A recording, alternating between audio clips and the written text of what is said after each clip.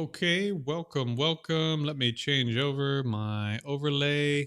Hopefully I am live. Let me just double check on my second device here.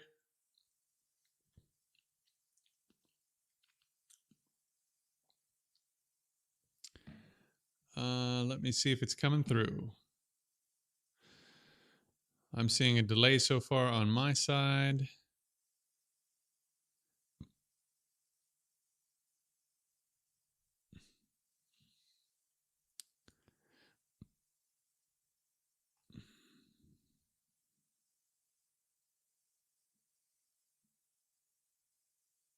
Lovely, lovely. We are in it. Okay. So after that brief interlude, here we are. Sorry it took me a little bit longer to get on this stream. The class was going really well. We got into some really good areas of practice, and I just needed a few more minutes to get over here to the stream. All right. So per the usual, I'll probably say this a few times because we've got new people will be coming through and there are new features because the channel's finally been monetized, etc. So let me let me just do some throat clearing while we're waiting for people to join. So we're monetized now, and I made tiers for membership, and I put little benefits at each tier.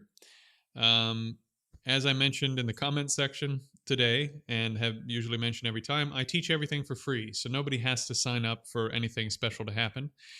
As of right now, nothing that I do or teach or provide people you have to pay for, period. There's a free version of every single thing that I do and teach. So here's the thing. Even though I'm doing all of this for free and will continue to do it for free until perhaps maybe, if it just doesn't work out, it doesn't work out. But if the community comes together and says, you know what, I think this is something I'd like to continue existing, that, as I've said in the past, it just requires a certain amount of money. So to how to say, because the people that are contributing to this endeavor are making this whole thing possible, right? Because the people who are contributing financially make it possible for me to teach everyone for free, I think that I need to do something for them that is slightly different than I do for other people. I hope you guys agree and don't think that's too, I don't know, biased or something. So what I've decided to do is, for example, with super chats, I will put those ahead of the questions that have come in earlier, because once again, the only way I can continue doing this is if some super chats come through, so that the money will support the endeavor, and therefore I can do it for everyone for free, right? So I will read super chat questions first, and I will answer those questions as those ones come in first.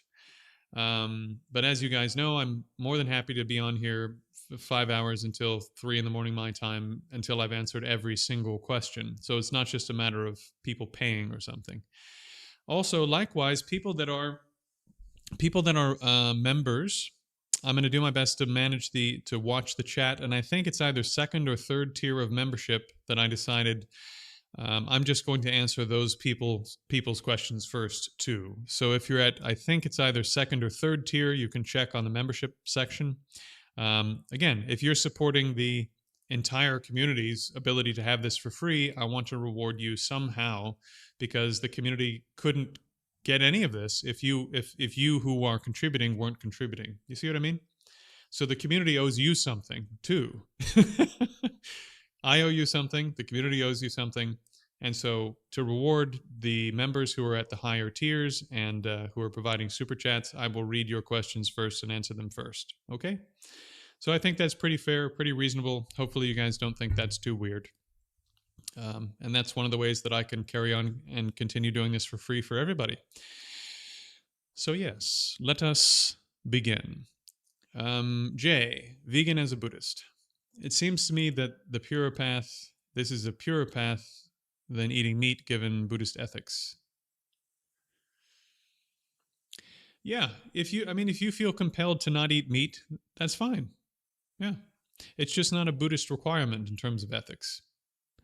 And the Buddha gave reasons for this based upon karmic, uh, or at least he didn't get into a whole bunch of details in that way, but he just sort of laid out, here's how I'd like you to do it. And then the later saints and commentators in the tradition said, okay, here's why he said this. If you look at karmic theory, mostly it's based upon what are you aiming your mind at? What did you intend to do? When you go to the store to buy a hamburger, you're not intending to kill anything. You're not even intending to harm anything. You're just buying a hamburger. And so in terms of action, which is what karma means, what is your action doing? Your action is just purchasing some flesh that's already there. You didn't want to hurt anything. You didn't want to kill anything. You didn't even have a thought of harming or killing anything, much less actually harm or kill anything. So from the point of view of the action, if we were just sort of looking down the barrel of the action itself, there's no negative action occurring in the barrel, right? You have to extend outside the action and look at, well, what about in the wider world? Is this causing some consequences that harm other beings? Yes. But in terms of karmic action, which is where your practice is focused, there's no negativity within the stream of the action at all, not even kind of. So if you decide for ethical reasons to be vegan or vegetarian, look at the action.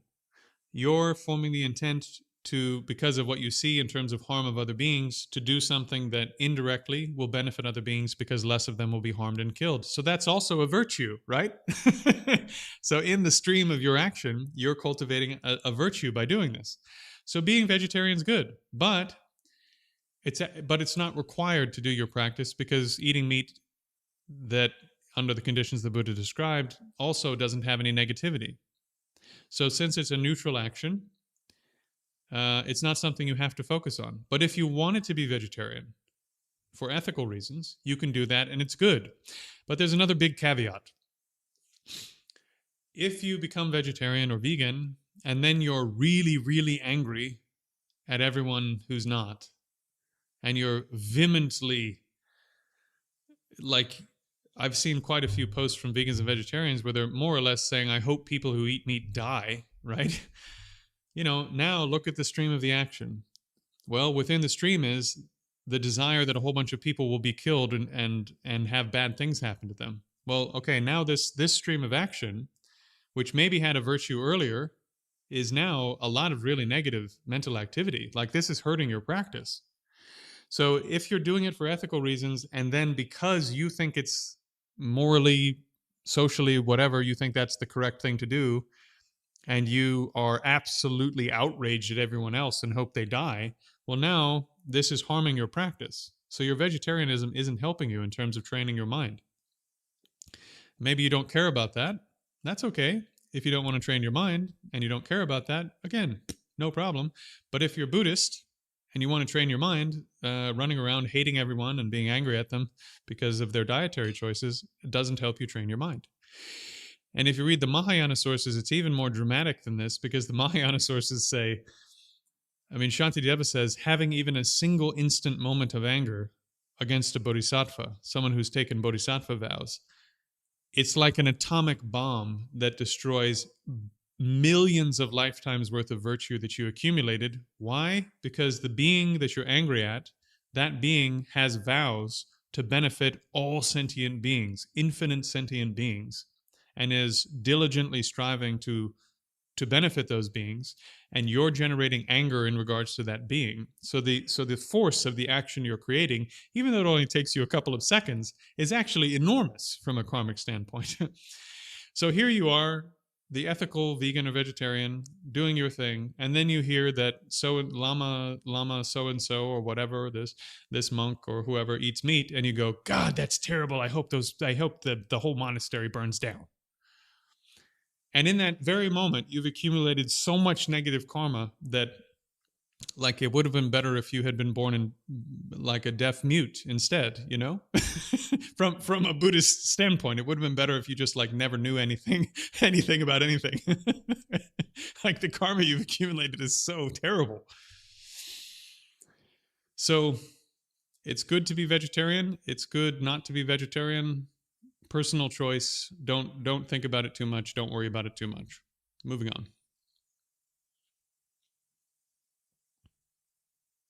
Okay, good question.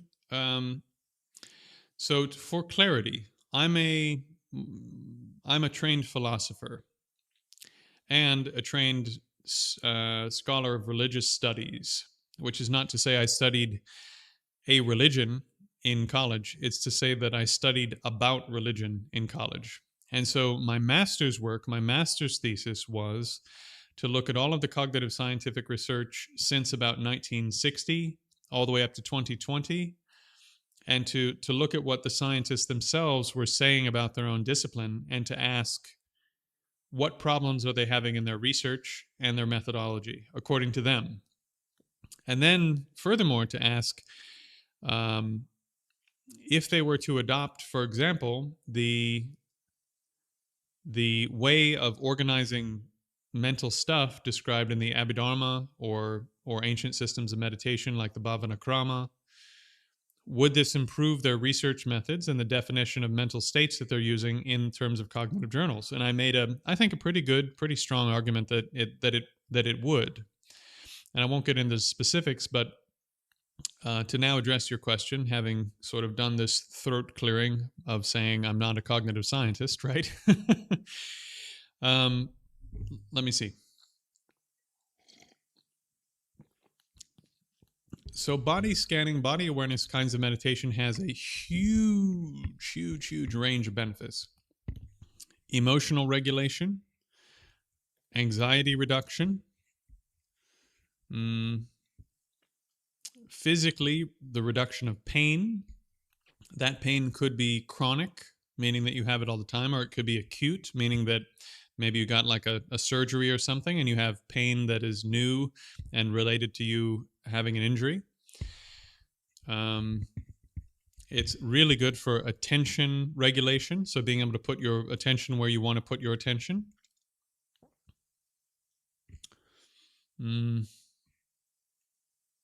Even in terms of social stuff, I'm forgetting the words that they use for this, but your ability to navigate social situations becomes better because you're aware of yourself and you're aware of other people, and so you have more ability to navigate in an appropriate way your social interactions. So it's just a huge number of benefits to doing body scanning meditation that are kind of unexpected.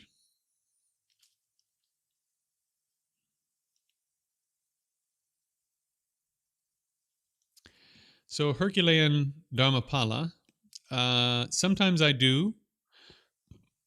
I don't really have a schedule yet for how I do the streams besides the meditation class. I just kind of do them when I can. Probably tomorrow, actually. Probably tomorrow, midday my time. I don't know exactly when, but sometime between 11 my time and 5 my time in London, I'll go live and do a midday stream because there are just different people that come on in that time zone, and I'd like to be able to talk to them live too. So yeah, there will be some days, probably mostly on weekends, where I go live earlier.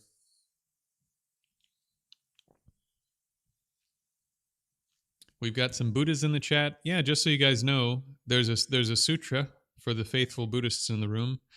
There's a sutra that says that just seeing the image of a Buddha, I think it's the example they use is Pratyeka Buddhas actually, and they say is just seeing the image of a Buddha creates more merit than making. What is the analogy?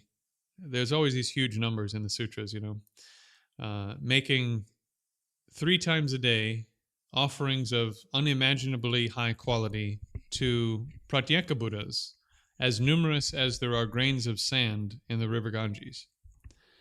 So with no faith, no nothing, just seeing the image of a Buddha, you create this unbelievable store of merit immediately.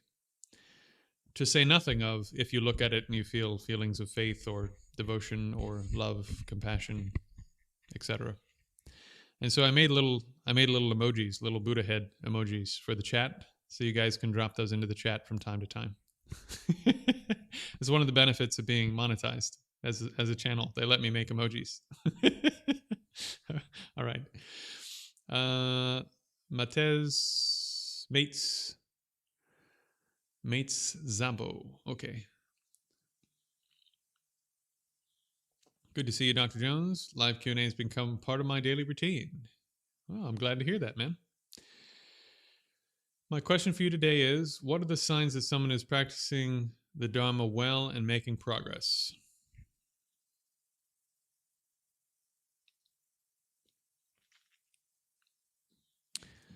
Hold on, give me just a second, because I've got one of the members making a question at the bottom of the chat.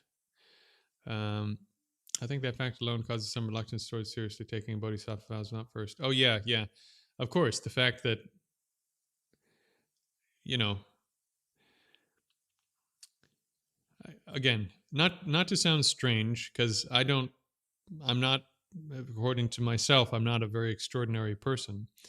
But when you hold the vows of pratimoksha, or you hold the vows of a bodhisattva, even if you just have them in your mind and you're not even doing a great job of keeping them, you just have them, you become a much more powerful karmic object for other beings.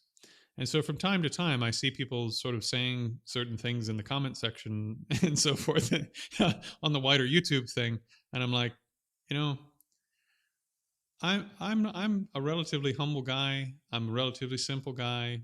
It doesn't actually bother me that much that people can say whatever they want, but it really does freak me out sometime when I see some things that people say, and even though I'm not particularly extraordinary, because I hold certain vows, in relation to those vows, the karma that you generate from saying bad things is really, really bad.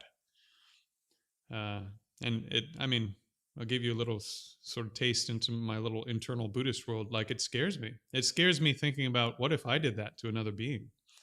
If I made that statement to a bodhisattva holding these vows, I'd be horrified. Like, I'd be scared personally. Anyways, I hope that doesn't sound funny. But yeah, you've got to be careful about the mental states and so forth you generate in regards to beings that hold vows, even if they're not particularly good practitioners. If they're holding vows, that's already a very, very significant karmic object in your reality. Okay, back to Mates Zabo. The most important sign that you're practicing the Dharma well is that your negative emotions are decreasing and your good qualities are increasing. It's very straightforward, no mystical stuff.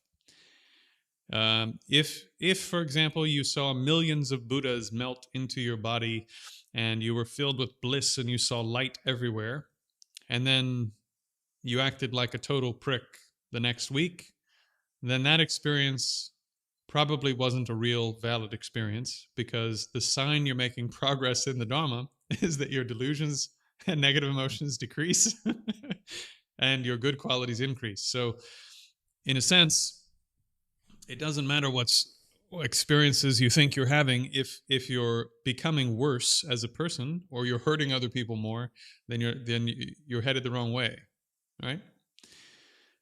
And if you're becoming better as a person in terms of your capabilities and blah blah blah, and you're helping more people, and that's easy to do, and others are benefiting from you being around, that's a sign that you're making progress. Okay. Funny one. Is nirvana something one feels and experiences? So nirvana is... I was having a chat with someone in the comment section, as I'm wont to do, some of you know, and they were debating with me about the nature of nirvana, and they said, how is it possible, for example, that an unchanging thing could be part of your mental continuum forever, because your mental continuum is a changing thing? So how does this unchanging thing interact with your mental continuum, which is a changing thing? And actually, a coffee mug is a really good example of this. So a coffee mug, right? This is a changing thing. It's a continuum of particles that from moment to moment, we, without getting too weird about it, is traveling through space. We're here on a planet, by the way. Since we started talking, we've moved thousands of miles in the Milky Way. So this cup is rapidly moving through space, and the particles are changing, and there's radiation coming from space and bumping into the particles, and they're moving around, and blah blah blah. So inside the mug is an empty space. an absence, a vacuity. It's not itself a thing, it's the absence of something. They didn't put more ceramic in the middle.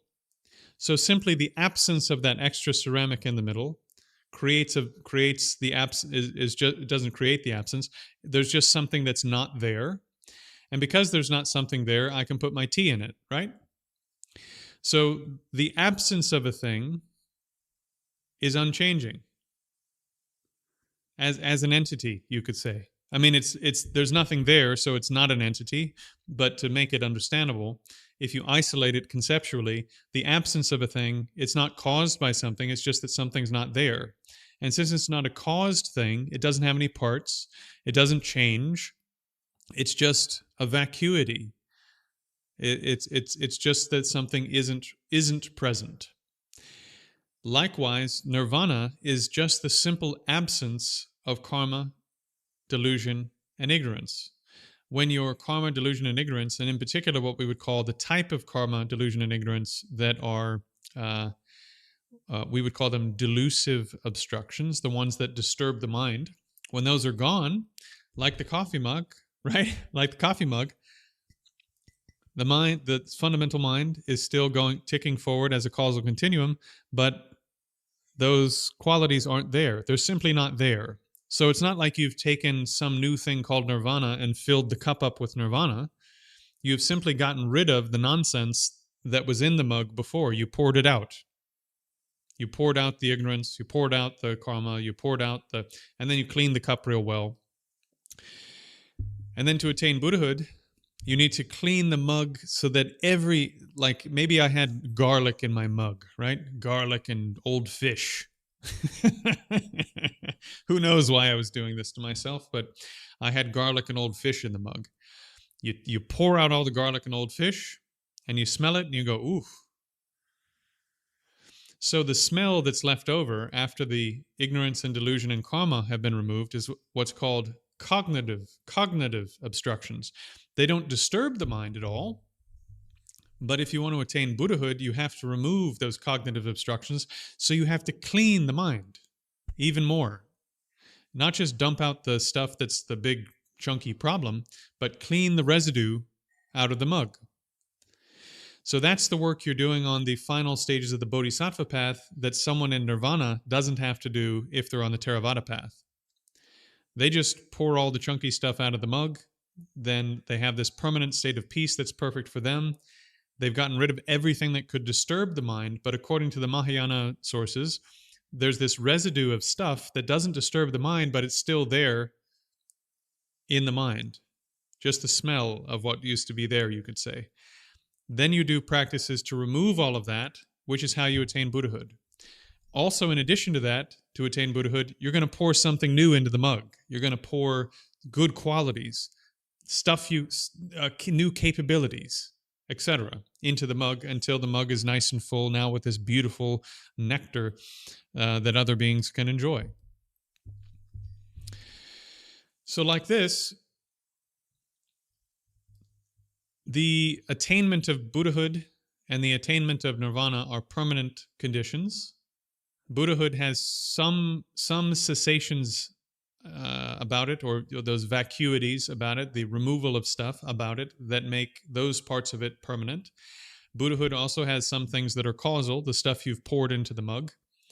And both systems have the fundamental mind, the mug itself that is ticking along as a causal process. And this is how these things interact, if that makes sense. I know this is a lot, but hopefully some of that will click or at least be in the back of your mind somewhere. And yeah. Okay. At some point, maybe it'll start to click.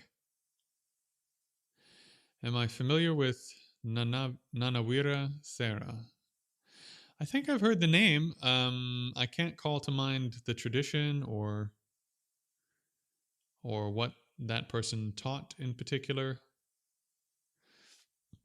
So I'm sorry, movies. I don't know very much or perhaps anything about that person besides vaguely being familiar with the name.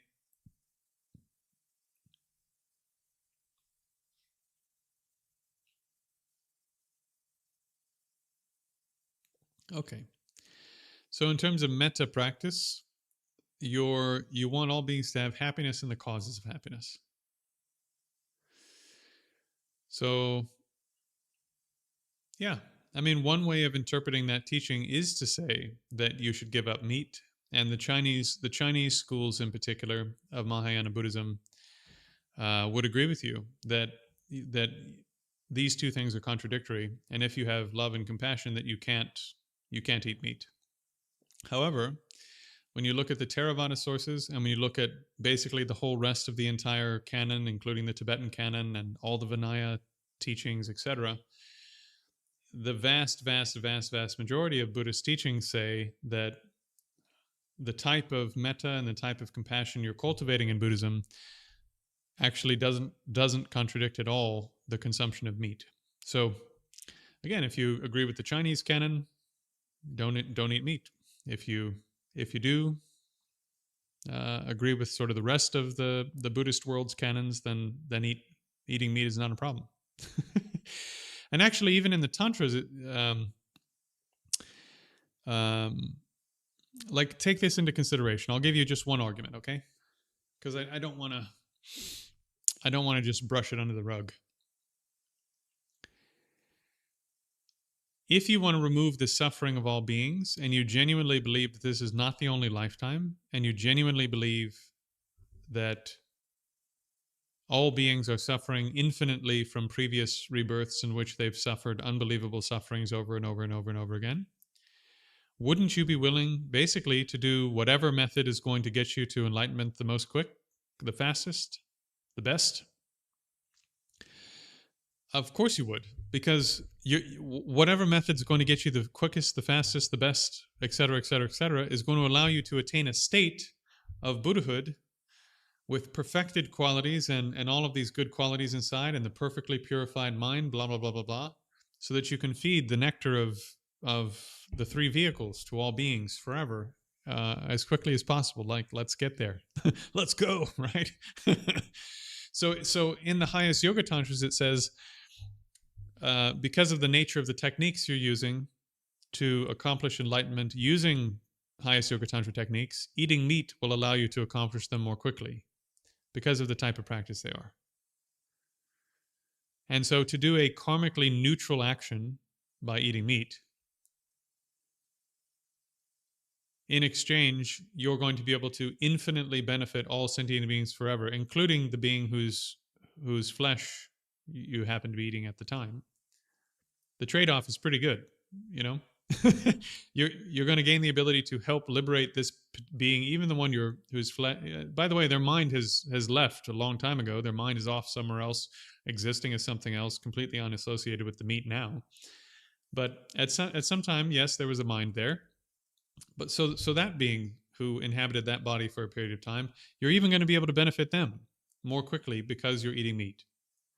So actually, the compassionate thing to do, which is the desire to remove the suffering and the causes of suffering from the minds of all sentient beings, to fulfill that desire, eat the meat. Right? So again, I know this is sort of a Buddhist argument, and now we're getting into a tantric argument because the techniques there can be enhanced by meat in some cases. But you can see how it's not actually quite as simple an equation as just looking at the economic incentive you create by eating meat and that being the end of it. Okay. All right, let's move on from the meat eating issue, if you guys don't mind.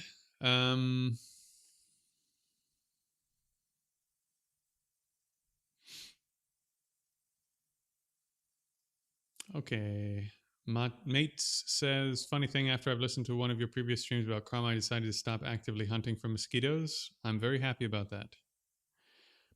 Once you do some meditation on consciousness and you realize what it is, and you realize that any being who is directing their own activities, even as small as a flea, has a mind just like that, exactly like that, killing those beings becomes a much sort of weightier, heavier consideration. Jate asks if someone is Hungarian. Okay. Got some Hungarians in the chat. I already answered Wellyman's comment there. I work around food. Sometimes a fly will end up on the floor unresponsive. A small piece of paper towel, a few Om Shantis, and a quiet moment will be the norm. Yeah.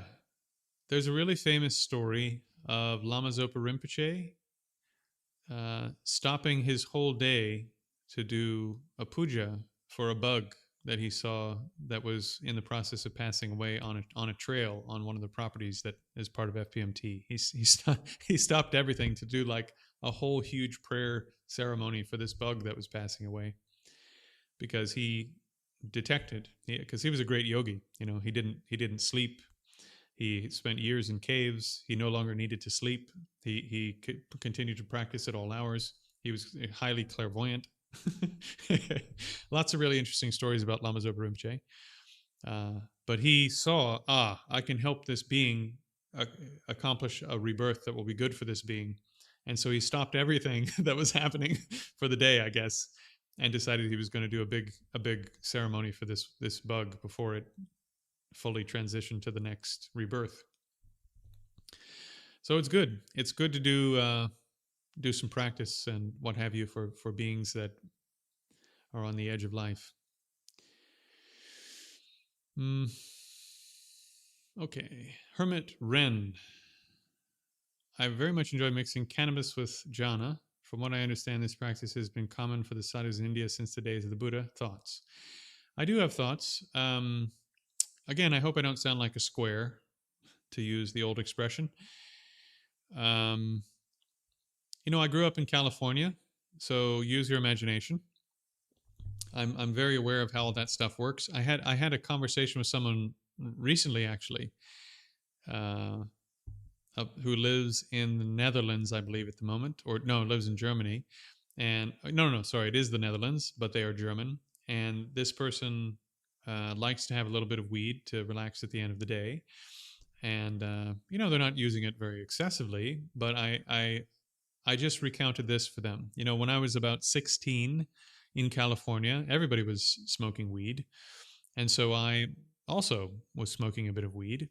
And at that time, before that time, rather, I was an extremely sharp person.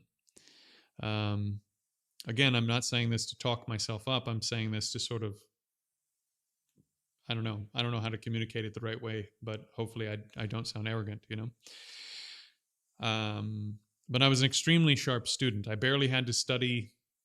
I did well on everything academic. If I read something once, it's not like I remembered it all, but I had very little difficulty doing anything to do with academics. And I smoked some weed a few days a week for about, 7 months or something. And it took me, I'm not exaggerating, it took me 8 years to get the same level of mental clarity, mental sharpness, mental capability that I had before I did that for 7 or 8 months. So I just don't think the trade-off is worth it. And meditation has two main components, two main aspects. One aspect is that the mind is more calm. The other aspect is that the mind is even more lucid, awake, and discerning than your ordinary mind would be. So if you're taking a substance that makes you calm, you would think, well, this is getting me closer to a meditative state. Maybe the first couple of stages, but you also have to overcome the mind's tendency to be less discerning, less lucid, less awake, less intensely fresh. So if you're combining these two practices of smoking some weed and trying to do your meditation, you may have some greater success, perhaps in the beginning, trying to make your mind more calm and stable, because it's also a stimulant, right? Stimulants help you focus. The trouble is that when you get to the point where you're trying to do the awake part of the practice, where you're making the mind extremely lucid, extremely bright, extremely fresh, that's going to be really hard. And again, from my own experience, it just stays, it stays in the fat, I think, the fat cells of your body. The THC stays in your body a long time after you stop using it, and it will take you a long time to get your full faculties back. It's not like drinking. Um, so I have really strong hesitations about marijuana in particular. Okay, Willie Main. I'm curious about this as well. Did it for a while, decided to move on so I could focus more on standard mental training and day life. Yeah, I think that's good. Yeah, the other thing, it'll cause relationships problems. I mean, some of you may know this already, but I think there's pretty good data on. Well, I don't know. I don't want to get into it, but yeah, if you look at the downsides of smoking weed, there's also some problems there. So that it's worth considering. Okay, Herculean Dharma. We're back to it. I think we finally made it back. I don't know if it was you that asked, what do I think about artificial intelligence? Okay. So there's a famous thought experiment called the Chinese room experiment. It's a thought experiment, and it asks the question, well, let me just lay it out. Actually, it'll be easier to understand. So imagine a room, imagine a box, basically an empty box with a person inside, and this person only speaks English. That's the only language they speak. But you teach this person that if somebody hands you a card with a Chinese character on it, you don't know what the character means, but you have a ledger basically, and you can line it up with the ledger and find a word and then take that word and feed it out the other side to someone else. The people on the outside don't know there's a person in the box. But imagine that this person could get so good at this that they could grab a character, hit the ledger, send the other thing through right away.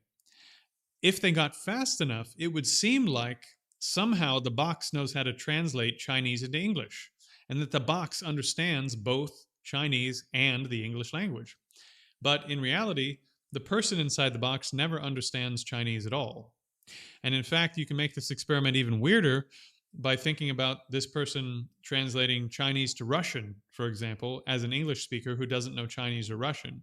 But by learning that, oh, these shapes correspond to each other, so I just need to put this character up with these shapes from the Russian language, and that's the word.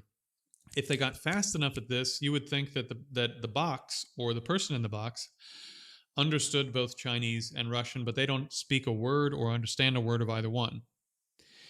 And actually, this is how something like large language learning models work.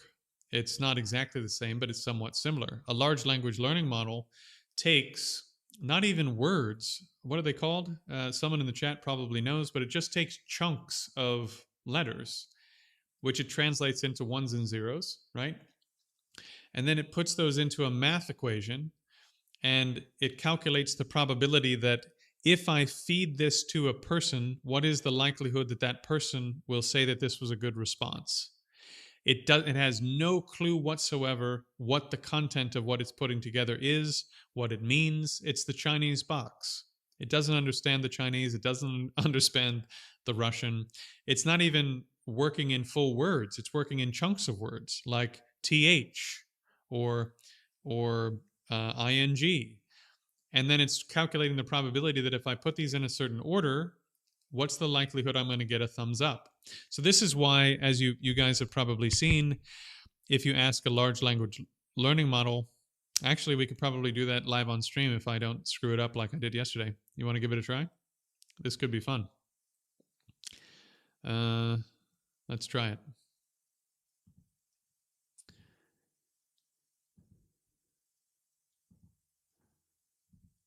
Okay. Nice. Let me shrink this down a bit.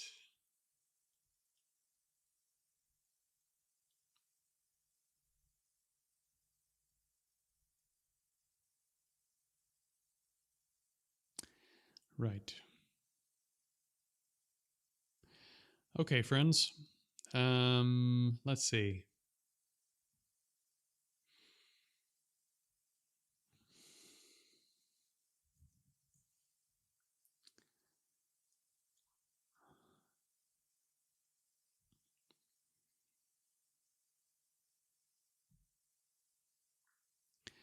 ChatGPT, can you hear me? I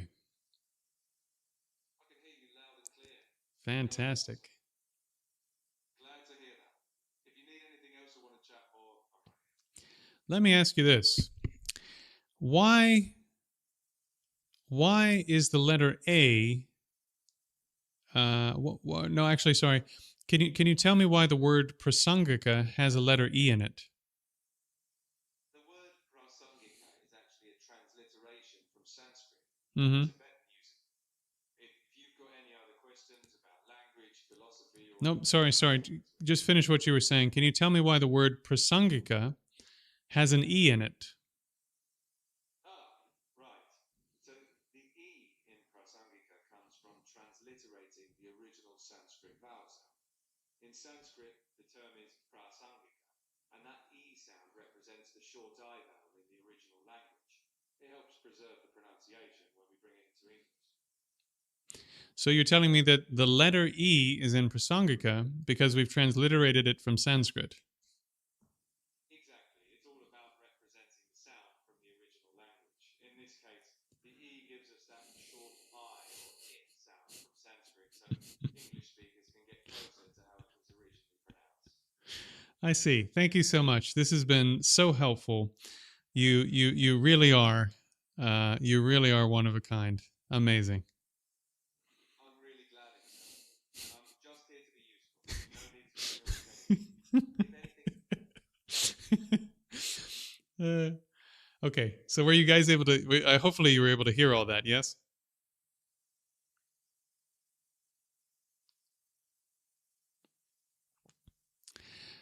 So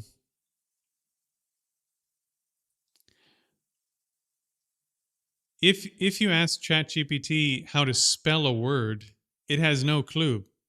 It has no clue. It has no clue what it's talking about. It literally had the words on the screen. It spelled the word prasangika, and I asked it why there's an E in the word, and it started to explain to me why the word has an E in it when it doesn't have an E in it and it's on the screen. You understand what I'm saying? There's no entity there who is aware of anything. It's a math problem that the computer is trying to solve, and it's assuming, I suppose, that I wouldn't be asking why there's an E in the word if there wasn't an E in the word. And even though it has it on the screen for us to see that there's no E in the word prasangika, nonetheless, it goes on to wax poetic and explain with a scholarly sounding explanation why there's an E in the word prasangika, right? So these systems are like a big math problem that doesn't understand anything at all. And this is why when people, for example, get in the comment section of my videos and so forth and start presenting me with chat GPT style arguments that are pretty clearly something generated by an LLM, I just sort of go, my apologies. I just don't have time to debate with an LLM, you know? LLMs can't even spell the words properly that it doesn't even understand how to spell the words properly that it's using, much less understand the sophisticated points one is trying to make in philosophy, theology, or any other serious discipline. So these tools can be useful for certain things, like grammar stays the same most of the time, right? Grammar is a pretty consistent set of probabilistic relationships. So if you need something to help copy edit your grammar in some work that you're doing, great. It can be good for the very, very bottom layer of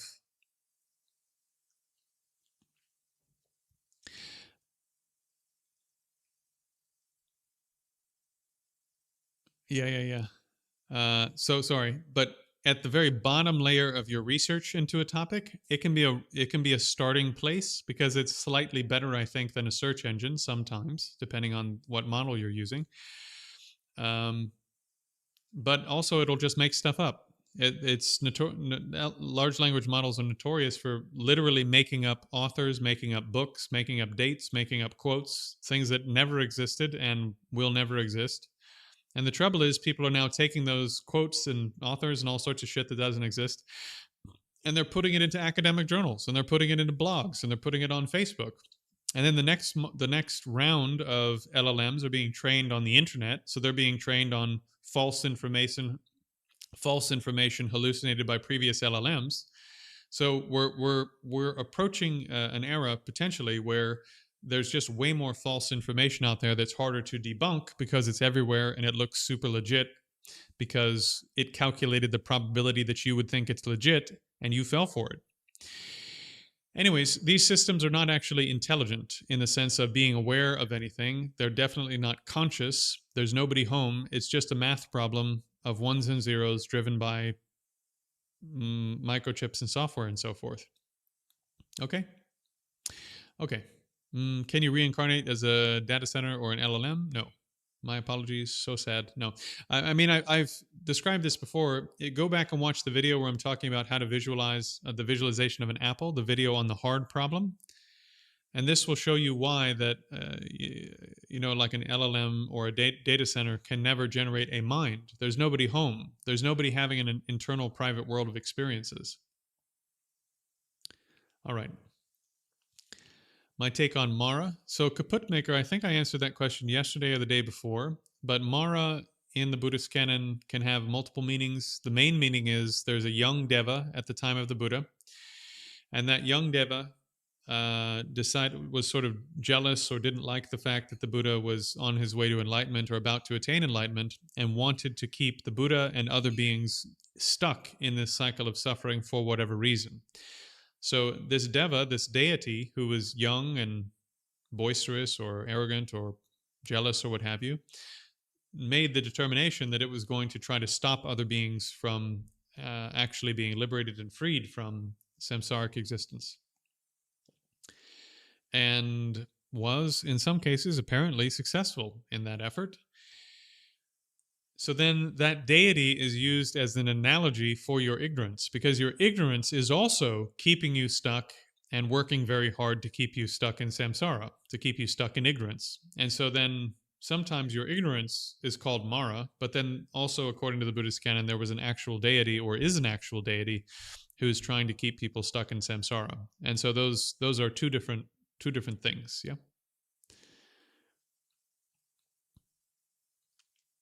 So BTC Crypto asks if enlightenment is defined differently in different countries and areas. What's the most common definition? I don't know what one is most common.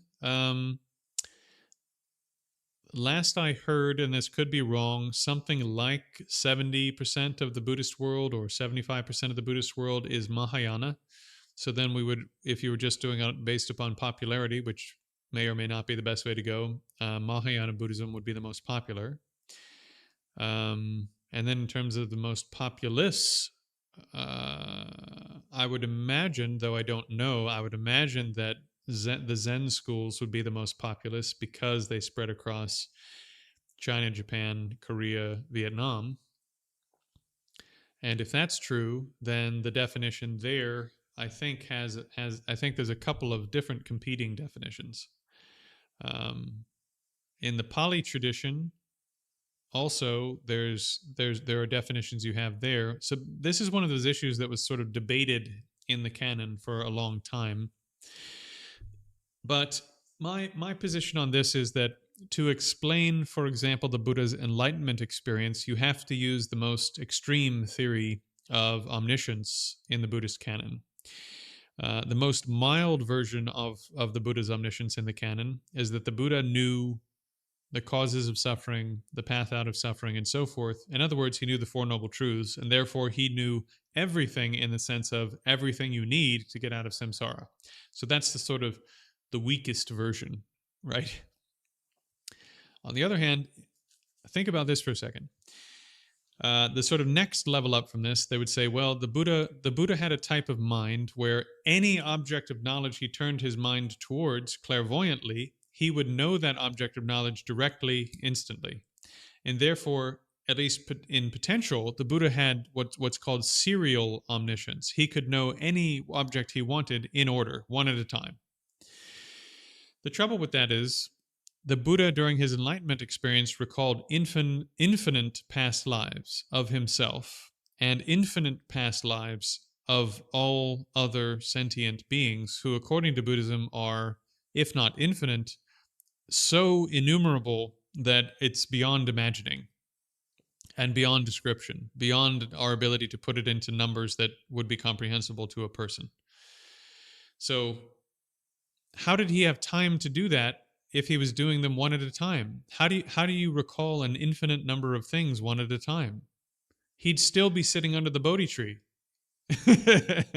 He would have never finished the work, even for his own infinite past lives. So the Buddha, to explain even his enlightenment experience as it's described in the Pali Canon, if we're taking it as a philosophical challenge, let's say, and not necessarily a challenge of faith, but let's just take it as an operational issue. How if that was a possible thing, if that was something that a mind could do, what kind of qualities would that mind need in order to do that kind of thing? Well, that mind would need to be able to know an infinite number of things simultaneously. So a mind that's capable of knowing an infinite number of things simultaneously, that's already sounding pretty radical. That's already sounding pretty incredible in terms of knowledge and knowledge capability. So I think that gets us pretty far along the road to the more extreme, let's say, or the more robust, maybe is a better word, the sort of more robust, more mature idea of what omniscience must be for a Buddha. And this is why I accept that argument, not because my school says this is what it should be, but because I can't figure out how the Buddha would have had the enlightenment experiences he had if he didn't have a mind like this, right? The only way that you can know an infinite number of things is if your mind is capable of knowing an infinite number of things at the same time. I think the only kind of mind that's capable of knowing an infinite number of things at the same time is an omniscient mind. A mind that's capable of knowing all possible objects at the same time.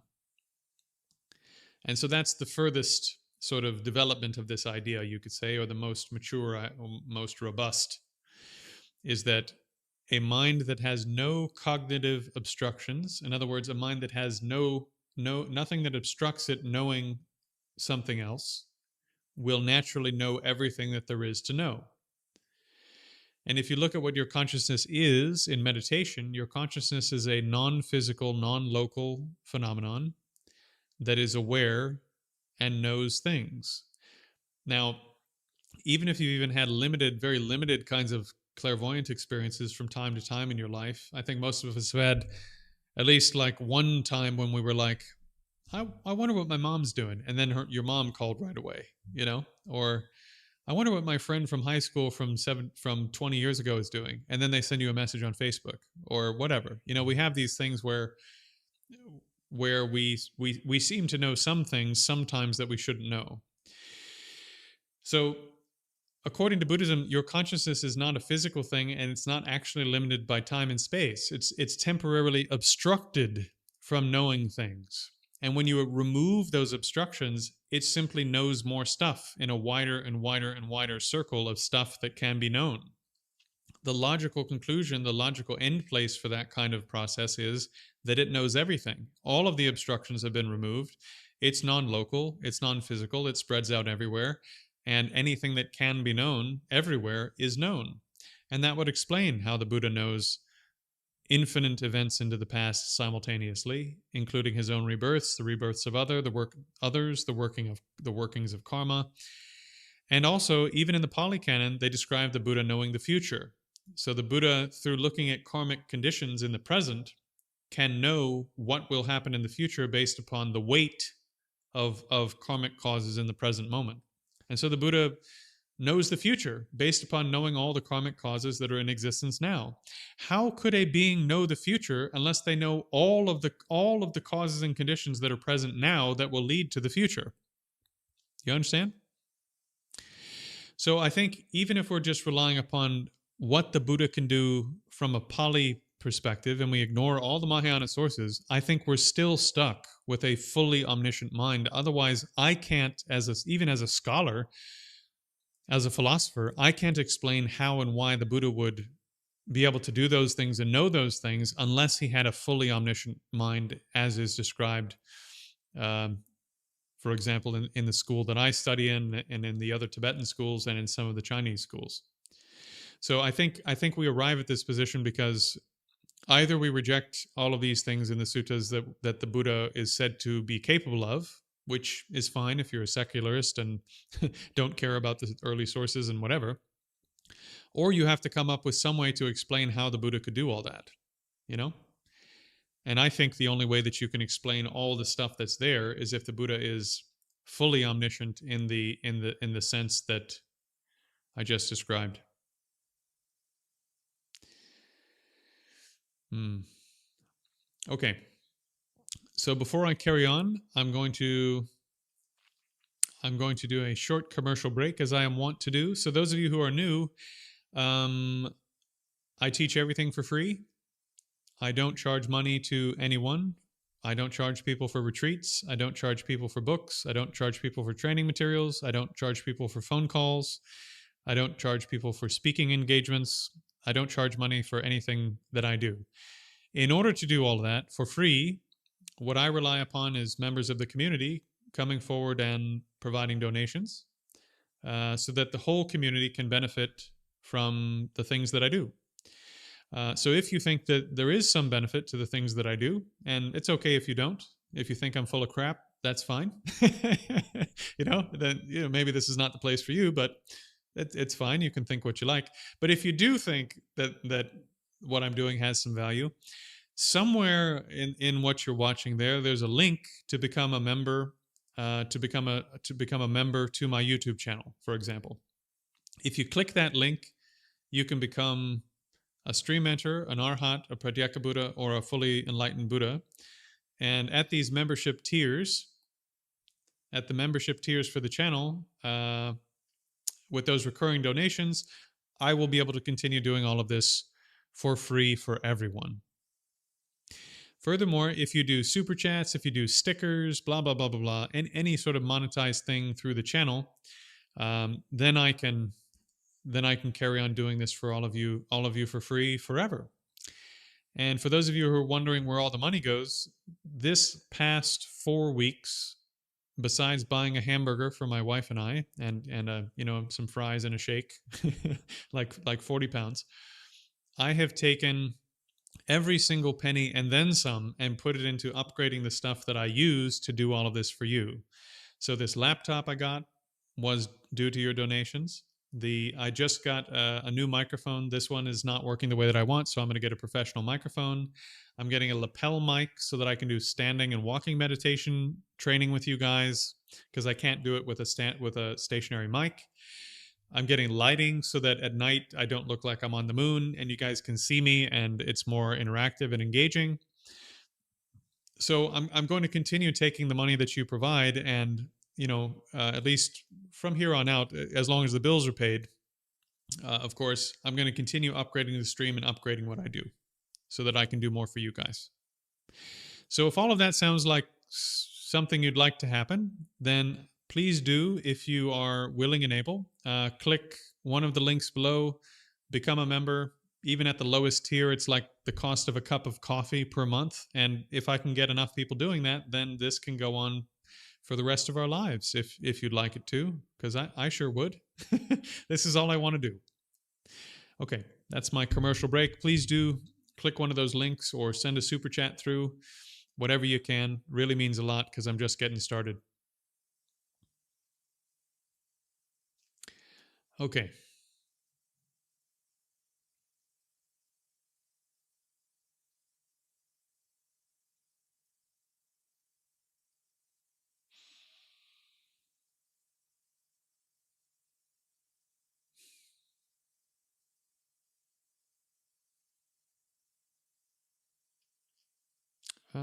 Sorry, I lost my place in the chat. Just finding it again. Okay.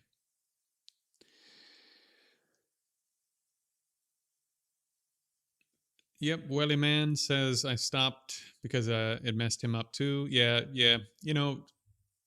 Mm, yeah.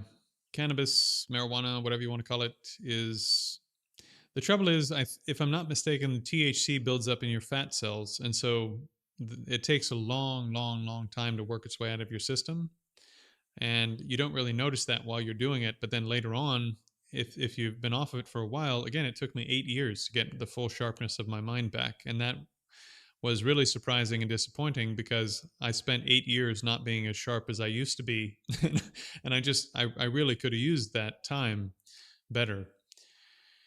Okay. Can you explain why the third mark of existence is not self? I can see the impermanence, non-staticness, and the dukkha like it is just a bumpy ride, but I haven't connected the not self part. Okay. I'm going to give you my take on that, which may not be what you hear from one of your Theravada teachers. So, Double Sam Burger is asking about the third mark of existence. So,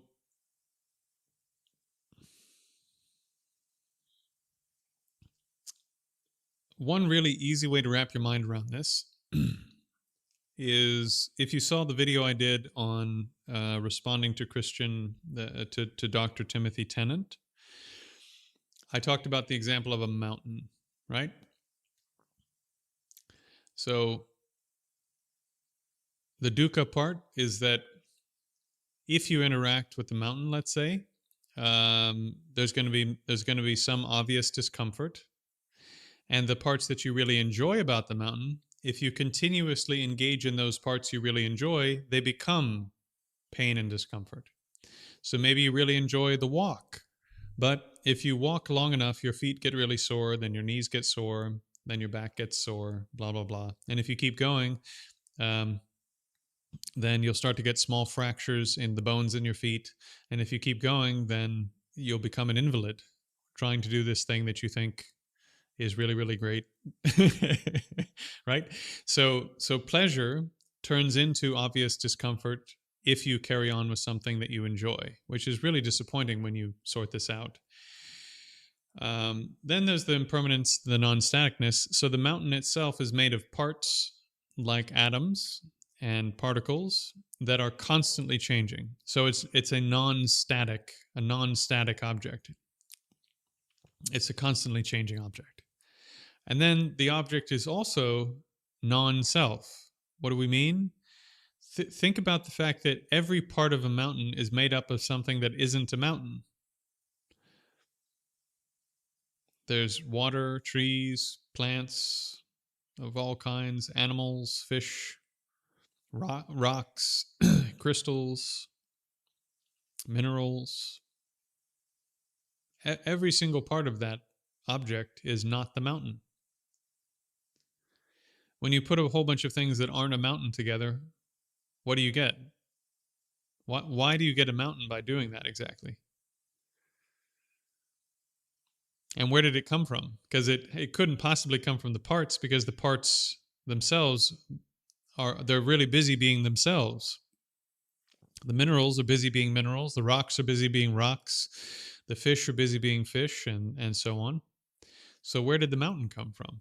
Well, that would be a bit of a discussion, but a mountain is a dependent arising. And since it's a dependent arising, it can't also be an independent arising. And this is what we mean by non-self, non-independent thing. It's not an independent thing, it's a dependent thing. Since it's a dependent thing, it can't also be a self-dependent thing, right? A mountain depends upon all of its causes, all of its parts, and also it depends upon us, because the boundaries of the mountain and the identity of the mountain come from a designating mind.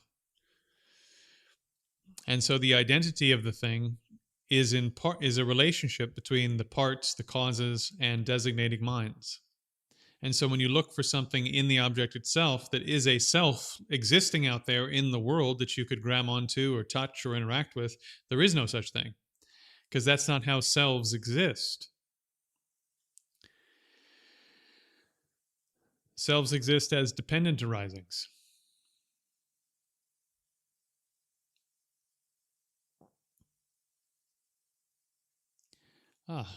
Thank you, Welly Man.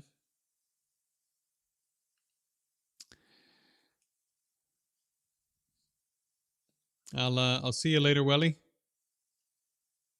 I'll see you later, Cleric. Okay, okay. So hopefully that helps. Can we get some book recommendations? Kaput Maker asked for book recommendations. I hesitate a bit to do that. What I usually recommend people do is find a lineage in your area, or find a digital sangha that's led by somebody who has a proper lineage, not just some bozo.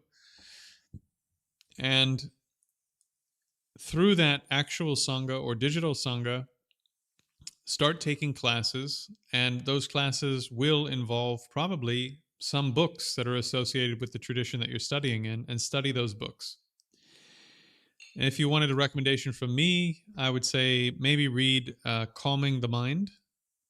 You could read Calming the Mind by Jenlam Rinpa, and you could read How to Expand Love by His Holiness the Dalai Lama. Those are both really, really good books, but you'll get some benefit out of them just by reading them, I think. But to really understand what they're saying, how to use them, how to put them into practice, you need all of the extra stuff that comes from having a community, a lineage, etc., that's helping you understand how you apply that information in real life and how you train in it. And in particular, where people go wrong is understanding what those practices are not.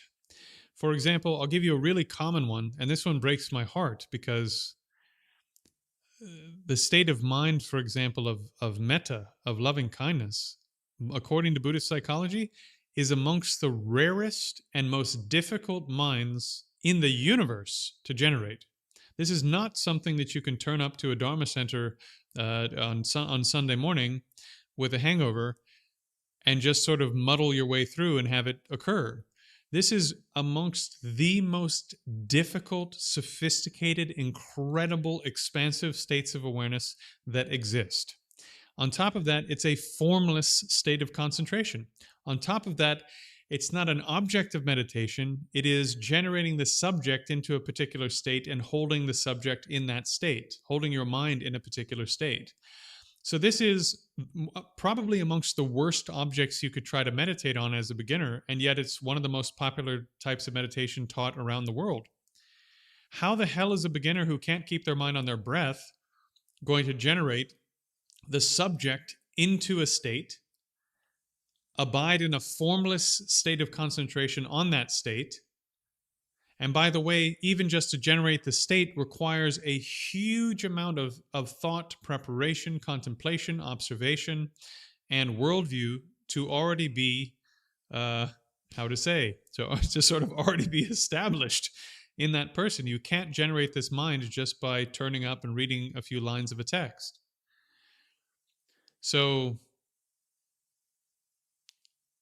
How to Expand Love, for example, has the instructions for how to generate metta, how to actually do it. But if you think you've already done it, then you will never do it because you're thinking that you have something you don't have. Everybody feels slightly kinder towards puppies and kittens and people that have done nice stuff for them. This is to put it in perspective. Think about the person in this world that you hate the most. Think about the politician you hate the most. Think about the person who hurt you the most. Think about the type of insect or animal in this world that disgusts you and terrifies you more than anything. Metta has a feeling of wanting those beings to be happy and to have the causes of happiness that is so strong, according to the text, that it's greater than the love a mother feels for her only child. So if you're telling me that you can just turn up on a Tuesday, having no understanding of anything, no training, generate a formless state of concentration that embraces all sentient beings everywhere, including all the beings you don't like, and generate your subjective state into that condition and abide in it as a formless state of concentration, I'm going to have some really hard questions for you.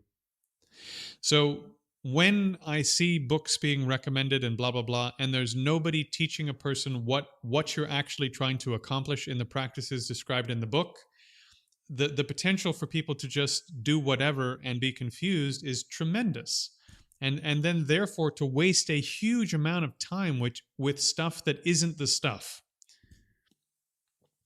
So it's really important to have people around you who go, no, that's BS. Don't do that. That's not the thing. Do this. Take this direction. Try this part. You know, you're not on that step yet. You're 14 stages back. Do this first part here. And see this part of the text where it says, this is the sign that you've accomplished the first step.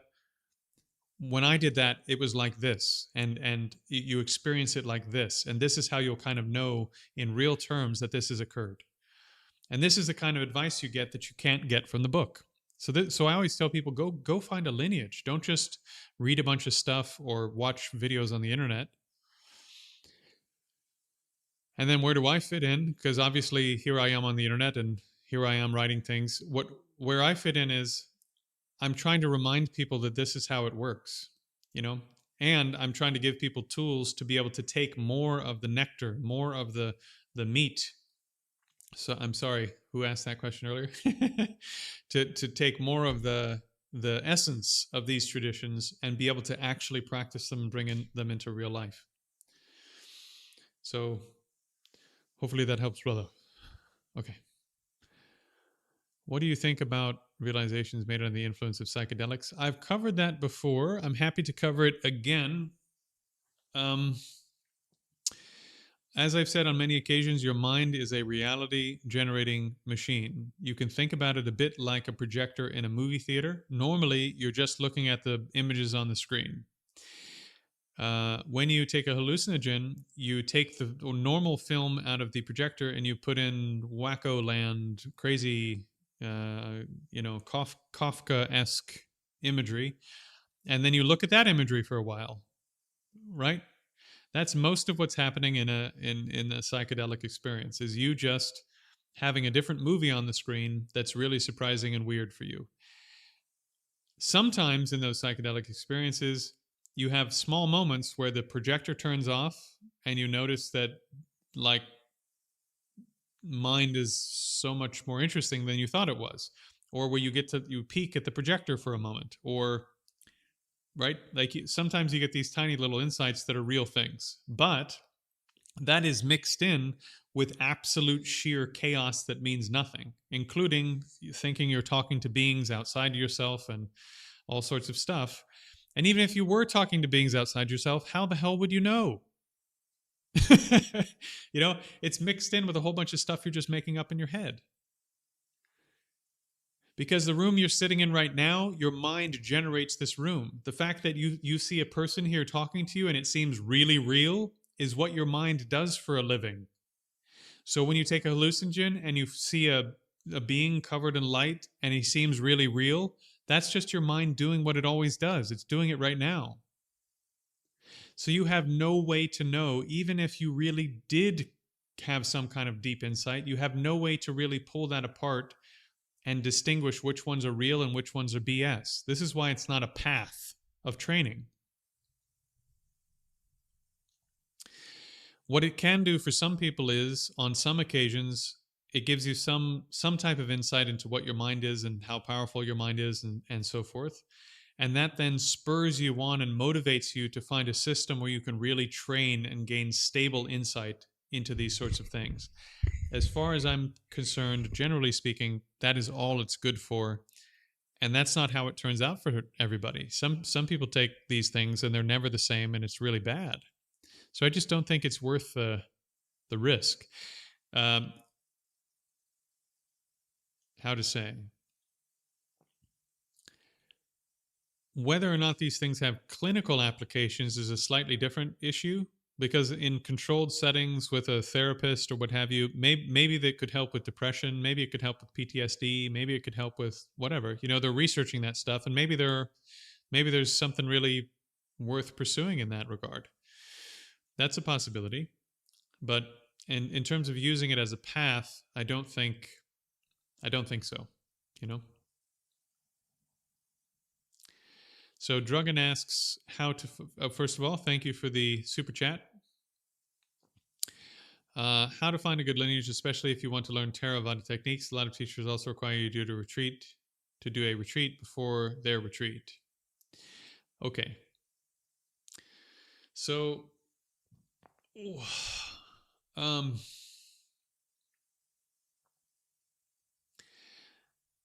usually what I say is it takes quite a while to figure out which lineages, because there's a small handful of lineages that are weird and how to say not good and kind of culty. There's a few that are like that, and so you just have to have been around a while and talk to people and know where to look to find the information to make sure that it's not one of those lineages. Aside from that, if you're in a place where let's say that the head person there has authorization to teach from their lineage and they have been practicing themselves for 30 years or 40 years or 50 years, and importantly, when you go there, you find that the people there have the students, not the teacher, that the students have qualities you want to have as a person. This tells you that if the quality of person there, relatively speaking, doesn't have to be everybody, but a fair number of people there who have been there for 5 or 10 years, if they have qualities you want, this is a place you should start training. Because what this tells you is people that train with this person for 5 or 10 years build up qualities that you want to have as a person. So this is a good teacher, isn't it? If you go into a place, and to use the Scottish expression, it's a bag of dicks. And the people who are there, who have been there 10 or 15 years, are like worse than normal people, and they're weird and they're incapable and they can't tie their shoes well.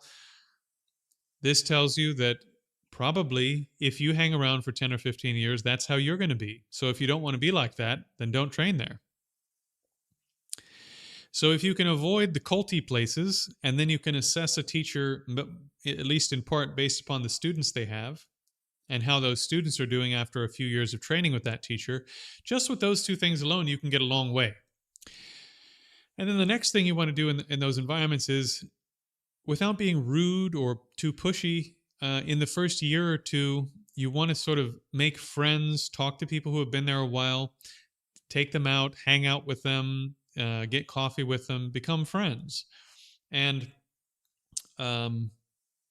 just start asking them from time to time, not right away, but from time to time. Just say, hey, how are things around here? Can you tell me what's happening around here? Is this like, are there weird ethical things going on? Is there anything that I should know? Of course, if you ask those things in the beginning, people will just tell you everything's fine. But if you've been around for a while and you made friends with people, they'll start to tell you how stuff really is. And it's good to know what the ethical status is of the head teacher and the head people running something. Because if they don't have good ethics, that's an indication that they don't have any of the rest of it either. You understand? So these are 3 criteria that you can use fairly well. Stay away from the cults. Look for places where the students who have been there a long time have good qualities that seem better than sort of the average person. They have qualities you want, because that's how you're going to end up in 10 years if you take this teacher seriously. And then in the first couple of years, make friends there and talk to them regularly. And at the appropriate time, after a few months, try to get the inside scoop on how things are really going and what's going on there, and whether or not it's a weird, screwed up place once you scratch the surface or not. you know? And if the head person there has been training 20, 30, 40 years and has authorization to teach, and everything seems well, then you're probably in a pretty good position to make progress by training with those people and training with that teacher over some period of years. That would be my elevator pitch for the lineages. Okay. back to the regular scheduled programming. Jay, why are you selling a boiler in the chat? What is happening in my chat?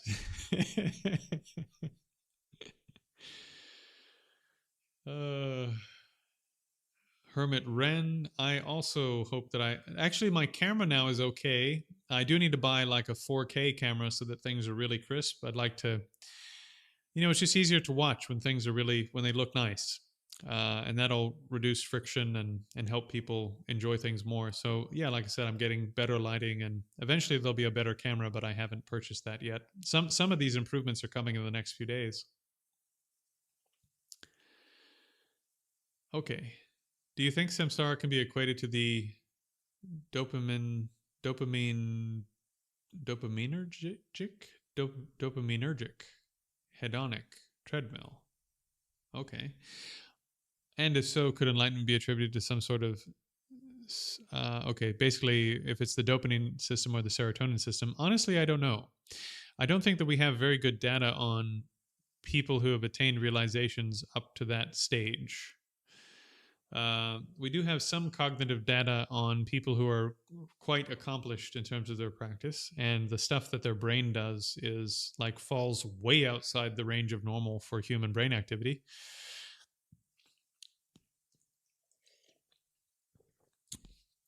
But in terms of the specific mechanisms of all that, I don't think that we've gotten into that level of detail yet in terms of the research, at least not in as far as what I've seen. So BT Crypto asks, when all the obstructions are gone, that is enlightenment. Let me pull up once again the web page. Give me a second.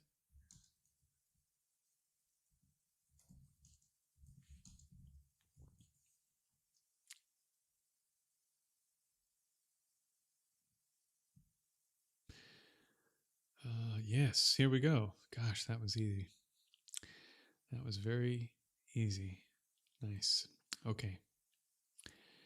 So again, I'm using the resources of my school. So this is a website called Study Buddhism. Hopefully you can see that. Let me double check. Yeah, you can. Good. So Study Buddhism. Yeah, very good. Very, very good resource. So what we're talking about is obscurations or obstructions. And these come in two flavors. Zoom in just a bit. So the two major flavors of mental obstacles, mental obscurations, mental obstructions are emotional or delusive obscurations, which are the type of mental activity. Again, you can see in Sanskrit here, see the word klesha, disturbing emotion, disturbing mental state. These are the ones that disturb your mind. And therefore, since they disturb your mind, they're the ones that stop you from entering into liberation, nirvana. The next layer, once those have been removed, there's still just the imprint or the smell, right, as I was saying before, of these klesha and your negative karmas and so forth. There's still just the residue of these that doesn't disturb the mind. Those remain in the mind, and we call those cognitive obstructions. And there's the Sanskrit term. Okay? And so it's these cognitive obstructions that stop you from attaining enlightenment. So when you're trying to attain liberation, it's the emotional obstructions or delusive obstructions, klesha, based on klesha, that stop you from attaining liberation because they disturb your mind. They disturb your mind. If you're trying to attain enlightenment, the main thing you're trying to attain in enlightenment, one could say, is removing obstructions to your mind being able to cognize all things, to know all things. So these are called cognitive obstructions. And so as you're ascending the bodhisattva path beyond simply attaining nirvana, what you're removing are what are called these cognitive obstructions. And the word cognitive is used because they're stopping you from being able to know stuff. your mind, instead of spreading out and simply being aware of what there is to be aware of, or to know what there is to know, is obstructed or sort of incapable, we could say, right, at the time being. Um, and so there's a process by which you remove these cognitive obstructions. The process is just an extension of the normal process normal process of the process you use to attain nirvana, right? You cultivated merit and you cultivated wisdom. To carry on towards enlightenment, you continue cultivating wisdom, you continue cultivating merit, and these continue removing just that subtle smell of the delusions that was there at one time, until there's no more smell, and mind is able to cognize everything that can be cognized. Right.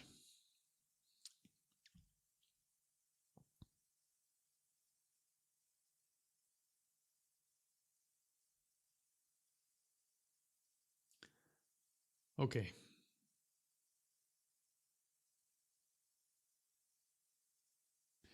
Next question, Wellyman. Is it true that sometimes just having tiny experience like the appearance of clairvoyance could itself be a source of obscuration? So, obscuration in this context could mean, as we just said, disturbing emotion, klesha. So, could you have a clairvoyant experience and then have that experience contribute to you having more disturbing mental states and more disturbing emotions? Absolutely. If you right now were to have a clairvoyant experience of what it's like in the hell realms or the hungry ghost realms, or even the deva realms, even the nice places, your mind would be deeply disturbed and moved and driven either to have this incredible nice stuff or to try to avoid this really bad stuff. I mean, some people who have near death experiences and experience what the hells are actually like, or what the spirit realms are really actually like, come back with PTSD. You know, that's part of the reason there's so much interest from scientists, medical professionals in near death experiences. It's not because they're all wackos. It's because people are coming out of these experiences and having like radical psychological things happen to them, and they need to be able to think about them and talk about them as medical professionals, because they happen to so many people. Something like 15 or 20, sometimes 24% of people have near death experience during heart transplant, for example. And so, if you're a medical professional who does heart transplants, you need to be trained in the possibility that this will happen, and trained in helping talk people through this sort of thing if it happens, and directing them to resources to sort of process the experiences they had, either positive or negative. So, yeah, absolutely. Having a little bit of clairvoyance can increase your negative emotions. It can also make you super arrogant. You're like, oh, I got to peek behind the curtain. How special am I? I hear that sort of thing so often. So often. People have one little experience in meditation of something, and they think all of a sudden that they're super special. And then they never want to listen to anyone ever again. It's crazy. I talk to so many people, and have talked to so many people in Buddhist forums and spiritual forums over the years, who had one experience in meditation, and then for the rest of their lives they think that there's some special being who's better than everyone else and doesn't need advice and is here to enlighten all of us, all the rest of us unenlightened people, because I don't know, they saw light once in their meditation. I mean, it's totally wacko. It's totally nuts. So yeah, having a little bit of clairvoyance temporarily can really fuck you up. I mean, this actually happens all the time. So that's actually a fantastic question. Okay, I've got 2 super chats. Let me see if those are questions or comments or statements. Diamond Way. Give me a second. That's the second time someone's asked about Diamond Way, and I'm not familiar. Or if I am, I'm not thinking about it at the moment. Diamond Way Buddhism.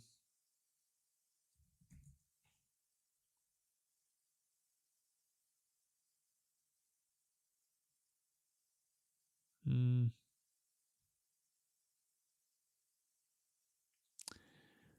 Let me see.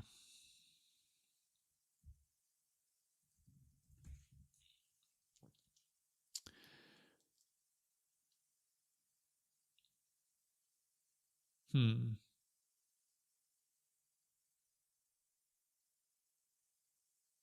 Hmm. Okay. Um, Here's what I would say about it, because this is actually something that comes up pretty regularly about the diamond way. Full disclosure, I just for the first time in the last couple of days heard about it. I just read 2 minutes about it online. But here's what I tell people. All right, this doesn't matter if we're talking about Theravada, we're talking about Mahayana. Think about this. Think about it this way. The Diamond Way is a school. So I just read online of Tibetan Buddhism that's sort of reformed by one particular teacher, a Western teacher. Surrounding that school is a huge amount of controversy and concerns about the conduct of the teacher, the conduct of senior students, whatever. Let's say that none of that is true. Let's say that those are all lies made up by other people and whatever, it's all blown out of proportion. Okay, let's just say that actually it's totally fine. Here's the thing. Do you know how many Tibetan teachers there are? There are hundreds of Tibetan teachers with good lineages and no controversy. So even if none of that was true, if you were just starting out today and you could get exactly the same information somewhere else without the controversy, without the risk, without the potential to be damaged or misled, potentially, why not just do that?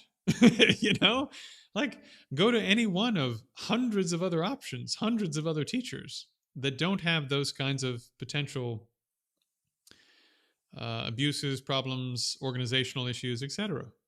You know, you don't have to form a strong opinion and go, "Oh yeah, they're terrible. They're a cult. They're blah, blah, blah, blah, blah." You don't have to do any of that. Just go. Time is limited. If it turns out that they're not one of the good guys, then I wasted 2 or 3 years trying to sort it out. So why don't I just go somewhere where I know that at least for now there's no controversy, no potential problems of that kind, and then with a bit of luck, I won't have to change schools in 3 years or 2 years. You know what I mean? I could just carry on with what I'm doing. So when people bring to me really, really controversial teachers, quite often that's the advice I give is, you know, if there's a bunch of controversy swirling around some teacher or organization or school, usually there's another school of that, another teacher of that around. And even if none of what they're saying is true, since there's the risk that some of it might be true, why not just choose a different one? You know, it's actually not that big of a thing. You don't have to hate the other guy or something, but maybe it would be better to choose a different school. Okay, I've got one more super chat that was from Dylan, but I don't think. Oh, it's just a sticker. I see. Okay. Uh, okay. So now I'm on to Dylan in the top of my chat. Would you say that using Sam Harris's waking up meditation app is better than nothing? Or would it be better to not meditate at all? I haven't used his app. I don't know what techniques he's teaching, but he's a neurologist, I believe, a neuroscientist, and he's also trained in a pretty good lineage of Dzogchen. And from his demeanor, at least, he seems to have actually put in some real time and effort into his Dzogchen practice. He seems to have made some progress in it based upon the way that he moves, the way that he talks, the way he the way he carries himself. He seems to have made some progress in his meditative practice. So if he's teaching techniques that are really effective through the app, then fantastic, great.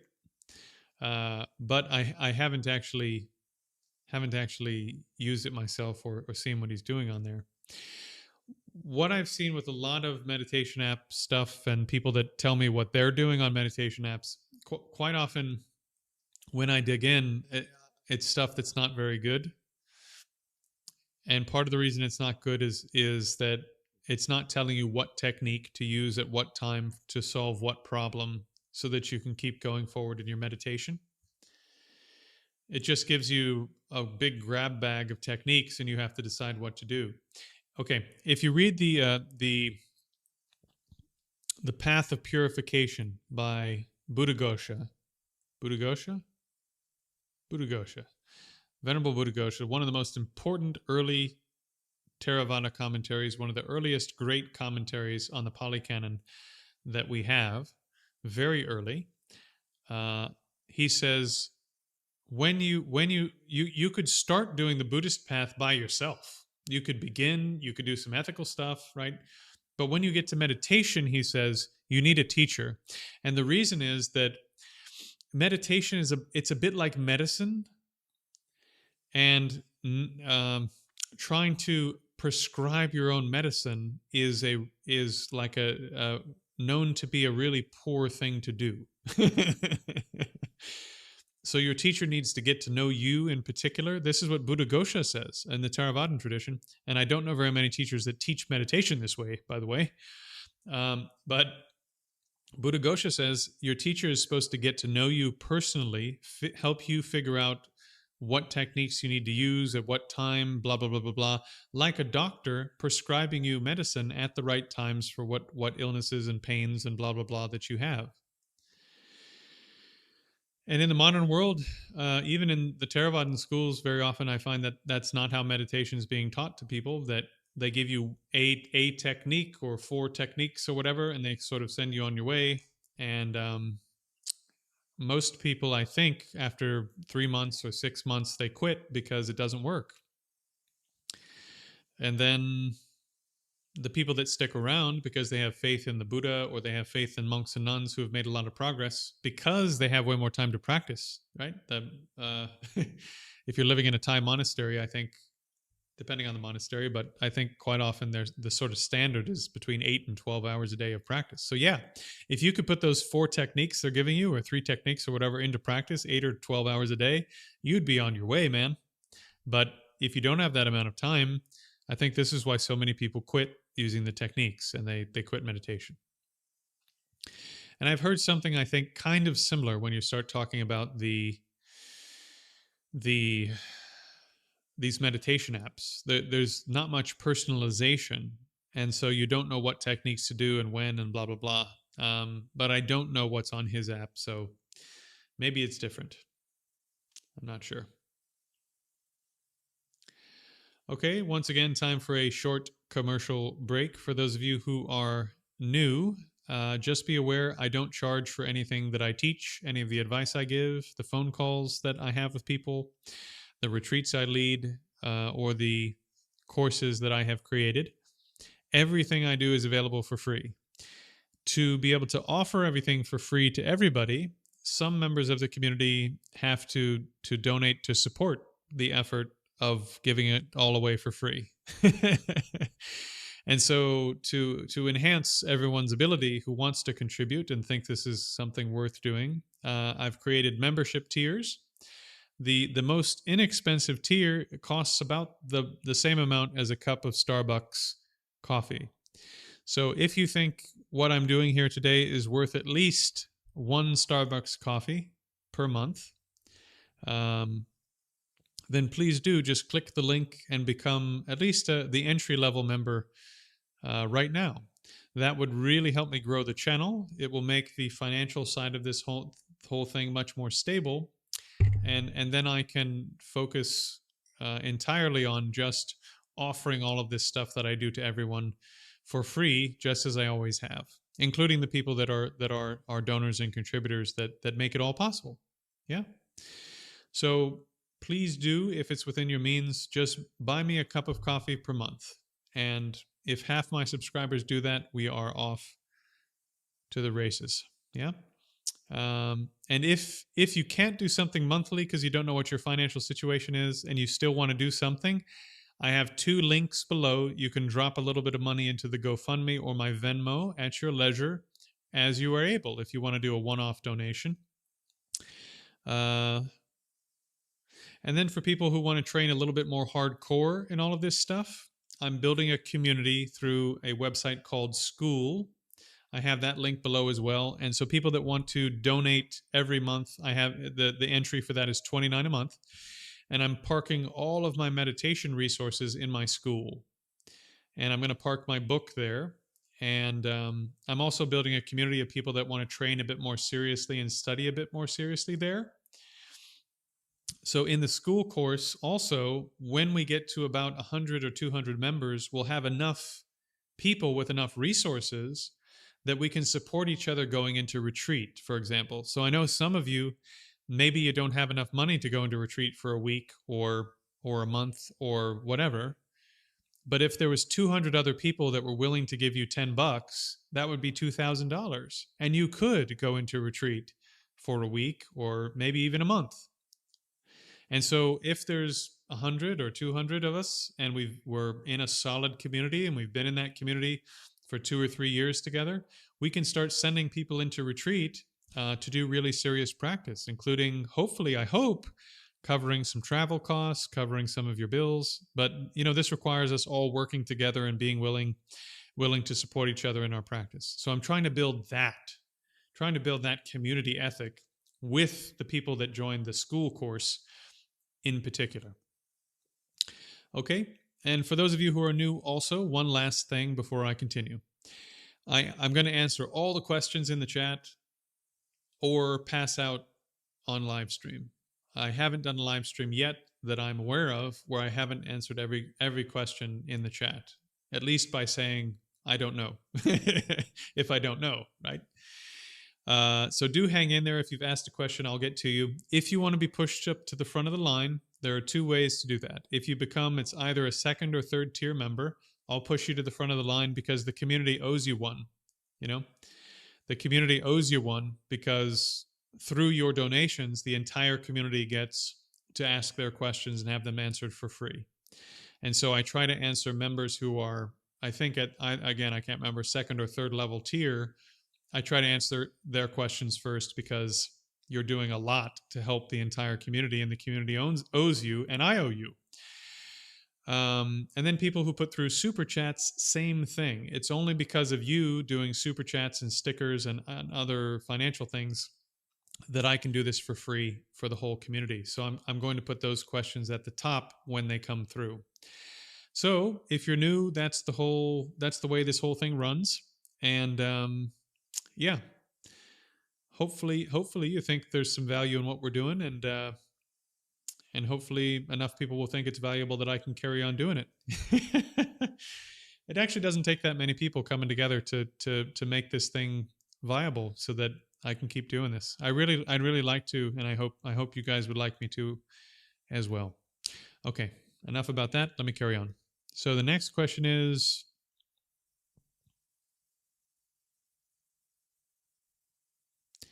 Herculean Dhammapala says, not being able to spell is not good enough evidence that there's no subjectivity.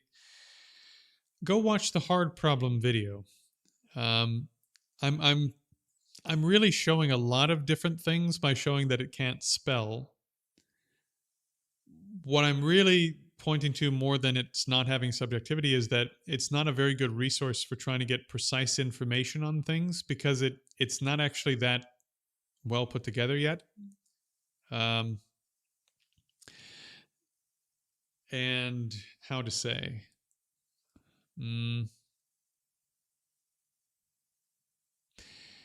if you understand the hard problem, it becomes very difficult and I think actually impossible to imagine a device of that kind becoming self-aware, no matter how complex it is, because complexity of protons, electrons, and neutrons doesn't produce internal subjective experience.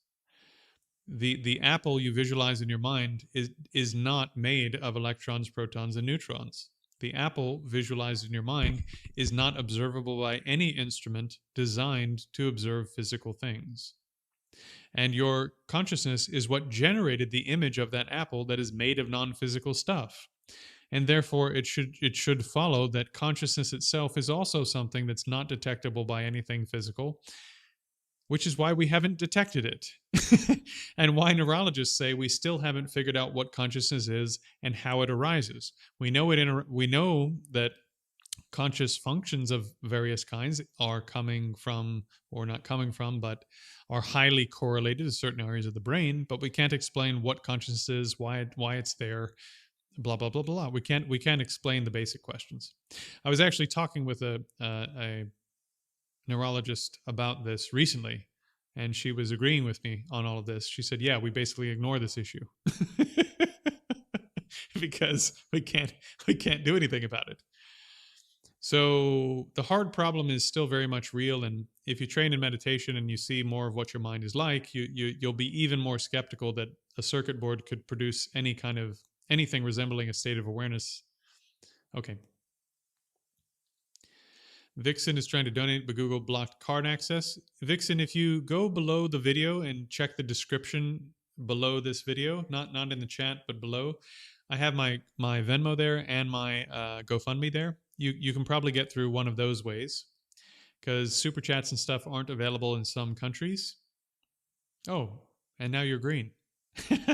So maybe you did figure it out. Okay.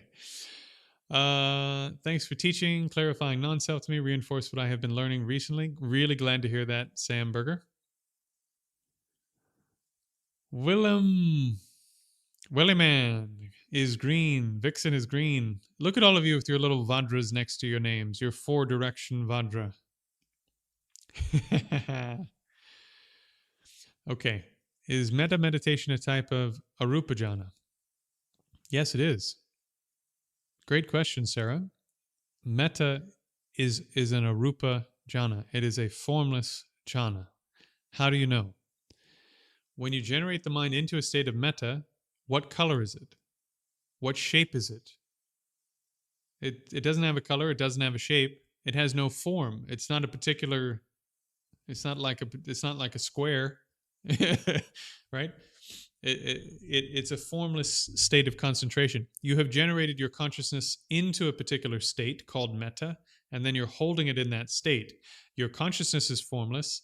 The state you've generated it into is formless, and therefore, in single point concentration, jhana is the jhana of metta is a formless concentration. This is why I think it's absolutely absurd that this is like, I don't know, in any way considered to be like a beginner's practice that should be given to anyone. It's not an easy thing to do, but I digress. Maybe I'm wrong.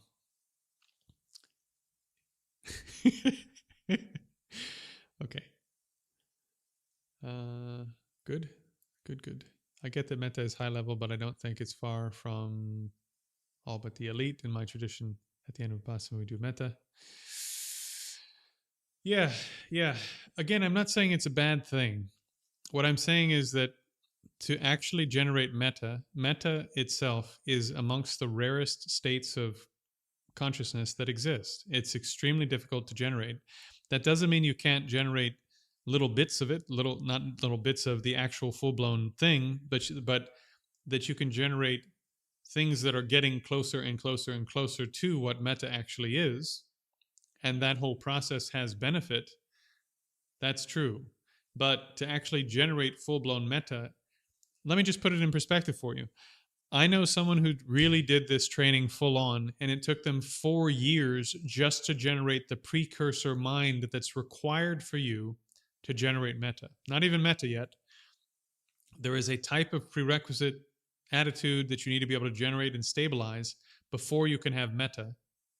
And it took this person 4 years to generate and stabilize that mind. So this is not a casual, easy to do activity. This is extremely difficult, and it's amongst the rarest states of mind in human existence. So you can do some metta stuff and get benefit from that, but to full on generate metta is actually not easy. It's not a casual activity. It's not again something that you just do on a Tuesday because you turned up and you read something out of a prayer book. Anyways, if you read How to Expand Love, you can see the full sort of process of what is required, and each step builds upon the previous step, and it's very logical. It's not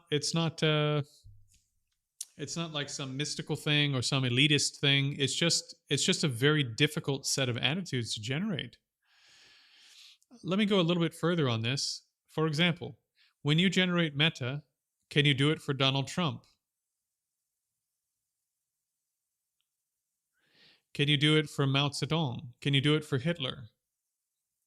Can you do it for the person that abused you as a child? Can you do it for the cockroach that crawled into your salad? Can you do it for the spider that you found crawling around in your sink? Can you do it for a mosquito that lands on your face? Can you do it for the person across the street who looks at you wrong? Can you do it for the person who took your job at work and took the promotion you thought you were going to get?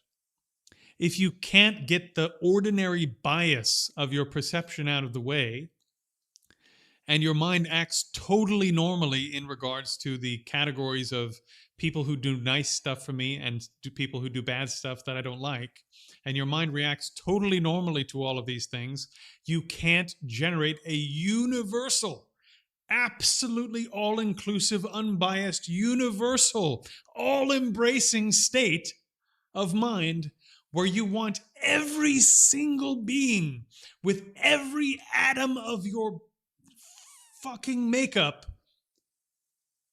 without exception, penetrating your entire body from the tips of your toes to the tops of your heads to your fingernails, that you want them to be happy and free from suffering, and that you're willing to do anything to make that happen.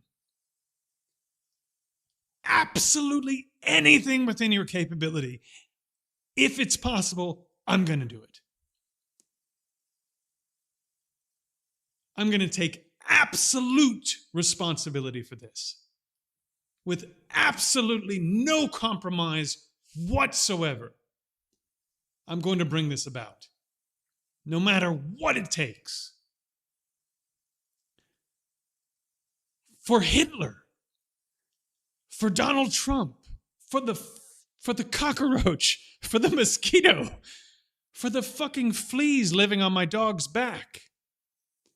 And if this isn't what arises and fills up your entire being with the seriousness of the weight of this problem has been happening for infinite rebirths. People have not had suffering. Beings have not had happiness. They've been devoid of the causes of happiness for infinite rebirths. Infinite, 10 years, 100 years, 1,000 years, 10,000 years, 1,000,000 years, 1,000,000,000 years, 1,000,000,000,000 years. Infinite years, infinite lifetimes. And you're going to take personal responsibility to fix this. Good luck reading like 2 lines of a prayer on a Tuesday and generating that attitude. It's not going to happen. It can't happen.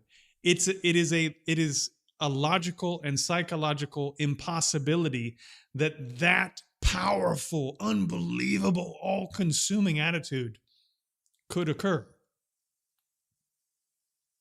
Because that's what metta is. Not, oh, I hope people get some nice stuff. I hope there's no war today. Wouldn't it be nice if people had more clothing? I hope no puppies go homeless today. I mean, that's not metta. That's not even close to metta. I mean, it's better than just sitting around thinking about yourself, but it's not metta. That's not how metta is defined. Metta is this all-consuming, incredibly powerful, psychologically transforming attitude that is the exact opposite of infinite ways in which you have oriented yourself for yourself since beginningless time. You're not going to generate that on a Tuesday by listening to somebody give you a guided meditation instruction on like, I hope people are happy. You're just not. And if you think you are and you think you've already done it and you think you already have metta, then you'll never have metta. This is one of those things that I get really passionate about because let me give you guys a practical example. Paul Dingazzo, who was a monk who got taken by the Chinese, and he was in a Chinese labor camp for 20 years. I'm going to be explicit, so if you don't want to hear explicit things, turn your volume down and come back like 5 minutes from now. Okay? That's your warning. I'm going to start now. Palden Gyatso was tortured, he said, every single day in these Chinese labor camps. They took boiling oil and poured it on his body. They took boiling water and poured it on his body. They beat him repeatedly. They took electrical prods and put it on his penis, on his genitals, up his anus. They hung him by wires over a fire. And they did this over and over and over and over. And when he wasn't being tortured, they made him do hard manual labor 16, 18 hours a day. And to feed him, to give him food, they gave him so little food. Again, my apologies, this is extremely graphic. He had to go to the latrine, to the toilets, and look for undigested bits of food in people's shit, in human shit, and wash the shit off the undigested food and eat other people's shit just to live. Think about this. So he was a Tibetan monk, captured by the Chinese. 20 years he lived like this. And then he escaped. And before he escaped, and he could have just left, but before he escaped, he took the risk of taking all of the torture implements that had been used on him for years and bringing them with him so that he could prove to the world that this was happening, because nobody believed that the Chinese were doing this to the Tibetans. So he took, not only did he escape, but he took the risk for the sake of other beings, because he wants them to be happy and free from suffering. He risked death and even more suffering to benefit other beings by bringing these tools of his own suffering and the torture out of this condition and bringing it to the world. But that's not even the most incredible part. Are you ready for this? Really lock in and hear this. This is what compassion means. This is what loving kindness means. Listen to this. The Dalai Lama interviewed him after he came out of this 20 years of horrific torture, unbelievable suffering, and inhumanity. And the Dalai Lama asked him, were you afraid? Was there anything you were afraid of? And he said, I was afraid. I was afraid that I might lose my compassion for the people that were torturing me. Think about that. Imagine yourself being tortured daily, forced to do labor daily, being separated from your family, your friends, your mother, your father, your uncles, your children, all of the people you care about, your teachers, your mentors. Not for a day, not for 2 days, not for a year, 20 years. And to survive, you had to eat human shit, literally. And your sole fear from the bottom of your being was not that you might die, but that you might lose the desire that the people torturing you brutally every single day, that you might lose your desire that they be free from suffering and the causes of suffering. That was his greatest fear, he told the Dalai Lama. That's karuna. That is loving kindness. Not sitting on your cushion, kind of wanting vaguely some people to have nice stuff or to not have bad stuff. Karuna and metta are the rarest states of mind in Buddhism, and they're incredibly difficult to generate, and they're not at all a sort of soft, gentle, blown by the wind kind of state of mind. They are these incredibly gripping, powerful, overwhelmingly capable states of mind that are capable of overcoming 20 years of unbelievable torture, psychologically and physically. You see? So you can't do that. You can't do that and generate that kind of power in your mind by just reading some prayers or going through some guided thing in some kind of vague, casual way. There are systems for training your mind step by step by step by step until metta is this all-consuming, all-overcoming, extremely powerful psychological force. And same thing with compassion. Yeah. I'm spending a lot of time on this because this is something we get drastically, brutally, completely wrong and backwards in the modern world when we look at Buddhism. We think metta is just like some casual, silly thing that you could do or don't. And that's because what we're doing as so-called metta practice isn't metta practice. It is good what we're doing. We're trying to overcome our normal habit of just thinking about ourselves all the time. But just doing a little bit of that is not what metta is. So you haven't even started meditating on metta yet until you can generate the state of mind that we were just discussing. And then to fully meditate on metta, you need to generate that attitude. And it has to be, well, it doesn't have to be, but to make it sort of really powerful, you need to be able to generate a state of concentration on that metta where you're excluding everything else, just like the other types of meditation we've been talking about. So when you generate that formless feeling that is this all-consuming, powerful feeling, then you turn your mind towards it and meditate in a formless condition on that mental state. And that is beyond the capability of, I would say, 99.99% of people. So it's not a casual or easy or simple thing to do. And yeah, so again, I'm not trying to be harsh or no, it's not. It's not really pretending metta. To just answer one question ahead of the chat here, it's not. It's not actually. It's not actually pretending. Some of the steps you're taking might be taking you towards metta at some time in the future, but to full on actually generate metta for the first time will take systematic training for years.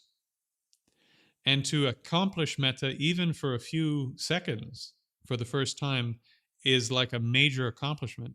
It's like getting your master's degree and walking across the stage in the ceremony. You know what I mean? Like it is a major accomplishment in terms of training and effort. It's not it's not something that just sort of pops up on a Tuesday. Okay, let's carry on.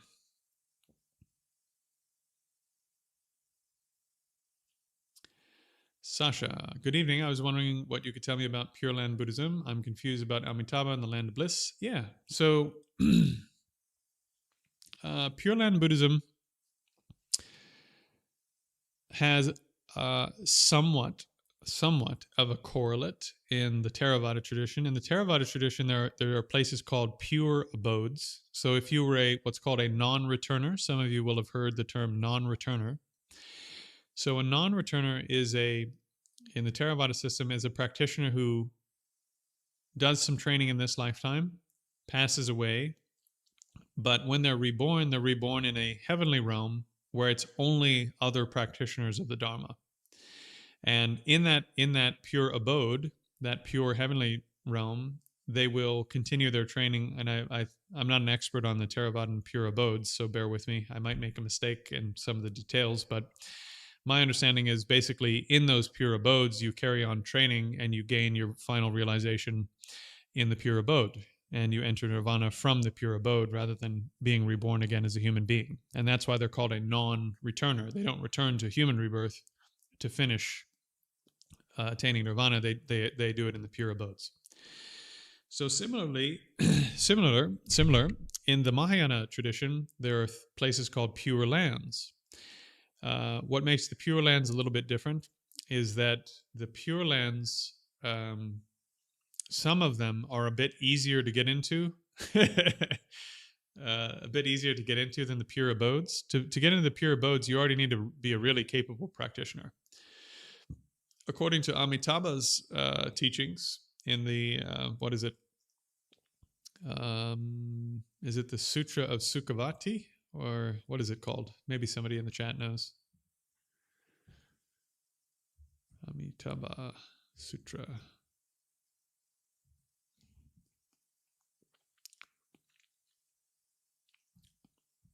I think there are 4 different sutras that are associated with Amitabha, if I'm not mistaken. 3 or 4. Yeah, there's the shorter Sukhavati Sutra, and then I think there's the longer Sukhavati Sutra. And well, in any case, so there are sutras that teach about how to enter his heavenly abode, and then once you're there, you sort of like the pure abodes of the Theravada. Once you're in that realm, then you train with Amitabha and you train with other students of the Dharma, and you carry on with your training until you attain realization. So it's a pretty nice place to be. You know, you hang out with the Buddha, you hang out with other people training on the path, and you carry on until you attain. Oh, what's happening in the chat?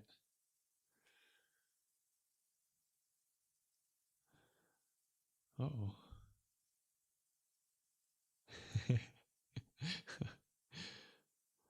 Okay, I'm going to be watching the bottom of the chat. I'm just okay. Fair enough. Anyways, I hope that helps. So basically, the advice in the Pure Land Sutras is that there are certain Buddhas who have made vows to put their sort of special effort into having connections with beings like us, such that if we meet very minimal conditions, they're going to be able to help pull us into those heavenly realms. And you may think, well, yeah, but it doesn't just depend on karma, where you go, and blah blah blah blah blah. Even in the Theravada canon, if because people won't believe me if I say this, especially the Theravadins, and so I'm actually going to pull it up for you. Hold on. Shariputra's mother merit. Let me see if I can find it.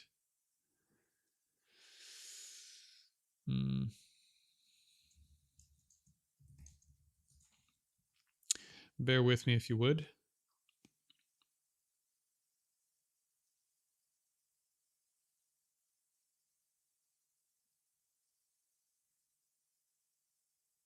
Right. Okay. Yes, but where is it?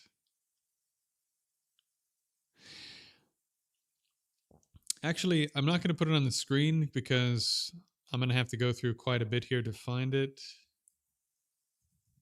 Unless I can find it by searching right now. Ooh, hopefully you guys aren't hearing that. You probably are. Terribly sorry for your ears. Okay, yeah. Well, in any case, Shariputra is one of the Buddha's chief disciples. Shariputra's mother from a previous life was reborn in the Preta realm, in a suffering realm for spirits. And Shariputra, who had great clairvoyance, saw that his mother from a previous life was in the Preta realms and experiencing great suffering. And he went to the Buddha and said, what do I do? And the Buddha said, well, if you accumulate some merit in a certain way, and then we dedicate this merit towards your mother who's in this lower realm, then she'll be able to ascend to one of the heavenly realms. In other words, through the sort of special connection and the merit and the assistance of holy beings who have more power than ordinary beings, you can actually help other beings attain rebirth in higher states.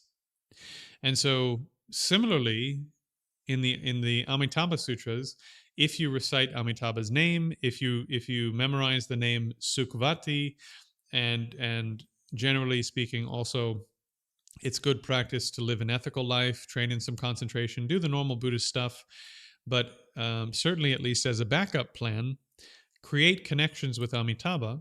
Then at the time of death, if you haven't completed your practices, by recalling Amitabha and recalling Sukhavati, through the connection you've made with this Buddha, he can kind of yours from your side, your connection with him is sort of like a loop, and his ability to pull you is sort of like a hook. So through your connection with him from your side and his from his side, he's able to pull you to his realm, right? I know this sounds probably a little weird to those of you who don't believe any of this, but you find similar sorts of things with some similar qualities in both Mahayana and Theravada canons. So this I think is a pretty well established phenomenon from a Buddhist point of view. So if you're already Buddhist, it shouldn't confuse you actually. Okay, Dylan asks, how does training with a monastery work as a lay practitioner? Does one go weekly, bi-weekly, take home homework, study? I think it depends on which monastery or temple you're going to. It's going to vary by school, by teacher, by temple. So, it depends. Quite often, if it's like a full on monastery, there will be stuff that you could do there every day if you wanted, in terms of donating your time or skills you have, etc.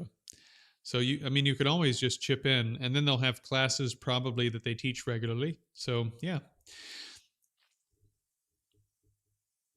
Vixen would have to move out of your state to find a good lineage. That's not true. In this digital age, there are lineages now that would be available to you by way of the internet, and you could through your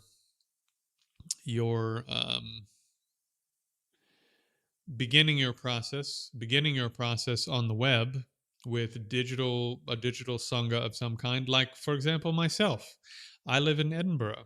I can't find a good lineage of Geluk practice to train in Edinburgh, but from Jamyang Center in London, there's a geshe there, fantastic practitioner himself, great scholar, teaches really, really good courses, understands how to teach Westerners, which is really helpful. And I've been attending classes with him now for almost 6 years. And I've made tremendous progress because of the things I've learned through him. Been very, very helpful. So you can find really good teachers teaching online if you know where to look. And if you don't know where to look, send me a message on Facebook or through the Discord server that I just got up. It's in the community section of YouTube. I have a link to the Discord server. You can just ask me. I can help guide you through whatever's online and whatever's in your area. Okay, Dylan, you may want to answer this question publicly, but do you have an opinion regarding the ethics of Jehovah's Witnesses? Do you know much about them? Some people call them a cult.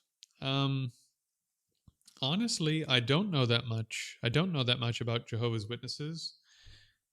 Having said that, I've met quite a few over the years, and they've all been very nice people, So they're at least doing that much.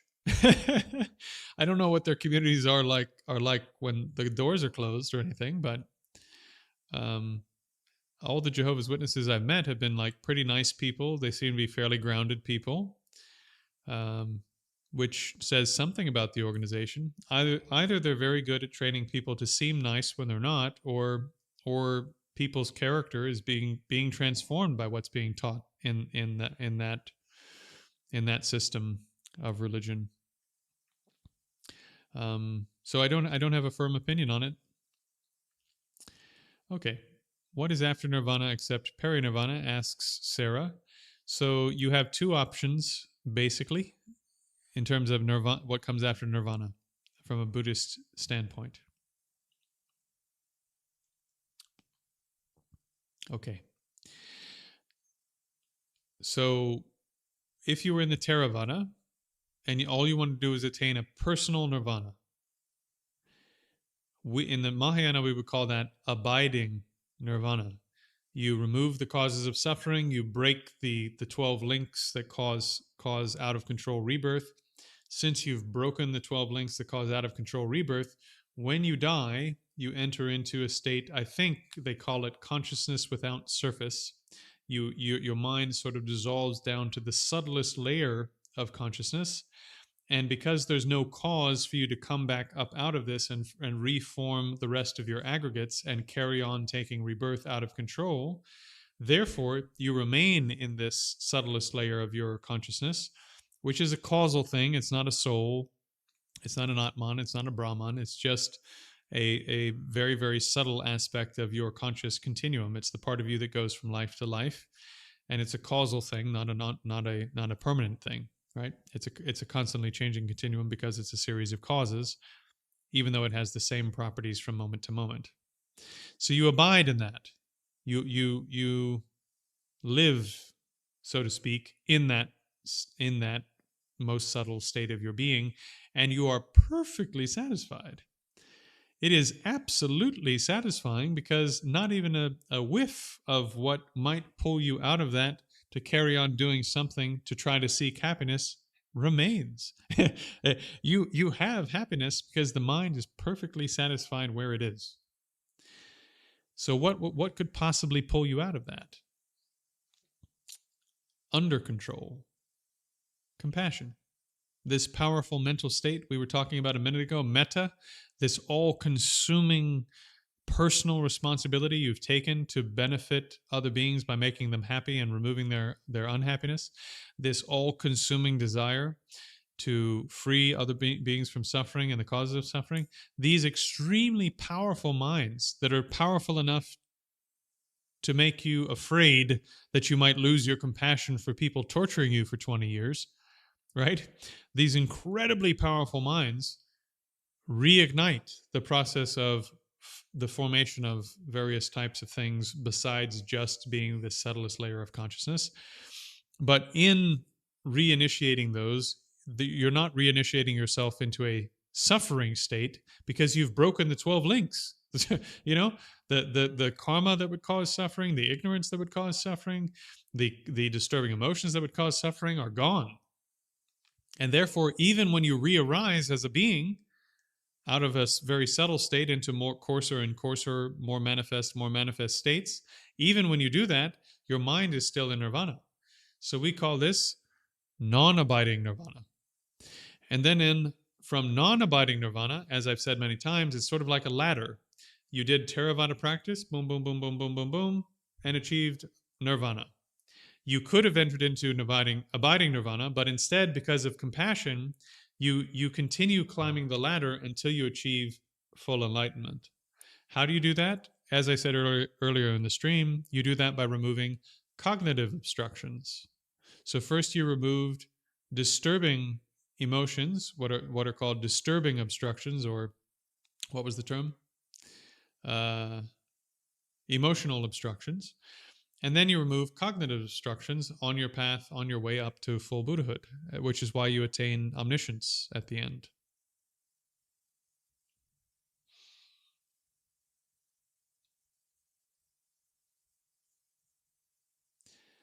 Okay. Franz, I have finally made it to your question after 90 minutes. Am I a non-dual thinker? Yep, I very much am. The what I call Foundation 4 is actually Mahamudra style practice, which is entirely a non-dual practice. And so that's one of the main techniques that I teach. I don't teach it as the very first one because it's almost impossible to do unless you have some other skills first. But yeah, I mean, non-dual approaches, I think, are the most profound things we can do as beings. Hermit, can you talk a bit about the practical modern implications of stream entry? My understanding of stream entry is just basically that you've created enough merit and karma headed in the direction of. Think about merit and karma as being like relevant to the path, at least, sort of being like momentum. So stream entry means that the momentum, in my understanding of this, at least, that the momentum of your merit and karma towards realizations has become so much that you're now headed there. You know, you've gotten in a little boat in the stream, and you're headed there now. And you know, there may be some question as to how long it's going to take, but now you're in the stream, you're on your way, you're going to arrive at some point because there's so much momentum pushing you that way. So in terms of the practical modern implications, it's hard to say because that's kind of like it's kind of like a karmic argument, you know? So I'm not sure that it has specific implications for modern life or what have you. Yeah. Have I attained any of the jhanas? Sarah asks. I've taken some of my experiences to one of my teachers, and he said that what I was experiencing was one of the jhanas. Um, so I'll say that much. What is the Buddhist concept of causality? So causality can be described in all sorts of ways. I'm now reading Raji Bur, Burra, Burraman. Raji Burraman. So what is the Buddhist concept of causality? Causality in terms of karma means that when you engage in an action, it forms an imprint or an impression or a seed in your consciousness, and not like your human mind, but the subtlest layer of your consciousness, that it collects these imprints, seeds, and so forth. And then at a later time, when the conditions are right, sort of like a seed, these re-arise as more manifest, more coarse, more obvious kinds of things, including physical things. And therefore, since the raw material, let's say, that your mind has to produce new experiences, both internal and external, is your previous actions, we take this to mean that our actions have ethical implications. If you don't want to experience a whole bunch of bad stuff in the future, don't do a whole bunch of bad stuff in your reality, because your reality that you're doing stuff in is an extension of your mind. Not that there's no external world, but the only part of the external world you get to see comes from your own mind.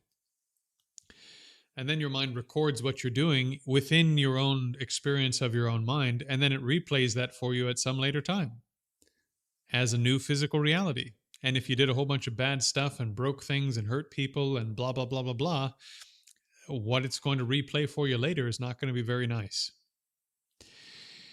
And then if you're talking about causality more generally, as in like a seed causing a sprout, we have just so much discussion on this. I would recommend, how do I get into this? Well, I think that's probably enough. If you'd like more on causality, just let me know, and I'll do more when I get further down the chat.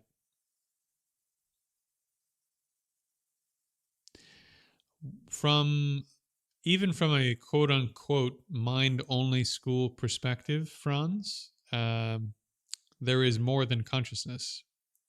So even the mind only schools, ironically named, say that the physical world is real. And that's something I covered in the video that I did responding to Timothy Tennant.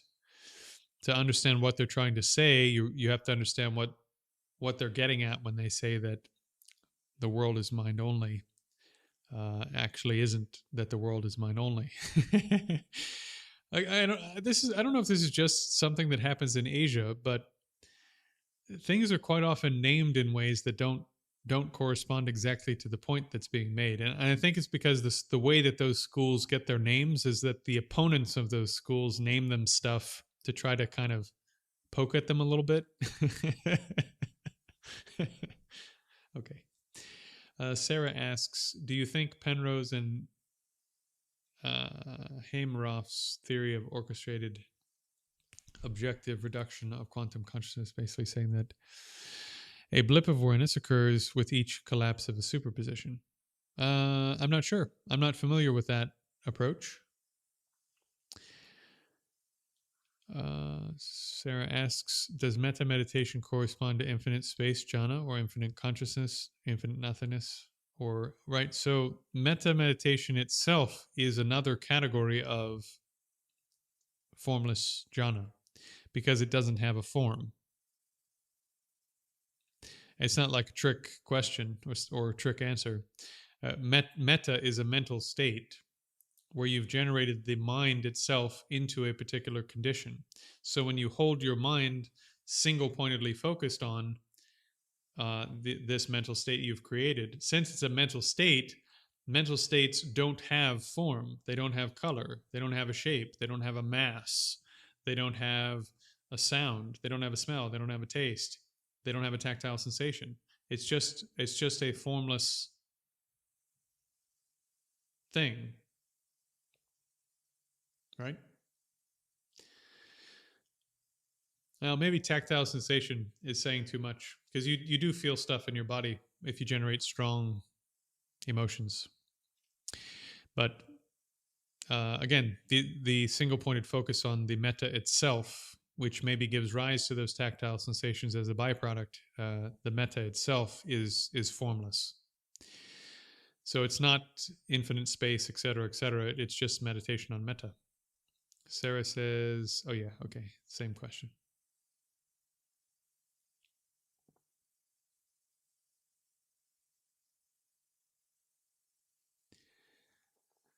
Yeah. So localita, I've heard arguments like this before. Um, the Buddhist argument is not simply that when you dismantle something that you lose the whole. It's that when the whole is present and you look for the whole, you don't find it. Before I say more about that, since we've reached another about a 30-minute mark again, um, very briefly, I teach everything for free. All of the phone calls and advice, all of the answered questions, etc., etc., etc. I do everything for free. I do my retreats for free. So everything. So I sustain myself based upon the donations of the community.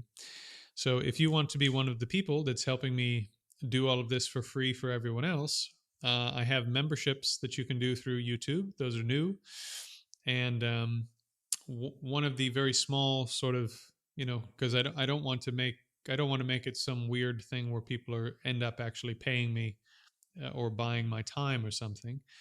But one of the small benefits you get at one of the tiers, you can look through to see which one, is that I try to answer questions for people that are contributing either super chats or at certain tiers of membership. I try to answer you first because the community owes you, right, for supporting the whole community and being able to get it for free, get the advice and so forth for free. So if you send through super chats or sign up for a membership, I'm going to do my best, especially once you get to those higher tiers, to try to answer your questions first. So that's one small thing, but more importantly, if you guys are finding value in this, it does unfortunately in the real world take a certain amount of money coming in to keep the lights on and to, have all the software and hardware it takes to do all of this. So everything that you send through means a lot. For those who have been here in the stream for a while, if it's within your means, just hit the membership thing, sign up for the lowest tier. The lowest tier is the cost of a cup of coffee per month. And if I get a pretty small number of people, actually, relative to the number of people that are subscribing to the channel now, to sign up for that, I think it's only like 300 people or something, then the entire money side of this completely works out and I can do this with you guys forever. So if you think this has value, please do sign up for at least that first tier of membership. And if it's not within your means, then just send through a super chat or a sticker or something right now, so that I can hopefully carry on doing this from week to week, month to month with you for a long time. Okay? All right. Now, carrying on. The classical Buddhist argument would go something like this. Where is the mountain? What is the mountain? The mountain could exist in only one of two places. It either exists outside the mountain or it exists inside the mountain. If it existed outside the mountain, when you looked at a mountain, you wouldn't see a mountain. And so therefore it has to be inside the mountain. If the mountain is something, this thing that makes a mountain, if it's something inside the mountain, then it has to be something that either pervades all the parts of a mountain, or something that is amongst the parts of the mountain, or that it is simply and merely that specific collection of stuff that is a mountain. So let's look at those three options. If the mountain, being a mountain, was something that pervaded every single part of the mountain, then if I picked up even a single pebble off the mountain, I would have two mountains, because the thing that makes a thing into a mountain would fully pervade the pebble, just like it fully pervades the rest of the parts of the mountain. But that's not how it works, right? So clearly, being a mountain is not something that pervades all of the parts. It's not like some subtle substance or something that pervades all the parts of the mountain. Well, okay, then is a mountain one specific part of a mountain? That's a possibility, sort of like Lord of the Rings, the heart of the mountain, right? Is there such a thing as the heart of the mountain that is the real mountain? Can we get rid of all the parts and find the thing that is the real mountain? No, that's absurd, right? I don't think any modern person thinks that's a real thing. The mountain is probably, most of you think the mountain is just all the parts having come together. I think this is how most modern people think about it. But there's a problem with this. Two problems. The first problem is a mountain is made of things that aren't mountains. A mountain is made of entirely of non-mountain. So how do you get a whole bunch of things that are really busy existing as what they are already to cooperate to produce a new identity that is a totally different thing that isn't found amongst the identities that are making up this object? In other words, the boulders are really busy being boulders, the minerals are busy being minerals, the trees are busy being trees, the water is busy being water. How and why is it that these identities, that none of which are a mountain, when you just glom them together, become a mountain? That doesn't make any sense. So that's one problem. The other problem is, if it's just this specific collection of parts that together make it a mountain, then even if you took one atom off the mountain, it would stop being a mountain, because you're missing a part. But that doesn't happen. You can exchange huge numbers of parts and still have the mountain. You can add huge numbers of parts, you can take huge numbers of parts away, and you still have the mountain. But now we have a problem, because we just eliminated all of the ways in which this mountain could exist, if it exists the way it appears. It doesn't exist outside. It doesn't exist pervading the parts. It doesn't exist amongst the parts. It doesn't exist as the parts. There's no additional option. It's not inside. It's not outside. It's not there in the way it appears. So it's not just like you take the TV apart and you can't find a TV or Mickey Mouse. It's that even when all the parts are there, you can't find a mountain. There's no mountain existing in the way it appears.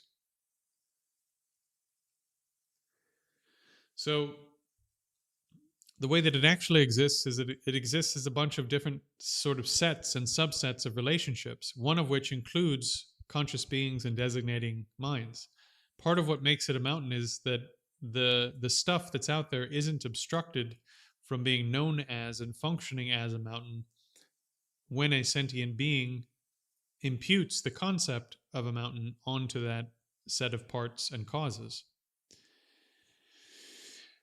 So this is the Buddhist view. So yes, when we say selfless or not self or empty of being an independent mountain, this is what we mean. We mean that a mountain is a set of relationships of stuff. All right? So hopefully that helps.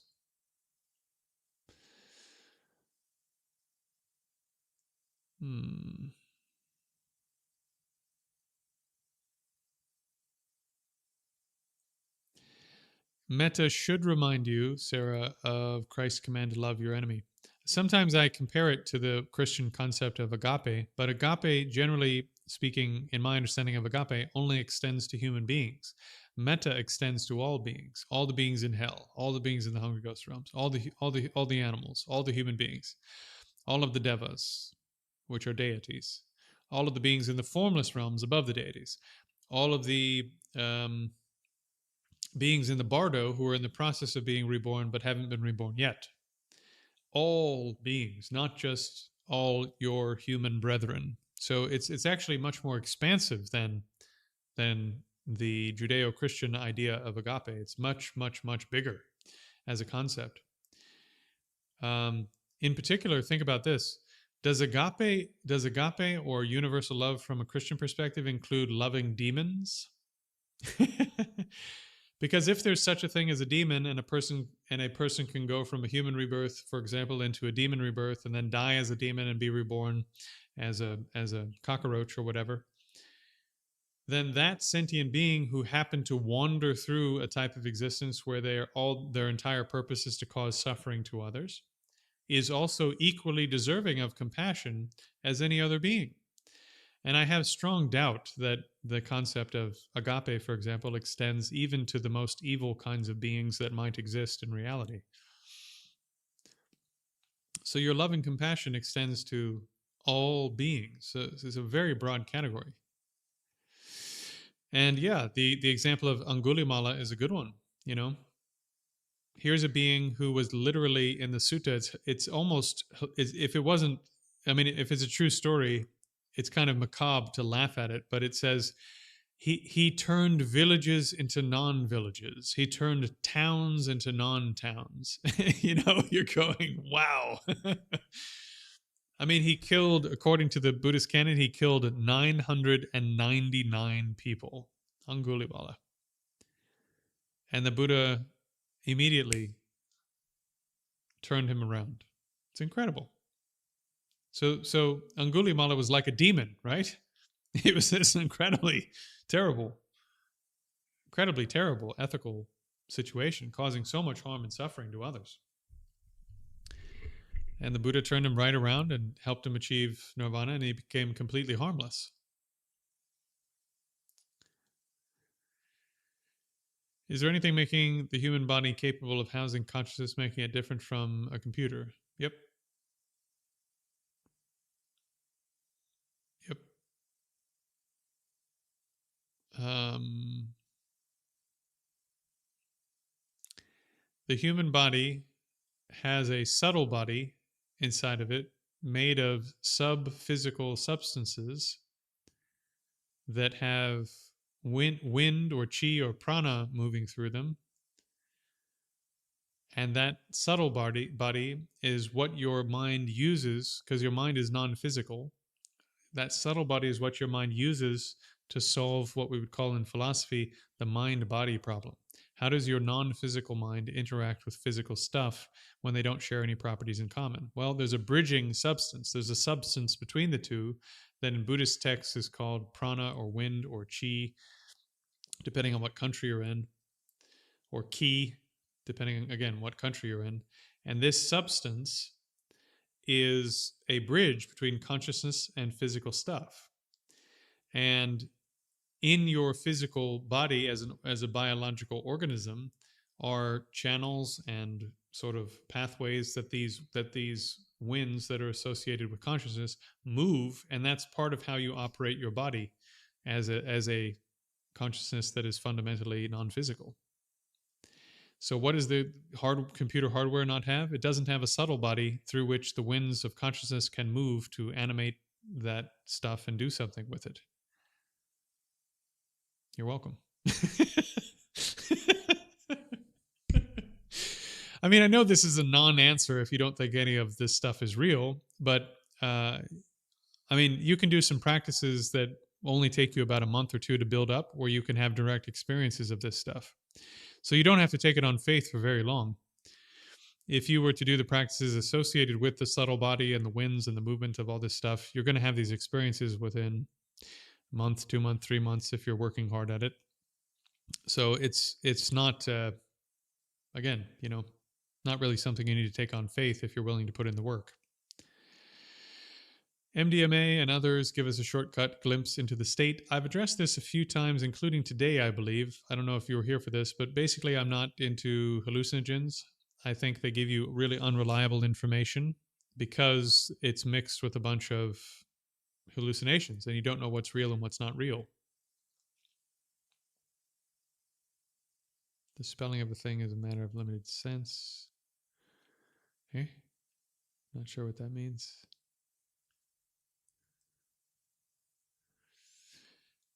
Okay.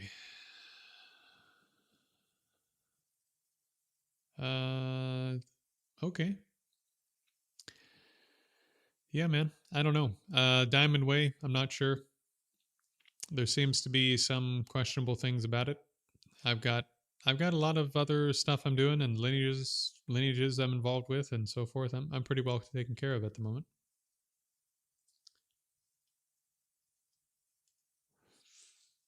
BK is, I think, quoting the text or a classical Christian prayer. That'll work. So DJ asks if Karuna and Metta are beyond the capability of arhats. No. And this is one really interesting argument, okay? In the Tennant video, the Dr. Tennant video, he sort of tries to quote the, what is it? The Lotus Sutra, I believe. And in the Lotus Sutra, it says that the Buddha teaches three vehicles to lead people to one vehicle, the Mahayana. And if you look at this in a practical sense, think about what metta and karuna actually do in the process of your training. They actually make it so that after you attain nirvana, you will basically pull yourself out of that condition, or right? And so the Buddha teaches metta and karuna to his trainees who are trying to enter into nirvana. That's strange, isn't it? That's quite strange that he would teach these motivations that after you've attained nirvana can pull you out of nirvana to beings who he's teaching to stay in nirvana forever. That's quite strange. I think this gives some weight to the idea in the Lotus Sutra that the Buddha is basically preparing everyone for the Mahayana, but he gives some people, this system in which you just stop at nirvana because they haven't developed these other things and they won't be interested in that. They'll only be interested in nirvana. So, okay. So I think that argument does have some weight. It does have some weight to it. It has some teeth to it, but I don't know for sure. I'm just spitballing here. And again, I have great respect for the Theravada. I'm not demeaning it or something.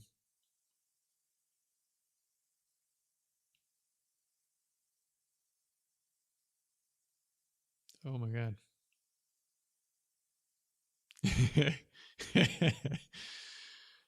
Quite a bit here about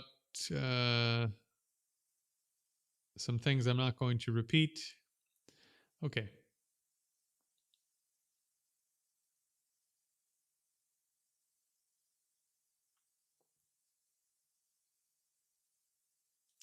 Not sure. Not sure.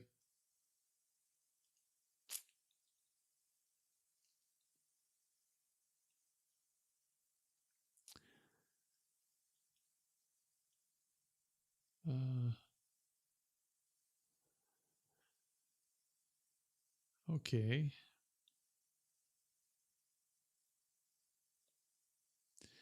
Yeah. So Casey, this is what I'm saying. This is what I'm saying because okay, we're getting to this thing. I don't know what's going on with Diamond Way.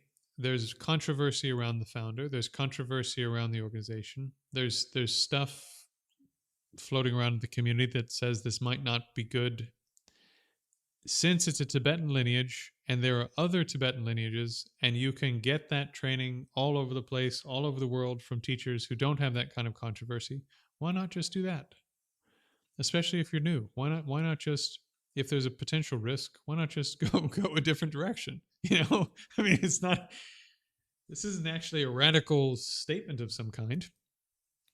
Just saying you don't have very much time, especially if you're new and it's the beginning of your whole journey into all this. You don't want to start somewhere that you find out a few years later has a bunch of problems. I mean, that could ruin the whole process. You're like a little sprout, You're like this, like a little, in terms of your training and the fragility of it. You're like a little sprout. I mean, if you were already a big oak tree, fine. You're stable.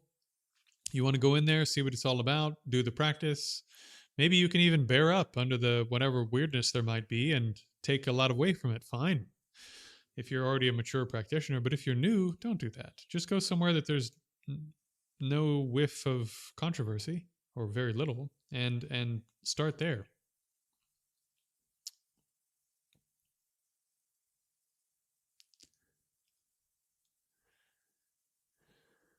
Okay, next.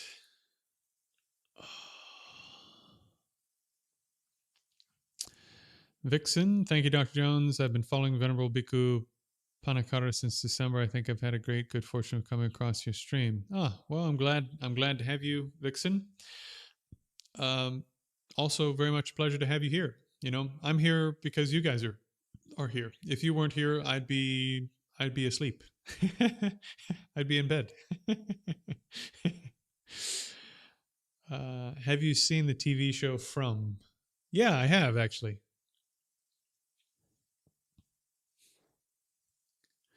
I didn't finish it, so I don't know what's going on with the show, but I'll take your word for it.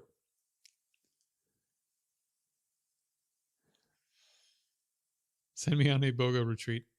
See, okay, joking aside, Casey, uh, this is why, you know, like, this is why I want to have a community where I can sort of do a couple of things. Because if you just say, for example, we're all going to come together as, in some vague way as a community to support each other and we'll send each other on retreat, inevitably some weirdo will come into the group and ask for money and everyone will fund them and they'll go to Hawaii for a week and have a nice vacation. Do you understand what I'm saying? So, in order to avoid that outcome and make this more legit and more serious and, you know, something that we can actually rely upon, people need to buy in. There needs to be some sort of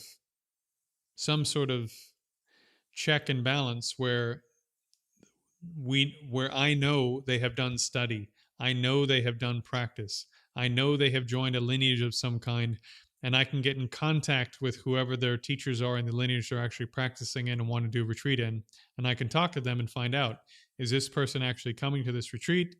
Do you teachers there think this is something this person should be doing, especially if they're doing 2 weeks or 3 weeks or 4 weeks of retreat? That's a really serious thing.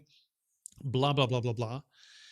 And having been with me for a couple of years at that point, I will know you, I'll know where your practice is at, etc. Because I talk to the people that train with me hardcore. I talk to them all the time. I mean, we have phones, right? Everyone that I train is in my pocket all day long, and I talk to them on the phone. I talk to them by chat, and yeah, I mean, the people that have been with me 3 or 4 years now have made a lot of progress. So I'm building the school community because I want a place where in 2 or 3 years, when people are starting to sort of blossom from doing this training and they're starting to have these initial experiences, that they can go into retreat and really deepen those experiences, regardless of what tradition they're in. And not just, like you said, take some money from some people and go on vacation. That's not what a retreat is. So the people that go into retreat with the help of our community need to know what a retreat is, know what meditation is, know what training is, probably also have a lineage of some kind that they're associated with besides what you do with me, and probably also need to have done at least one retreat in the things that I teach so that you have enough experience and depth in those practices that when you go into some other kind of retreat, you can get the most out of it, right? So I've got to decide exactly what the criteria will be and the approval process will be and so forth. But I want to avoid a situation where people are just grifting in our community, and I'm going to create controls so that that doesn't happen. What do I think of idhis, siddhis? I think they're very much real. And as I've said on a few occasions, I have pretty good reasons from my direct experience to think that is true, but I don't talk about it in public because it makes you sound like a wacko. So I just don't.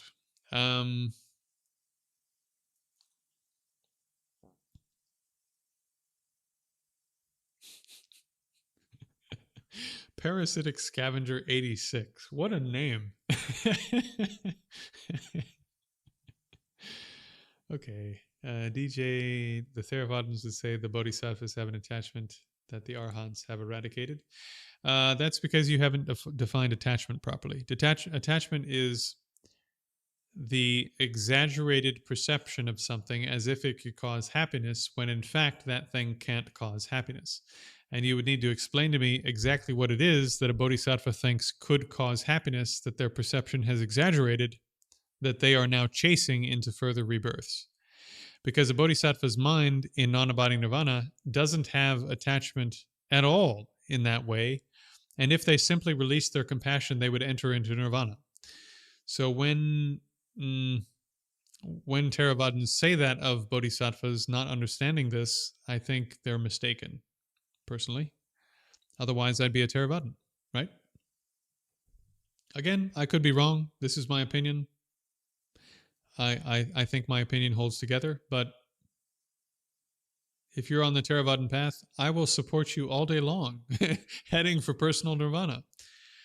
If any of you here were to attain nirvana because of, even in small part because of something I did, I would be overjoyed.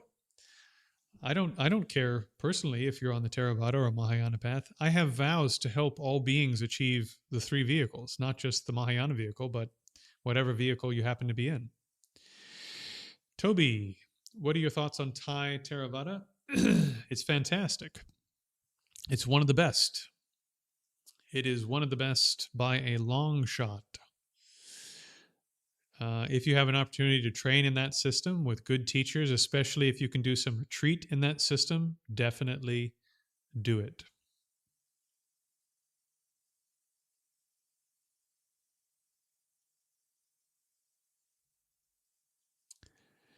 Buddhists describe jellyfish as rupa rupa, a being without form.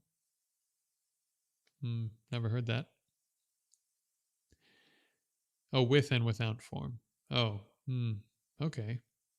Yeah, I'm not sure. I've never heard that. Suere, welcome to the stream. Popping in at this late hour once again. What is with the whole lots of New Age spiritualists out there? Spiritualists without a God keep mentioning the whole. Yeah. Because New Age spiritualists have taken, I think a lot of New Age spiritualists are trying to get back to some type of overarching structure that can make sense out of the fact that we have a world, that we're all here together, that there's some reason that we should be kind to each other, blah blah blah. But the system that they've putting forward is not very well developed, right? It's a kind of anemic description of stuff, and it doesn't hold together if you look at it too closely. And if you were going to try to adopt that position, there are fully developed schools of Hindu practice, or I think also Jain practice, if I'm not mistaken. And what else? I don't know. There are a few places you could go to train in that sort of thing that held views that are kind of like that, or Taoist practice, where it's a fully developed system. So, just in my humble opinion, if you have an inclination like that, go train in one of the systems where they do that really well, where the genius of 4,000 years or 3,000 years or 2,000 years of the genius of spiritual practice has been poured into some lineage for thousands of years. Go train in that. You don't need to believe some person that 30 years ago said that some spiritual being or an alien inhabited their mind, and that being is now going to give you advice. I mean, why do that instead of trusting the collective wisdom of what survived amongst millions of ideas that didn't survive? In other words, trust the lineage of stuff that has helped people for a really long period of time and been added to by the spiritual geniuses of the last several thousand years. I digress.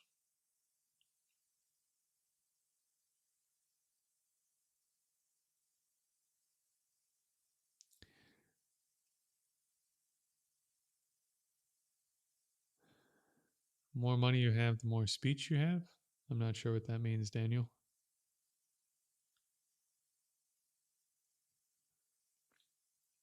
A mountain is just the aggregate of earth element. Prove it. Put it in the chat. Prove that's how it is. If you prove that's how it is, I'll accept it. If you can't prove it, I won't accept it.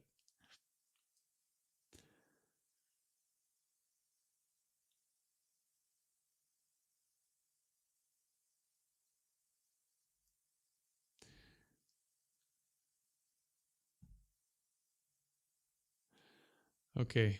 I'm going to put Daniel in timeout. Sorry, Daniel.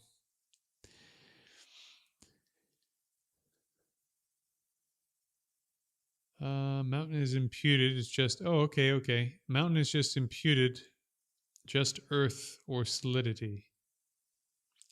Suere, yes, agape is a Christian idea, and it comes from the Greek. And it means, I think, sort of like broad, like broader impersonal love, you could say, right? Is agape Christian? Oh, yeah, sorry. So mountain is imputed. Yeah, mountain is imputed. But so is earth and solidity. Bodhisattva gained nirvana, but went into hell to free all the souls, would not leave until it was accomplished. Is that metta? That I would say that's metta and karuna.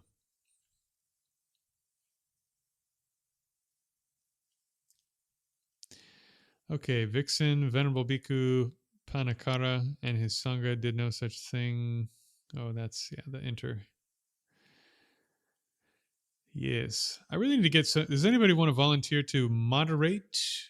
And maybe I can get you pinging my phone or something, so that if stuff gets too weird in the chat, if I'm 40 minutes behind in the chat, it's going to get really weird by the time I see it. So I kind of need someone who's at the front of the chat looking at all this stuff, which is you guys, to make sure that it doesn't get too weird in the chat before I catch up with everybody. So if anybody wants to volunteer for these duties, please let me know.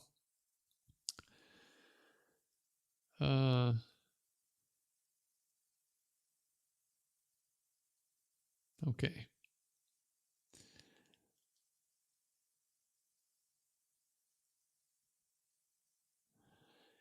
Yeah. Yeah, it's crazy how one person in the chat who's getting a little weird can throw, like, people completely stop thinking about what questions they actually have about practice, training, Buddhism, blah blah blah, and they just start, going down the rabbit hole with one person who's saying a bunch of weird stuff. So it would be good if somebody wants to chip in.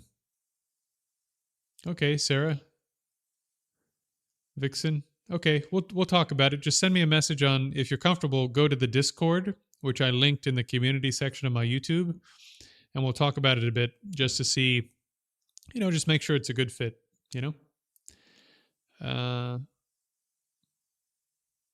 Okay, is everyone's destiny to achieve rainbow body? I think I answered that before, Lewis. I think rainbow body is a specific outcome of Dzogchen practice, and not everyone does it, and not everyone has to do it. It's just one thing that a person could do in the process of training, and it's what Dzogchen practitioners do.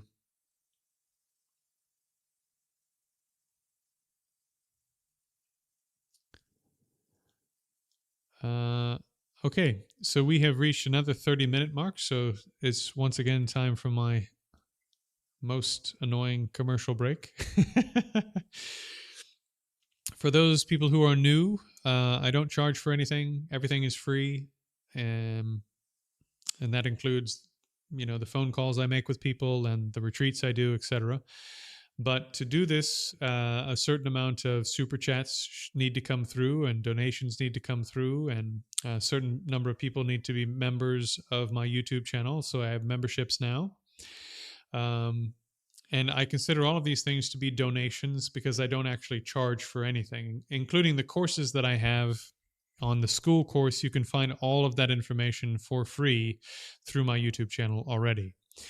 So all of the ways in which people might give me donations or contributions are entirely voluntary, because everything I put out there is free and available.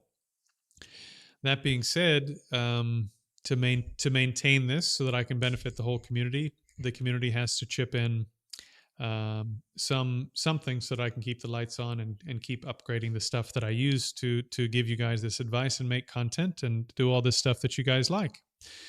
So if you're getting some value out of this, please do right now, if you're able, click the links related to membership and just buy me the equivalent of a cup of coffee per month. If you chip in, even at that first tier, if I can get, I think somewhere in the ballpark of around 300 people to chip in five US dollars a month, right? It's basic, like almost nothing. Then the money side of this is basically done, and or pretty close. And then I can carry on doing this with you guys for the next 10 years, 20 years, 30 years, or until we all get tired of each other. So please do also bear in mind that I answer questions in the chat in order, but people who send through super chats, because you're helping me do this for free for the whole community, the community and I owe you a debt. And so I will answer your super chats ahead of wherever I am in the chat. So if you'd like to have your question answered earlier while also supporting the whole community and being here and getting their questions answered, send through a super chat. Or you can become a member, I think, at tier 2 or tier 3, and I'll answer your questions ahead of the rest of the community since you're supporting the whole community. Okay? So do take a moment now, if you haven't done it and you do think this is valuable, just sign up for one of the tiers, send through a super chat, send through a sticker, whatever you can, and that would be a very meaningful thing to do. Right back to questions. Here we go.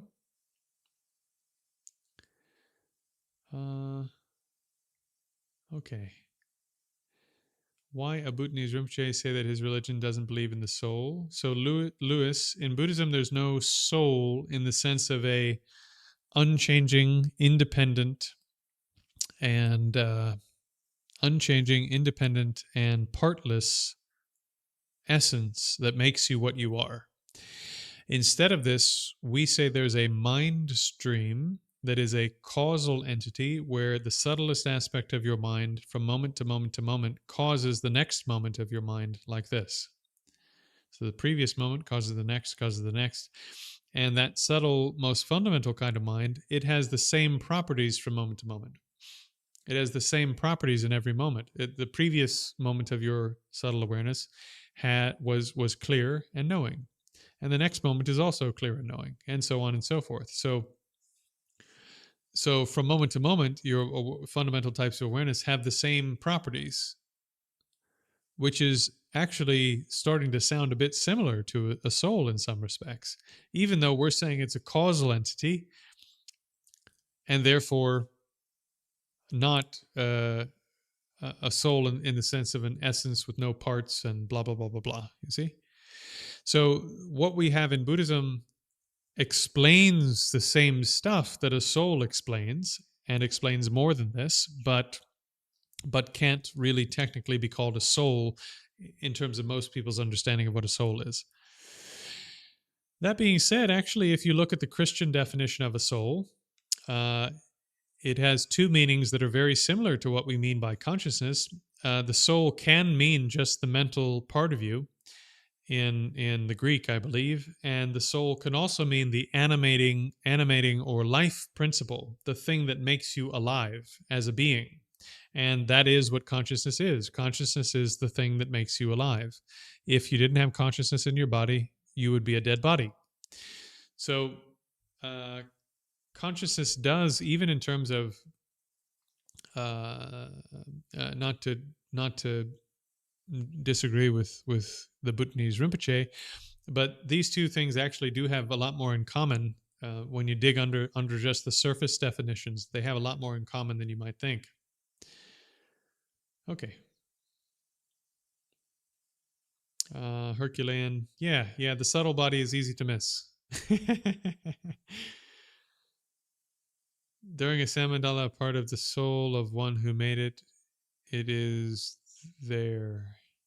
I'm not sure. I think I've never been trained in sun mandala making, And that's a specialized activity, so I'm not sure all of the moving parts of it as a practice. In terms of it being an art form, it represents the pure realm of a Buddha.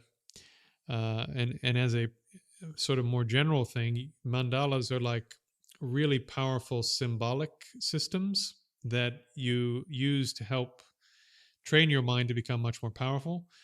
And in addition to that, your mind being much more powerful, you're gaining skills that you can use to meditate on subtler aspects of your consciousness at a later time. So mandalas are this very rich symbolic system that you use to help train yourself and make your meditation capability really phenomenal. And then you use those phenomenal, incredible, great meditative capabilities to do the final types of training on the path.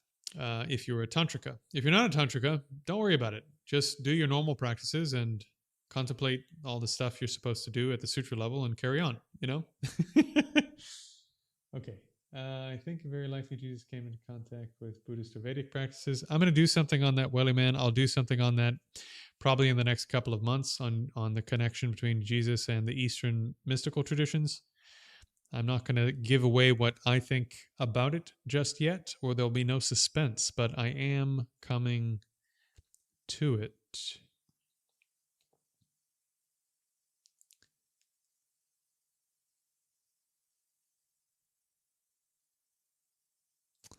Just checking my green names here to make sure that I didn't miss any.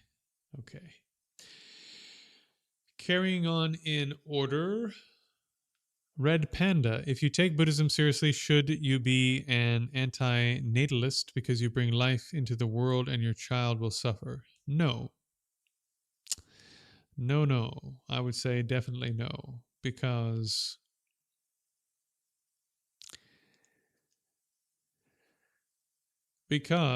especially as a Buddhist, if you're giving birth to another human being and you're raising that child in a circumstance where they're going to be surrounded by and influenced by and potentially take up Buddhist practice, then you have given birth to a being who you're giving access to what we would call a precious human rebirth.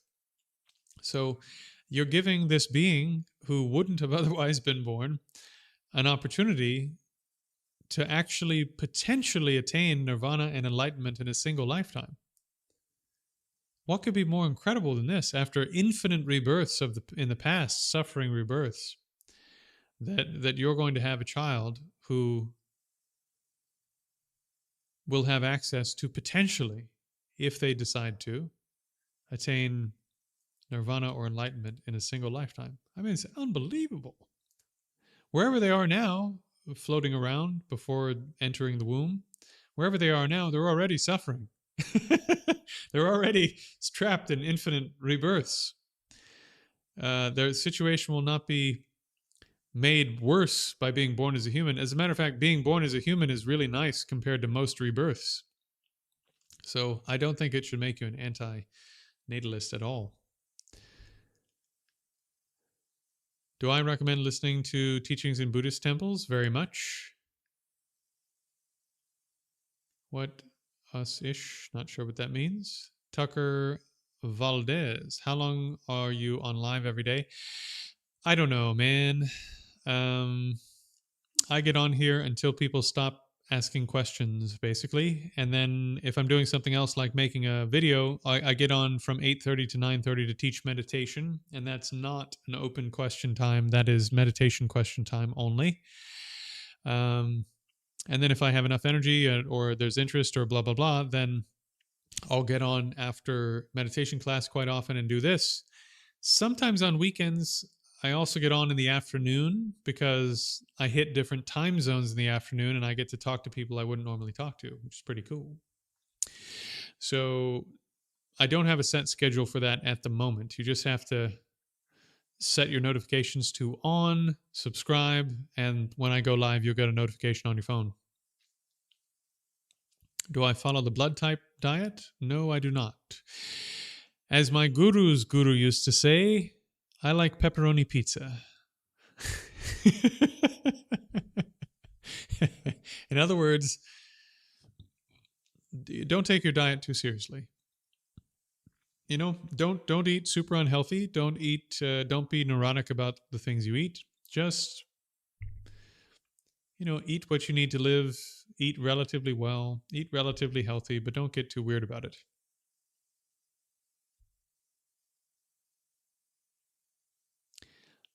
I'm also hoping to show people certain things so they keep falling for it. Not sure what that means.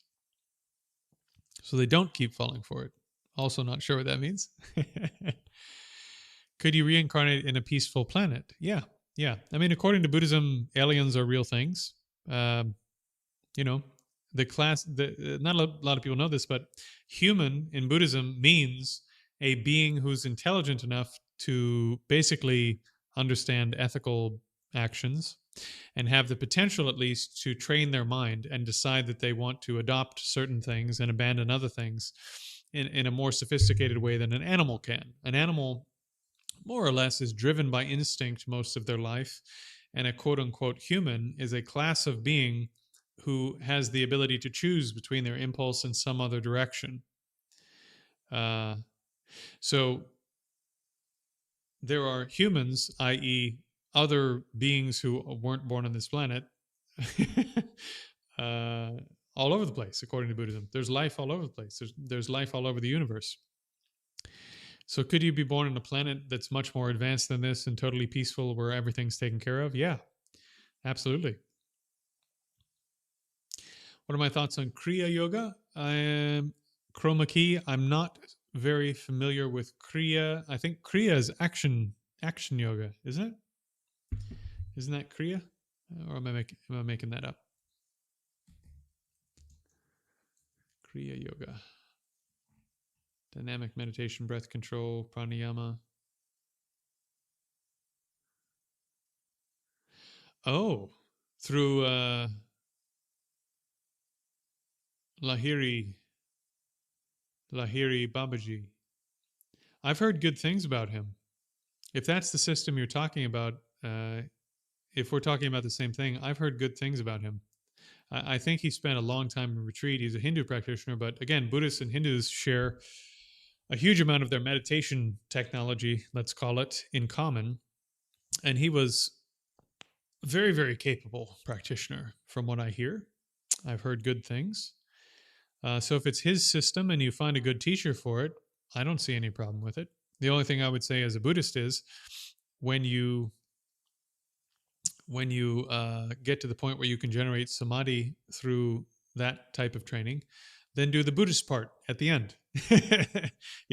Do the wisdom part at the end. Don't just stay in samadhi, and analyze your mind, analyze your being using the tools that are there in Buddhism so that you can gain the final liberating insight. It doesn't really matter what technique you use to generate the samadhi in the first place. Just don't stop at the samadhi.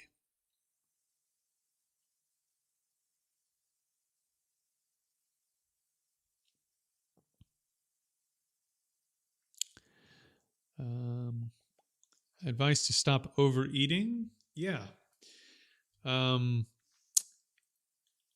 if you reach out to me personally, we can talk about it more personally, because I know this can be a sensitive subject, and yeah, there are methods that can help you retrain your mind to not eat as much, potentially, depending upon what the reason is that you're eating too much in the first place.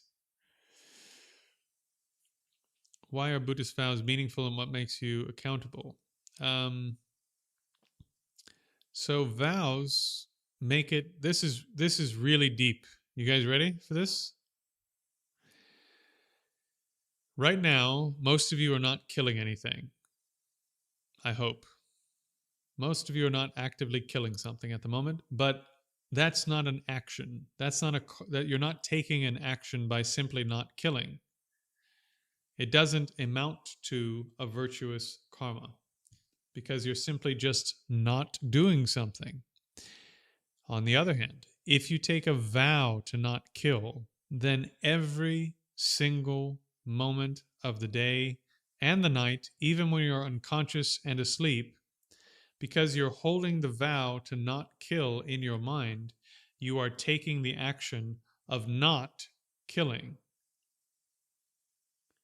And since you're taking the action of not killing, you're accumulating the karma of not killing continuously. You're creating the karma of not stealing continuously. You're creating the karma of not committing sexual misconduct continuously. You're creating the karma of not lying continuously. And if you're also not drinking, then you're accumulating the karma of not making your mind careless and not making your mind have less discernment. In other words, valuing the discernment and clarity and carefulness of your mind continuously. And through accumulating these causes continuously, you're accumulating the causes that you need to have a rebirth at least as good as this one, without losing access to your teachers, without losing access to the Dharma.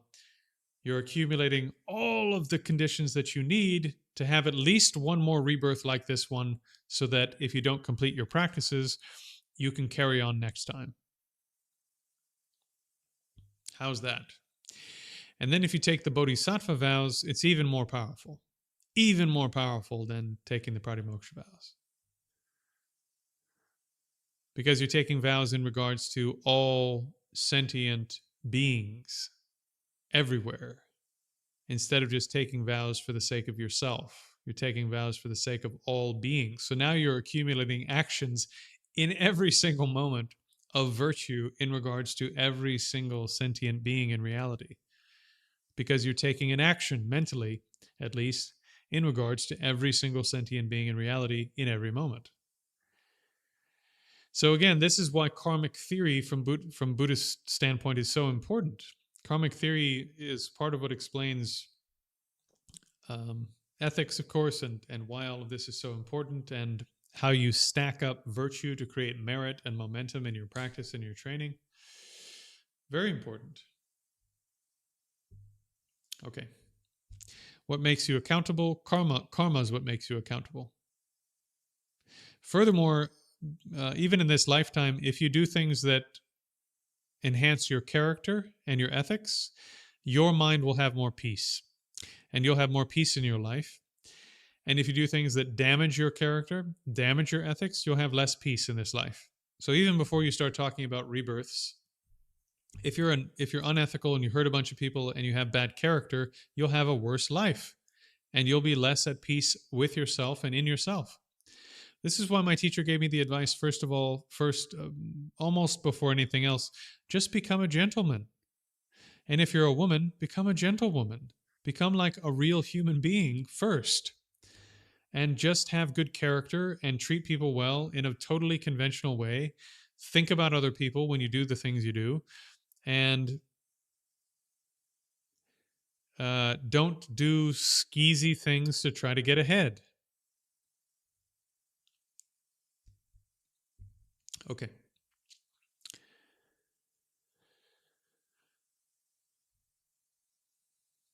Yeah. So, Wellimain.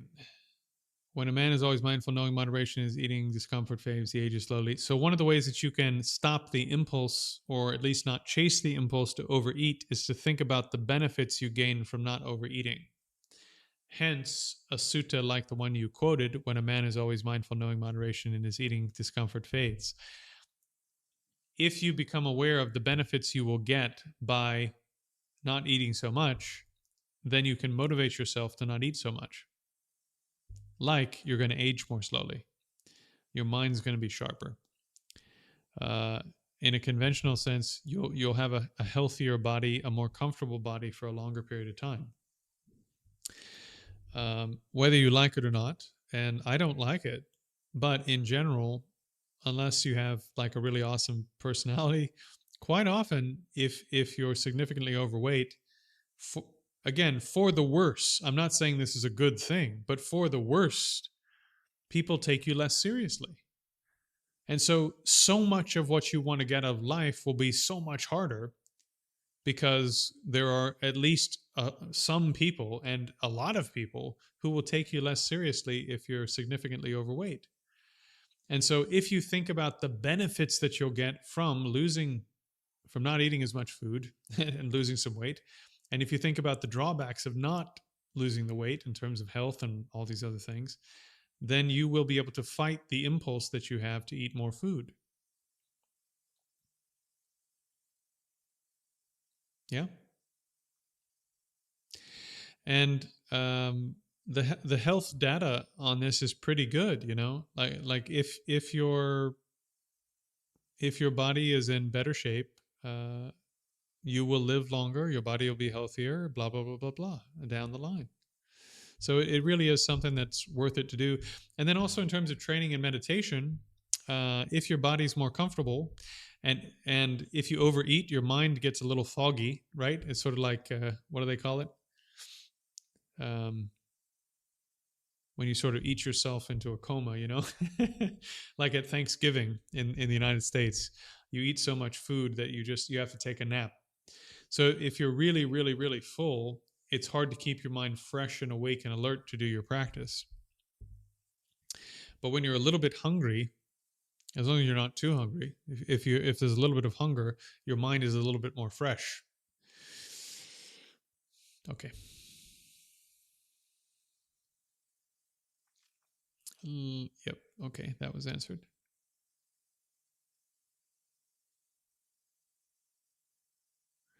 I know some stuff about Christianity and Islam, Judaism, Zoroastrianism. So, Swere, Buddhism, and Hinduism are absolutely enormous in terms of the scholarly canon before you even started talking about what they actually do. The Buddhist canon has somewhere in the vicinity of 20,000 primary texts. And then people wrote commentaries on them. And then so you have the early commentaries. So those are called the Shastra. So you have the sutras, which are the words of the Buddha, and then you have the Shastra. And then you have the ethical teachings, which are a separate category, the Vinaya. And then you have the past life stories, which is another category, the Jataka. And then you have the medical treatises, which is another category. And then what else? I don't know. And then on top of this, the very, very, very early traditions wrote very early commentaries and organized the teachings into the Abhidharma, the things that are beside the Dharma, right? To try to make sense out of all the stuff that was in all the other parts of the canon. And then those basically became part of the canon, i.e., the Tripitaka, the three baskets of the teachings, Vinaya, Sutra, and Abhidharma. And then on top of that, then commentators came in and tried to create more systematic ways of doing it, and different schools emerged. And then on top of that, people wrote commentaries of the commentaries, because how the heck are you going to understand the commentary if you don't have a commentary on the commentary? I mean, what would you do if you just had to read the text? My goodness. And then as time went on, in addition to commentaries, Buddhists were being challenged by people outside of Buddhism, like Hindu schools and Jain schools. And there were developments in the culture of the places where these people were living, Confucians, Taoists, etc. So they were being challenged by different elements in their culture. In Japan, the Shinto religion. And so in response to these things, different sort of ways of talking about Buddhism and solving these problems emerged in different places. So you have commentaries that are sort of baked in with the cultures in which they were responding to things at the time, if that makes sense. So just with Buddhism, you've really got your work cut out for you in terms of trying to get your hands around it, which is why so many people never do, including people like Dr. Tennant, whose video I responded to recently. It's just very easy to get things quite wrong because it's complicated. On the surface, it's complicated. Underneath, you can, once you've made a few key connections, you can draw it all together.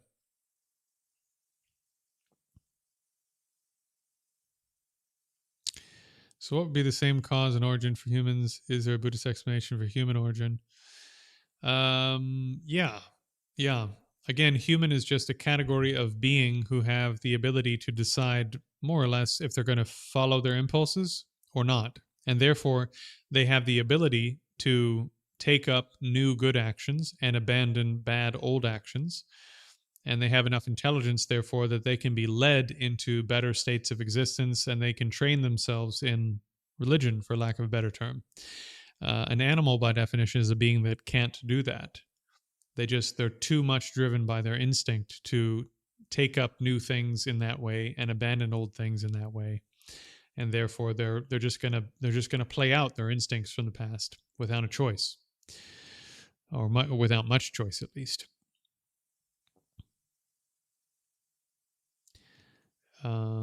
Yeah, I mean that answers, I think, most of that question. I mean, the Buddhist explanation for the origin of humans is the same as the Buddhist explanation for the origins of all other beings. We come from an infinite series of past rebirths.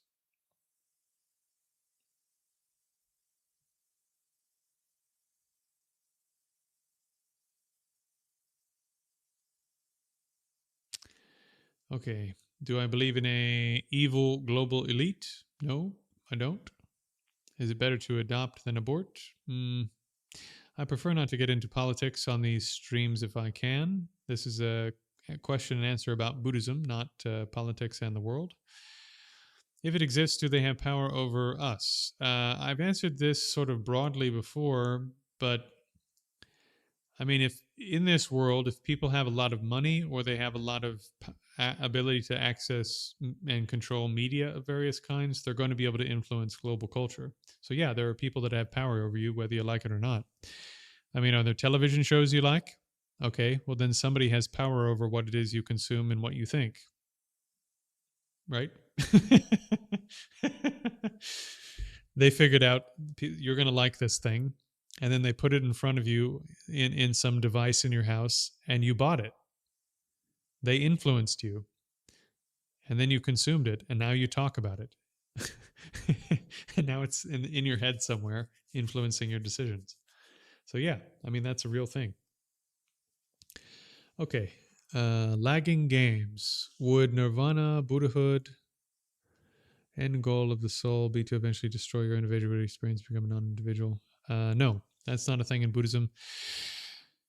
The total illusionary nature of the Atman is actually, in my understanding, a Vedic or Upanishadic idea. So it actually falls into the Hindu schools where your individual self is actually a complete illusion. There is no individual self. When you dive inside, what you find is that what you thought was an individual self turns out to be the universal Brahma, turns out to be some type of universal consciousness that's, in my understanding, involved in the creation of the entire universe. And how to say, Buddhists, generally speaking, don't agree with that position, but you know, there's been a long history of Buddhism exchanging information with those systems, and whether or not they all, whether or not that they all are still teaching an Upanishadic version of those teachings or not is an open question, even according to the Hindus. I was just talking with a Hindu practitioner who, in his Advaita Vedanta school, studies Nagarjuna. So, you know, you make sense of it for me. All right.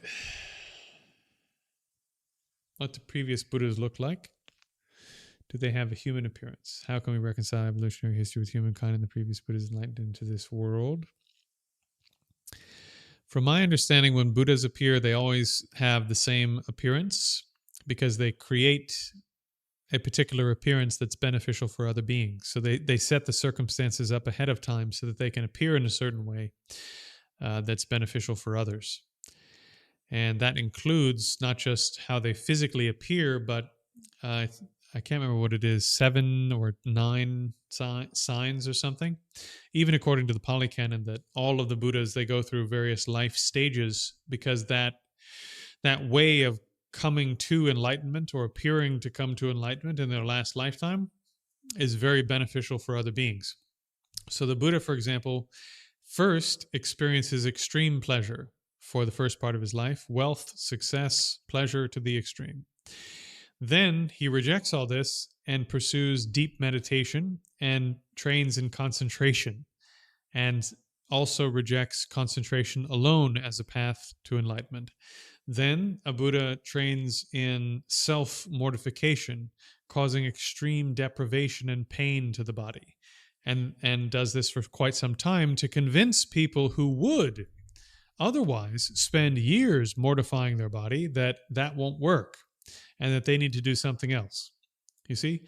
So what he's doing through his life is showing you that just being successful, wealthy, and popular can't fix your problems. Just training in concentration can't fix your problems. Just mortifying your body and making everything really painful and depriving yourself of everything can't fix your problems. And that accounts for most of what people would try to do. They're either going to try concentration, or they're going to try pain, or they're going to try pleasure. And a few other things. But that covers a wide range of really devoted types of spiritual practice or sort of conventional life in the real world. So by living this way, the Buddha prepares us for his teachings, which actually give you a resolution to the problem of suffering. And this is a common pattern for all Buddhas.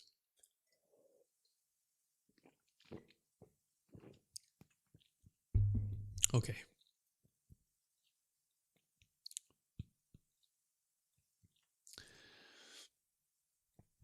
So I'll tell you the way that I reconcile evolutionary history with the Buddhist worldview more generally.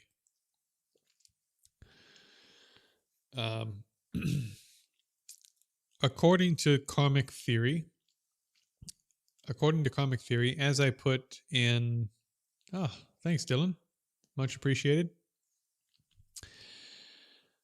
According to karmic theory, actually, we've hit another 30-minute mark. So for those who are new in the stream, very briefly, I don't charge for any of my teachings. I don't charge for any of my classes. I don't charge for any of my retreats. I don't charge for any of my courses or teaching materials. So the way that I'm able to do this for free for everybody is that members of the community step up and they make donations for the benefit of everybody.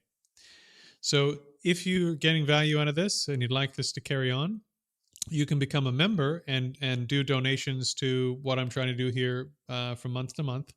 The lowest tier of donations that I have is about a cup of coffee's worth of funds per month, which is quite reasonable.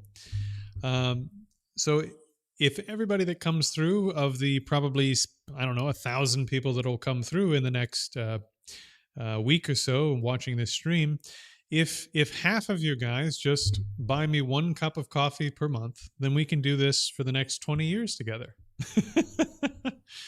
And I can carry on teaching all of you for free without having to charge for any of it. And we can do retreats, and we can go through materials, and I can make great content that you like, and it all works. I can continue upgrading all this setup here so that I'm producing even better stuff. So a couple ways to support me.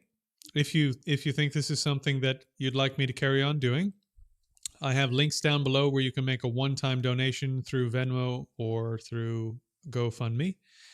You can become a member on YouTube, or you can send through a super chat or a sticker. And if you send through super chats, I will read those questions ahead of the line. So I go through everyone's questions. Again, I don't charge for any of this. And I'm going to go through all of these questions. But if you'd like to be pushed to the top of the list, you can do a super chat. And the reason I put those first is the community owes you something if you're contributing to me giving everyone else information for free. I think that's quite reasonable. And since I owe you and the community owes you something, a small thing I can do is just answer your question first, right? So please do, if you're willing and able, send through a super chat, send through a sticker. You can put a sticker or a super chat, a good thumbs up chat thing in the comments section after the video has been posted, or become a member. And everything that comes in really does help, especially because we're new. This is the beginning. And I have put every ounce of my being, 70, 100 hours a week into making this happen. So there's nothing else that I do but this. So if you'd like it to carry on, then please do contribute what you can. Okay. So I put up a video. I think it's Lewis still. No, SL. So I put through a video on the origin of the universe from a Buddhist perspective. Buddhism says that there are infinite causes into the past. This universe has a first moment, of course.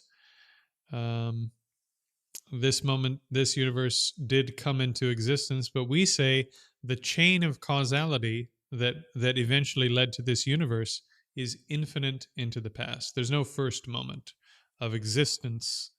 There's an infinite causal chain of existent things rather than a creator God of some kind. Likewise, your consciousness has an infinite causal chains going into the past. So all of us are, in that sense, eternal beings, even though it's a causal process. So there's no like little you in there somewhere. It's a series of causes. Your mind is a series of causes that's been going on forever, according to Buddhism.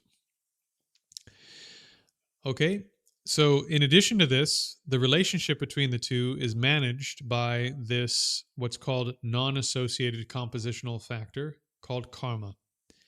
And karma comes from the actions you've done in the past and is part of what your mind uses to generate new physical realities, including the universe. So when a universe ends, a universe gets pulled apart or collapses.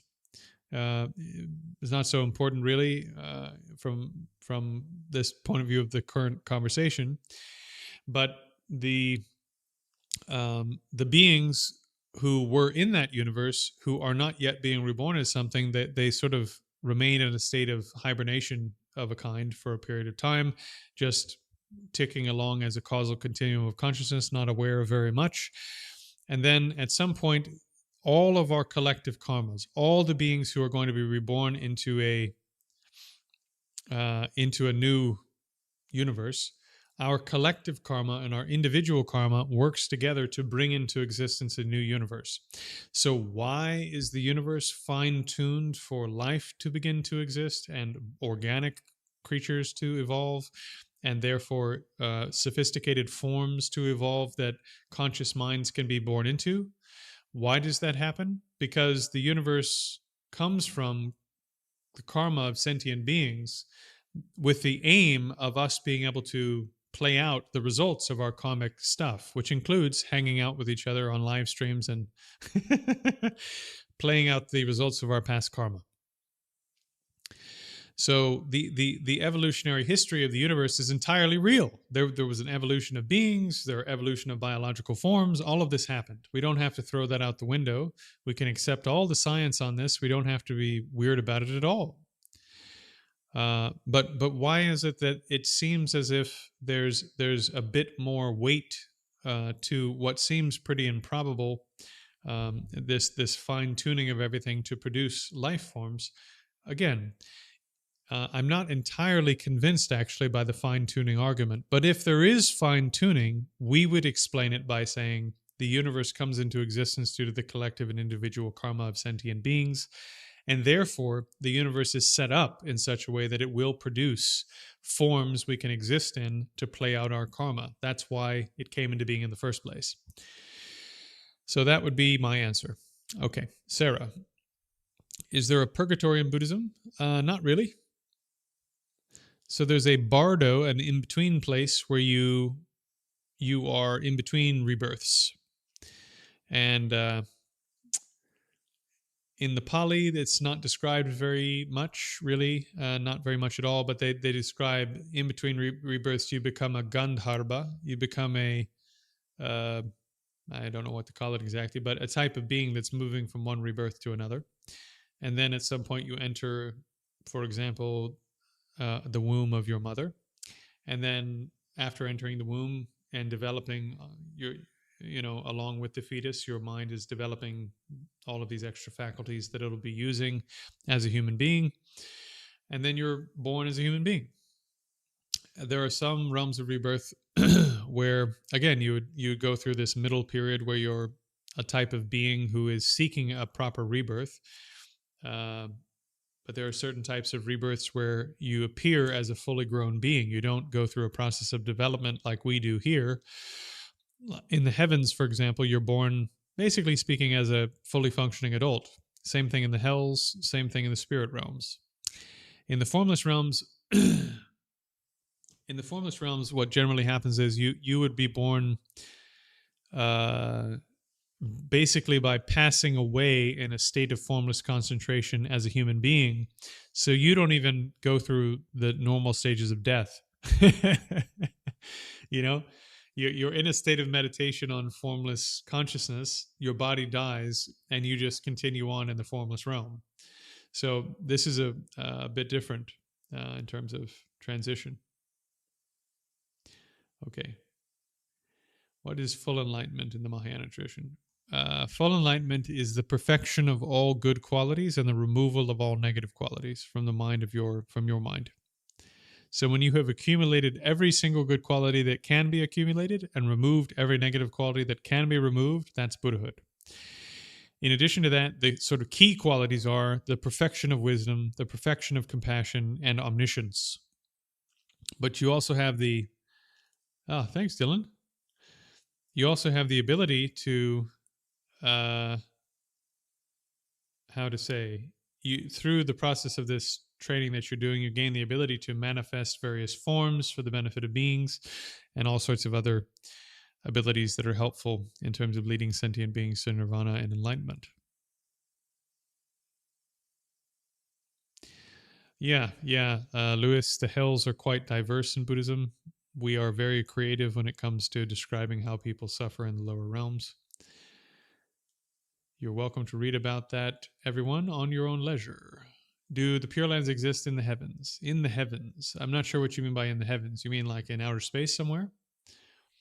If that's what you mean, then I would say no. But the Pure Lands are real places. And in my understanding, they're basically made of what I call sub-physical substances. They're made of what Buddhists would call form, which is not particles. It's like a subtler type of physical substance that's not electrons, protons, neutrons, etc. At least in my understanding. And so that substance can fully overlap with the physical universe without interfering with it at all, which is kind of interesting. Which is also part of the reason, for example, that devas and heavenly beings, et cetera, can move around in the world and not be detected and do stuff if they want to or not. Same thing for spirits, according to my understanding of the subject. Please explain to me the Buddhism part a little further. I'm not sure what you mean. What happens if you break your vows? Don't break your vows. Just don't, Sarah. Don't break your vows, okay?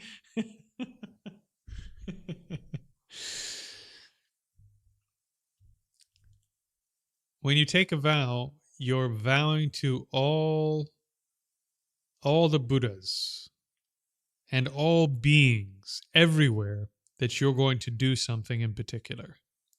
If you break that vow, you have committed the karmic action of lying to all beings everywhere, when the stakes of telling the truth were very, very, very high. So it's good to take vows. It's also good to not take vows. If you're not ready to keep your vows, don't take the vows. If you're pretty sure you're going to be able to keep the vows and you're going to be serious about the vows, take them, because you're going to accumulate huge amounts of good karma continuously. If you're not sure if you can keep the vows, or you have doubts about it, or you think you might give it up at a later time, don't take them yet. Wait, because if you break them or just stop doing them, the karmic consequences are astronomical. Really bad.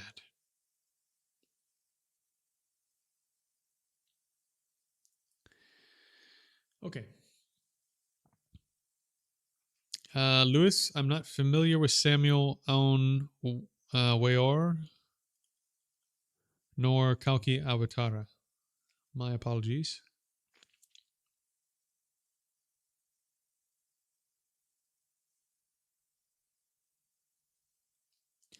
You say to not stop there, but to conclude with the Buddhism part. Can you please elaborate for me? Yeah. So the in my opinion, the unique Buddhist aspect of Buddhism, because you can train in ethics in some other places, you can train in. I mean, there's a few unique Buddhist things, but the most critical, the most sort of central, and most important Buddhist thing is wisdom. Is the wisdom of emptiness, selflessness, dependent origination, impermanence. These are all interrelated subjects. This is the part that, in my view, besides a few schools of maybe Taoism, few schools of Hinduism that have had a lot of interaction with Buddhism historically, this is the aspect that is uniquely Buddhist.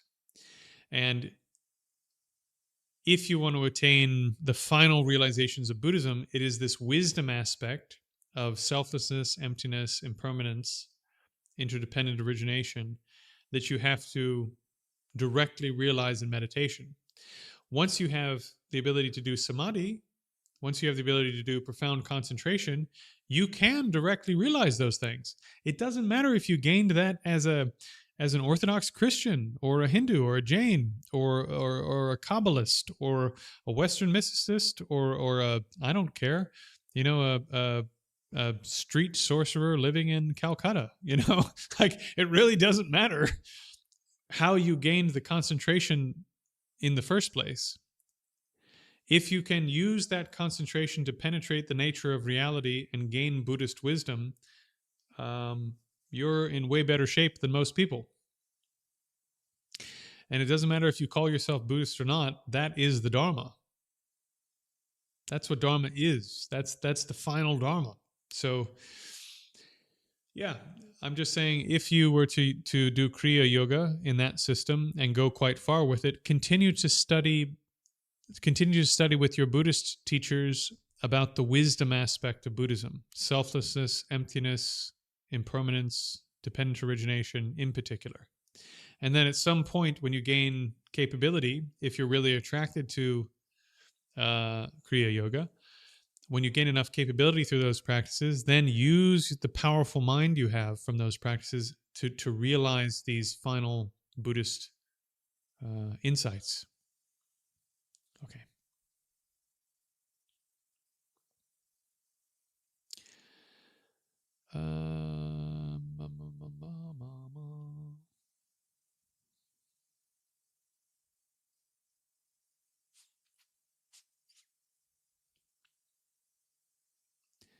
How do you go about studying Buddhism? You want to find a good lineage, find a good teacher.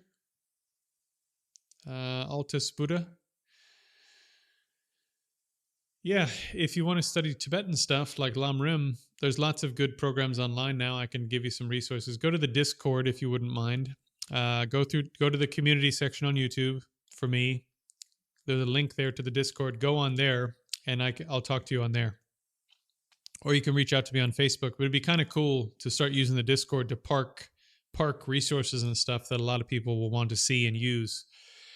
Yeah, we can talk about that. But in general, my advice is find a good lineage, find a good teacher, and that's the best way.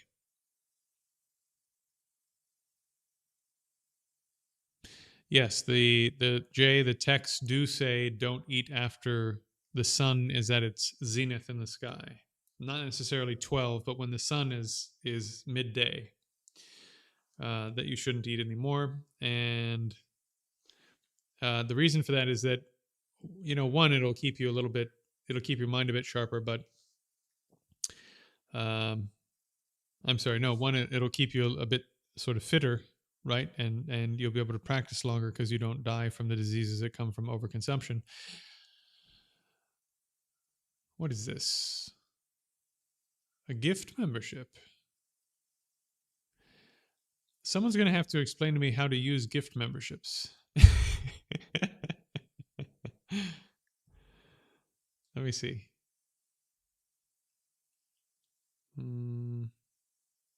Okay. You got to help out the old man.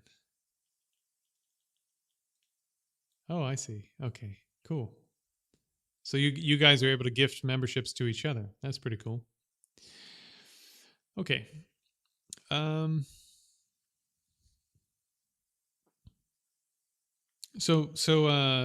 eating one meal a day makes your mind sharper because your digestion takes up a lot of your mental what you would be normally sorry, what could be used for your mental activity, your mental practice. And so not eating after midday, the by the evening sessions, since your body's resources are not being used digesting food, you have more energy to put into the meditation practices and so forth that you're doing.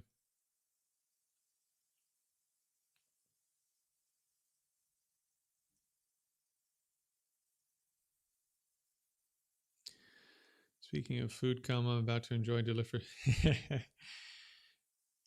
Oh man, you got to send me a pizza. I need a pizza.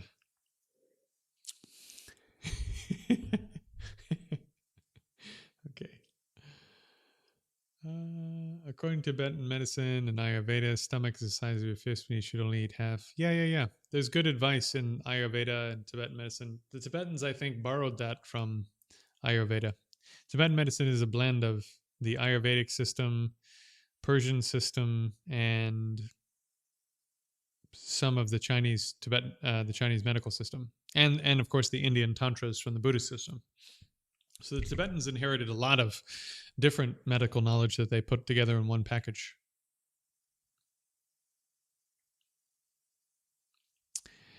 Would you rather incarnate in an uncontacted tribe as a Tibetan monk in Wyoming or in a peaceful planet where everything's taken care of, like you said? Uh,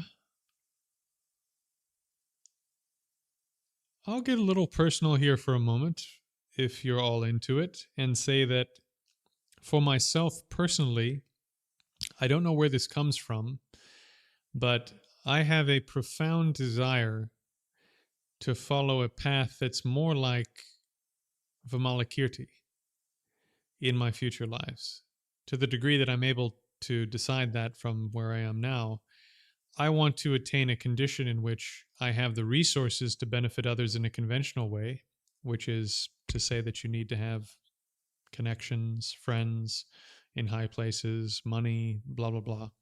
And at the same time, that I have the time and resources and capability to do really high level practice so that I can benefit others in the Dharma. So there are a few figures throughout Buddhist history, like Vimalakirti, where they are fully in the world, and also fully realized, capable practitioners. And I actually, one of my teachers here in Edinburgh is like that. Ian Burgess is like that. Ian Burgess, who's my teacher, one of my mentors here, close mentor here. I mean, he worked for the UN. He hangs out at the House of Lords and does $10,000 dinners, but he is a greatly accomplished yogi with extraordinary capabilities. You wouldn't know it by talking to him unless you asked him certain kinds of questions. But he's like an encyclopedia of practices and has done incredibly difficult kinds of retreat and lives a relatively ordinary life and you would have no idea of any of this unless you talked to him about it or you knew to ask him about it.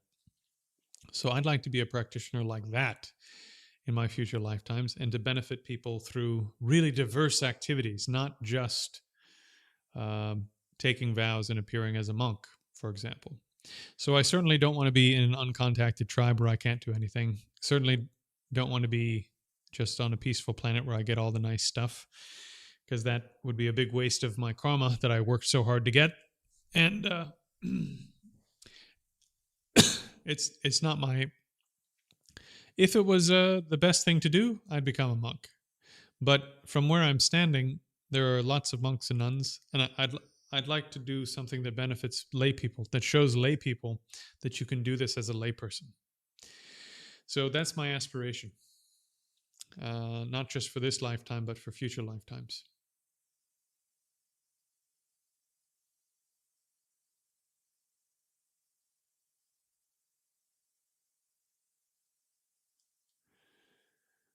Okay, Dylan. what would it take for you to convert to Christianity? Is there any reality in which you do so, or do you have way too much faith verification in Buddhist worldview to ever consider? I mentioned this in the comment section. It really pissed somebody off. So don't take this the wrong way. I'm not saying this because it wins the argument. I'm saying this to show you that I've already thought this through to some large degree. My master's degree is a master's in theology and religious studies. I've already studied the text and the history of the Christian faith and the arguments for a creator deity at some length and at a pretty high level, and with professional theologians, where this is what they do all day. You know, this is what they do for a living. And so I've really studied the Christian faith and the idea of a creator deity for a long, long time. And I just don't think it works as an explanation. Furthermore, as I put up in a post in the community section recently here on YouTube, as a Buddhist, we actually have the resources, let's say, in terms of practices and so forth, to explain Christian miracles without having to accept the Christian faith. There's a whole class of practitioner in Tibetan Buddhism, for example, of people who raise themselves from the dead. We have a whole history in Tibetan practice of people raising themselves from the dead and doing other types of practice where they stop their death, or they control their death, or they transfer their mind from one body to another at the time of death, or even before death. So like the ability to control death or come back to life or go on living beyond death, etc., is something we understand very well. So even if Jesus rose from the dead and that was the only possible explanation for all of the events of Jesus's life, that's okay. You know, like, this is something people can do. We have practitioners that do this also. No problem. You know, it's like, okay, no problem. That doesn't prove that Christianity is true. You see what I mean? So I have the resources to say, I'll accept all of your miracles as a Buddhist. I'm not saying I do, but let's say that I did accept all of the miracles of the Christian tradition, the expelling of demons, the walking on water, the rising from the dead, the turning water into wine, the whole miracle upon raising another person from the dead, miracle upon miracle upon miracle. Every single one of those miracles, maybe besides turning water into wine, we have the same miracles in our tradition. So you having them in your tradition doesn't prove to me that yours is true. Especially doesn't prove that it's true when you say it's one special case that no one else can do, and yet we have like hundreds of examples of people that do it in our tradition, right? It just makes me think that maybe you don't understand how this works if we have hundreds and you have one. Like for you, it was a fluke. For us, it's just something that people do. You understand what I mean? Especially because we have like 15 different types of practices related to controlling death. And you have one guy who did it one time 2,000 years ago and kind of like somewhat sketchy historical evidence on it happening. And we still have Tukdam practitioners, for example, stopping their body from decaying in the heat of the Indian summer for 37 days at a time. I just put up the documentary on the Tukdam practitioners. That's one of the first videos I put up when I started making content again. The editing wasn't very good. My apologies to everyone, but the content is fantastic and the documentary is fantastic. We have all sorts of practices related to controlling death and some practitioners coming back from death. So even if I grant all the miracles, we have practitioners that do all sorts of fun stuff with transmuting stuff, causing objects to appear, causing objects to disappear, causing people to have visions of other realms. Like you name it, we have miracles galore. We have people coming back from the dead. We have people raising the dead. We have all of the miracles of the Christian tradition and 50 more. I'll give you a really funny story. There was a Geshe, the Geshe is like a scholar in the Gelug tradition, and he heard there was a yogi, a cave dwelling yogi, who had been living on a little mountain in the middle of a lake for a long period of time. And so he went out to visit this yogi uh, in his little cave in the middle of this lake. And he meets this yogi, and they have a great conversation. And then he says, "What's your main practice been?" And the yogi says, "I've been reciting Om Mani Padme Hum, the mantra Om Mani Padme Hum." And this Geshe goes, "Oh no, you've been pronouncing it wrong this whole time for years." And the yogi goes, "Oh no." And so the Geshe tells him how to recite the mantra properly. And the yogi thanks him. The Geshe, again, sort of this young scholar who hasn't done his retreats and stuff yet, gets back in the boat. He's feeling pretty good. He goes, I did something. I'm ad-libbing a bit, but it's like, I did something good today. He's a practitioner. He's working hard, didn't know the mantra, and I really did something good today. It's a foggy day. They hear a strange sound when they're halfway across the mountain. They hear a strange, halfway across the water, going back across. They hear a strange sound. He turns around. The yogi is walking across the water on the lake to the boat. And he goes, young Geshe, my apologies. After you left, I forgot how you said to recite the mantra properly. Can you tell me the proper pronunciation one more time?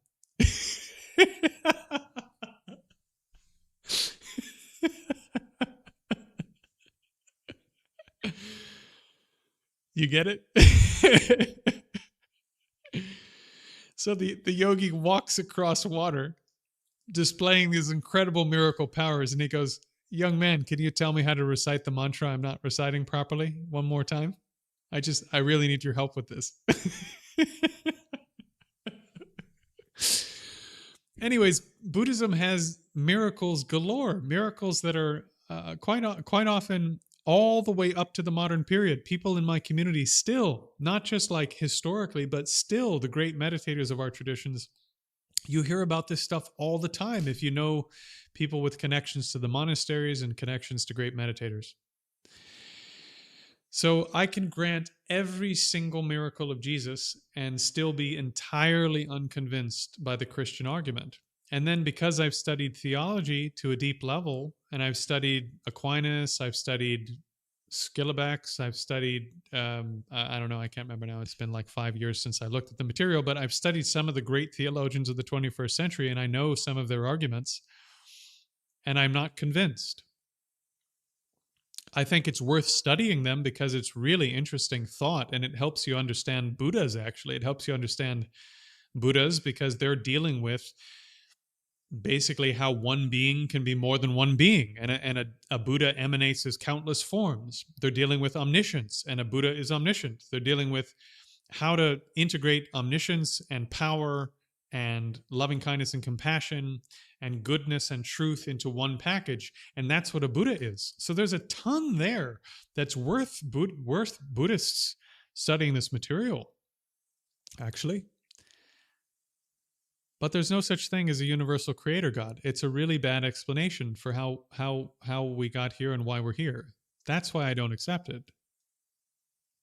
But it's a bad explanation that extremely intelligent people can find convincing, in my opinion. It's not like a dumb idea. It's just an idea that doesn't ultimately work, because you have to break the rules of reality as we understand them to make it work. As I've said in a bunch of videos, a bunch of posts, and you can see my more formal arguments in the stuff that I've said, right? In various other places. Also, at some point, I'm going to put up a video where I just talk about infinities in general, because this is sort of the big thing that the theologians hit on, is that you can't have infinities. Infinities can't work. Infinities have all these logistical problems that make them impossible, and therefore we need a finite reality that is caused by something like a God. And if they're wrong about infinities, then we don't need God. And I think that they are wrong about infinities. My goodness, look at this. We have an arhat has just entered the chat.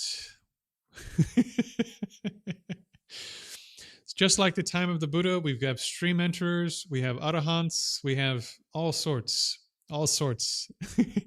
arising right here as we speak.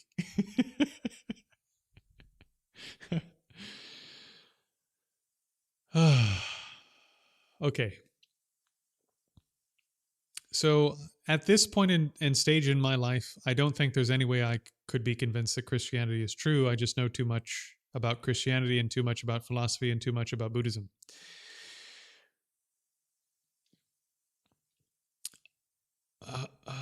Okay. Thank you, Dylan, for the super chat or the sticker.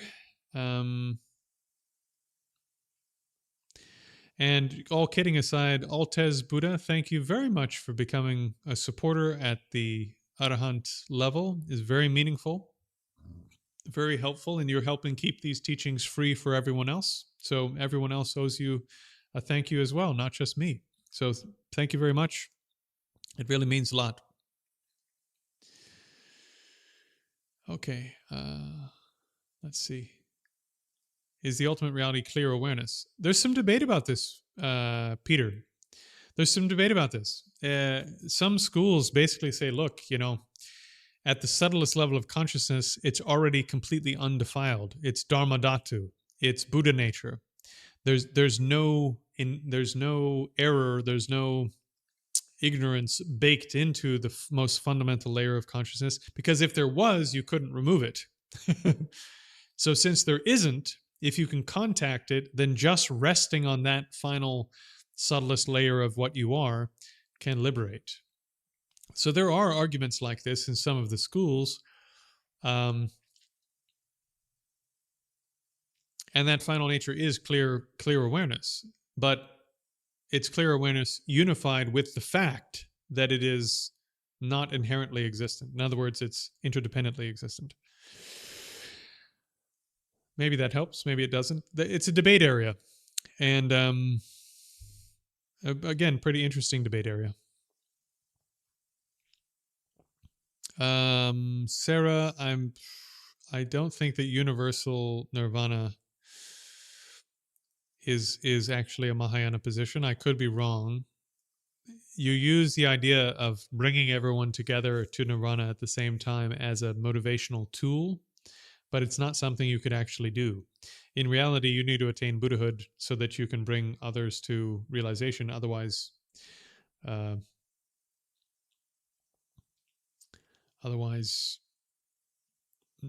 you won't get there and they won't get there. I'm not sure what aphantasia means. If you could spell that out further down.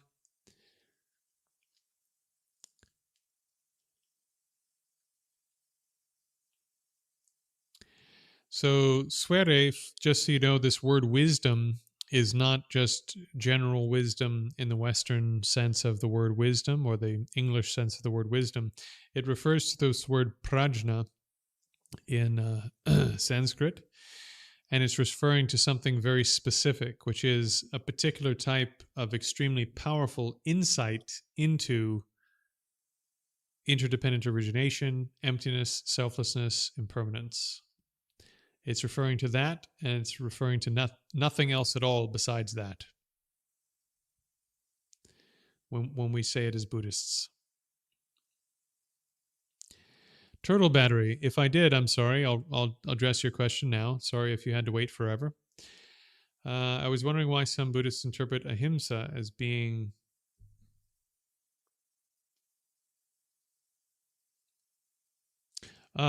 okay. Sarah, I will address the aphantasia thing now. Yeah, if you have aphantasia, I would just recommend you do types of practice that don't need visualization. No problem. There are, like, for example, the practices that I teach, besides the counting one, have no visualization, in part for that reason. I'm anticipating that if you're trying to take techniques out to like 10,000 people, some of them are going to be aphantasia people. So the breathing practice that I teach, you can mentally just say the numbers instead of visualizing them. And then all the rest of the practices I teach, you don't need to be able to visualize to do. So there are whole schools of practice where you do no visualizations at all. So there are methods for people like that. Okay. Turtle. Why do some Buddhists interpret ahimsa as being okay with eating meat? I explained that earlier in the stream. Because eating meat is, if you look at the action itself without looking outside the action, because karma just means action, the motivation, the intention, the object, the effort, and the completion, if you consider all 5 aspects that make up this action of deciding to eat your hamburger for lunch, at no time and in no place whatsoever in any part of that action are you forming the intent to harm a being or harming a being. There is flesh there that already existed. You never formed the intention to harm anybody or anything. You never killed anybody or anything. You turned up. There was flesh there. You satisfied some hunger you had. In terms of the effort of the action, all of the stuff that you did to get to the point where you were having the hamburger, you never formed the intent to kill anything. You never formed the intent to harm anything. In terms of the completion of the action, you didn't sit there and go, yeah, I'm glad they kill cows. You just went, I'm glad my hunger is done now. So in the completion of the action, you never formed the intent to harm anything. You never formed the intention to kill anything. So the entire action from beginning to end is ahimsa. It is harmless action in terms of the stream of the action, right? If we're zooming in on the action, there is no negative component anywhere or harmful intent anywhere in the entire stream of the act. Does that make sense? So in terms of karmic theory, in terms of your own practice and moving you forward on the path, there's no ethical repercussions for you as a practitioner because of this action, as long as you're not harming any being in any part of the act. So as part of the effort, if you ask someone to kill for you, to kill that being for you, or allowed someone else to kill that being for you, like in extremely close proximity, specifically for you, well, now you're involved in something negative that's harming another being. But if you just turned up to McDonald's and bought a hamburger, that none of that happens. I hope that makes sense. Okie dokie. What is a kalpa? A kalpa is an extremely long period of time. I don't know. I think it's defined slightly differently in different places. If you go to the Pali English Dictionary and look up a kalpa, or the Sanskrit English Dictionary and look up a kalpa, it'll have more specific definitions there.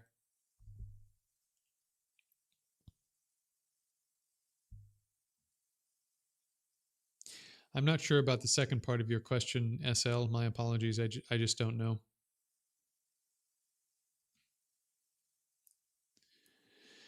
If possible, my dear friends, I'd like to avoid the subject of meat for the remainder of this particular stream.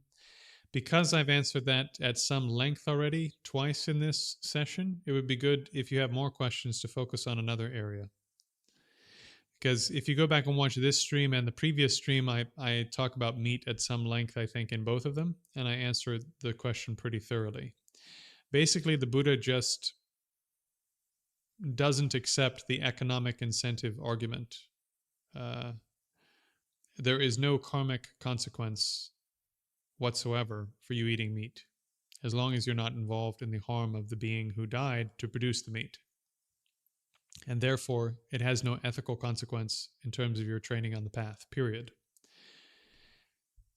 And as far as the rest of my opinion on vegan and vegetarianism, I already went over that at some length. So if you put more of those questions in the chat, I will simply politely say that it's already been asked and answered very recently, so you can find it on this stream or a previous stream.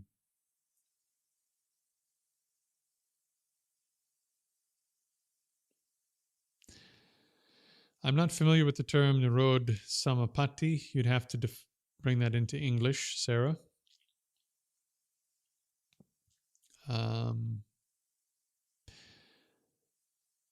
And sometimes these terms depend upon what school of thought is using them. They'll define them differently. So you have to it's really tough because there's so many critical terms, and different schools sometimes use the same terms, but they define them in different ways, and then you're left wondering, well, what do you mean by nirvana? What do you mean by nirodha? What do you mean by, you know what I mean? Okay. Mm. Anyone can take it. You buy it for someone else. Oh, cool. What is dream yoga? Dream yoga is the practice of becoming aware of your dreams first, entering into lucid dreaming next, doing very specific types of exercises within that lucid dream that give you more insight into what your mind is and what it's like, etc., etc. And then ultimately becoming aware of dreamless sleep, the period where you're not dreaming in between dreams. And in that dreamless condition, that condition is very close to the type of mind that arises when you die. It's very close to the type of mind that you have when you pass from lifetime to lifetime. So through gaining familiarity with that dreamless sleep mind, and I think, if I'm not mistaken, doing certain types of practices using that mind, it can be very beneficial to your practice at the time of death.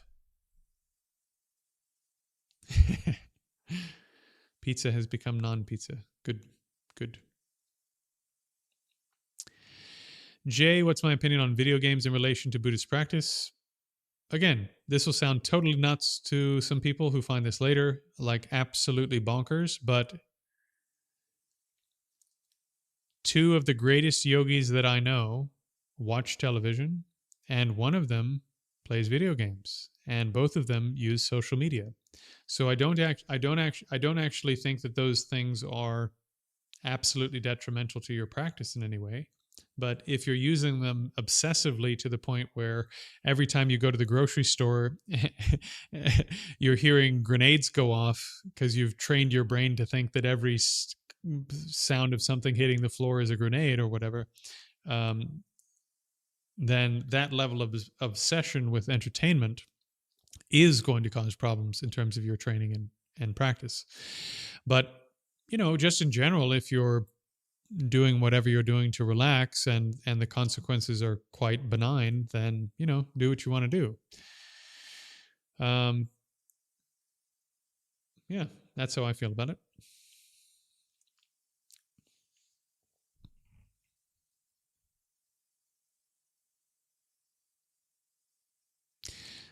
Vixen, I don't know if you heard, I just answered the question about eating before noon.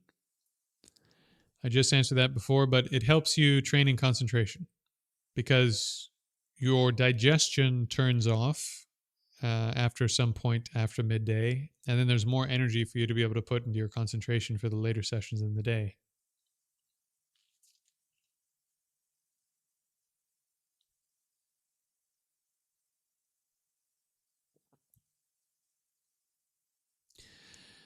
Daniel, thank you for the vote of confidence.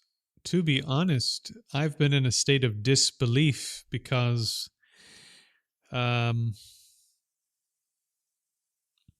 be honest, for those of you who find this later, for those of you who are here, I thought nobody cared about this stuff except for like a tiny number of people. I have been absolutely shocked that so many people care about this and want to talk about it.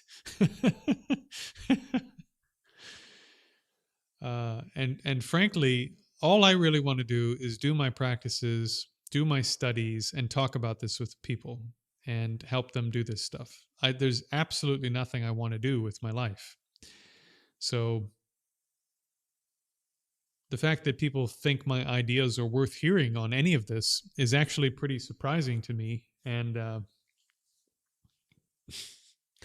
it's actually quite humbling. I mean, there are practitioners, I think, but in reality, that are way more qualified and capable than I am. So the fact that the response has been so dramatic in the last couple of weeks has been really surprising to me. But I guess again, it's this thing that like I really want lay people to understand that other lay people can do this, and you can be serious and you can make progress. And even for me, coming through all of this over the years, and occasionally finding great lay practitioners, it inspired me so much to see other practitioners who had made real progress in this, who weren't monks and nuns. So, yeah, again, it's actually very humbling to find that other people are perhaps some people are looking at me and going, "Oh, wow! If this guy who wears normal clothes and has normal hair and lives in a normal house and you know is not talking like some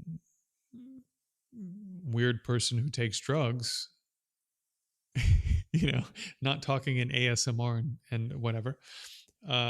If a person like that can actually make progress in this, maybe I can too."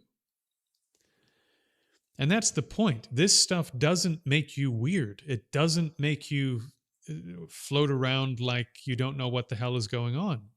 It makes you more normal because delusion is abnormal.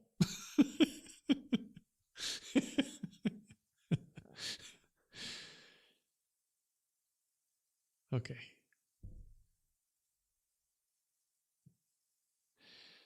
Lewis, I'm not familiar with Malkurti. I'm not sure about this astrologer and Chakravartin. Not sure about that. If you want to benefit all sentient beings, what good is the achievement of nirvana? Because you have to achieve nirvana to achieve Buddhahood. I've said that a few times on this stream when you've been here. You got to listen, Lewis. Come on, man. Don't just ask the questions, listen to the answers. It's important. It's a two-part endeavor. uh, was Christ a bodhisattva? I don't know. I suspect, I have some suspicion that he was not. But that actually puts me in a majority. That puts me in a minority, I think. And some people who think he might have been are much more capable than I am. But again, there are just certain things about his life and the way that he taught and the way he did things that make me think that, he actually he fits in really well with Jewish preachers at that time as a general category. And I don't know. It just seems like sort of a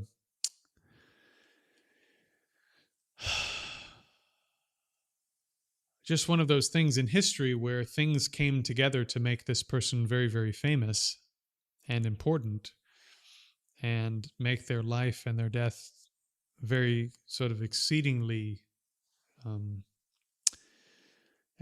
important as a symbol of transformation for people in a way that, how do I put this? In a way that when I read the great scholars who are historical critical scholars of the Bible, the historical Jesus sounds much humbler than all this. He sounds like a Jewish minister who, a Jewish preacher. I'm not sure what the right terms are. My apologies to anyone who knows much more about the right words to use. But he's a man of his times. He's seems to believe that the world is coming to an end very shortly, and is giving teachings that align with that kind of thing. And that was a popular thing to do at the time. And since then, much has been said of him. And obviously, a little religion called Christianity has grown up around him. And I'm just not sure when I look at the historical Jesus that it's the same person being described in Christianity. I'm not sure. I'm not saying that it isn't. I'm not saying it is. I just don't know. I've studied too much to be confident one way or the other. Okay.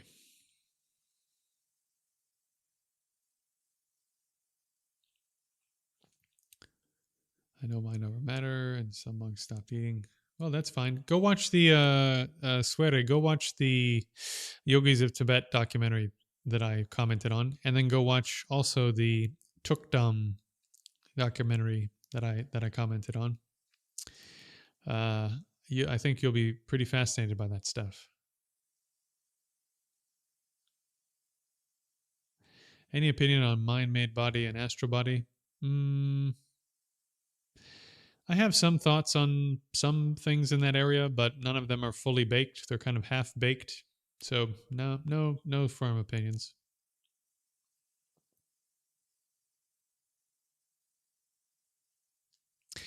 Mm, little different, little different. Jesus didn't say if you focus hard enough, you can walk on water too. He says if you have faith in me, you can walk on water. It's a little different. It's sort of borrowing my power, you can do it too. Not that you can do it on your own, but borrowing my power, you can do impossible things. You can do miracles. It's the same way that he sent his disciples out to heal others, to bring people to the faith, but they didn't have the ability to heal themselves. They had their ability to heal through Jesus and through God, or maybe just through God, you know. So it's a little bit different. He didn't do what? Not sure what that question is in reference to. Oh, Drogan, I'm sorry. Drogan, I'm sorry I missed that super chat. I would have done it earlier. It sort of slipped through the cracks there. Yeah, rejoicing is fantastic. So if you rejoice in the merit, the good deeds, good actions of a being who has much more capability than yourself, you get half. And I can't remember exactly the criteria, but if they are not way ahead of where you are, but sort of a little bit less than that, then you get like 75%. If they're at the same level as you, you get 100%. So if you rejoice in the merit of other beings, like, for example, Lama Tsongkhapa did hundreds of thousands, up to, I think, 1 million mandala offerings and prostrations, and did incredible retreats, did all sorts of incredible things in retreat. All you have to do to get half of his merit right now is just think, wow, that's great. I'm really glad he did that. That's incredible. Well done. If you do that right this second, you get half of all the work he put in for years. So in terms of like investment of time versus return in the long run, this is a very good use of your time. It's a get rich quick scheme. Rejoicing is one of the most incredible practices you can do because it's really easy to accumulate tons of good karma. On the other hand, if you're watching the news and you see that someone got killed or that a bomb went off somewhere and people that you don't like died in that bombing during war or whatever, and you go, I'm glad those people are dead. Fantastic. Well done. Then you get all of the karma of those beings being killed. So rejoicing works both ways. If you rejoice in the negative actions of other beings, you get the full karma of having done it yourself. So if you're reading World War II history and you go, I'm really glad they killed all the Nazis, you get the karma of killing hundreds of thousands of people. So you've got to be careful from a training perspective of what it is you're rejoicing in when you're reading history, when you're watching the news, et cetera, et cetera. You don't want to be accumulating the karma of killing thousands of people, et cetera, right? Instead, you want to be accumulating the karma, the good karma of rejoicing in the virtues of all beings.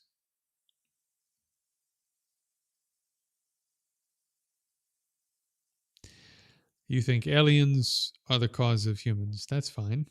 You can think whatever you like. Everyone has their own individual karma.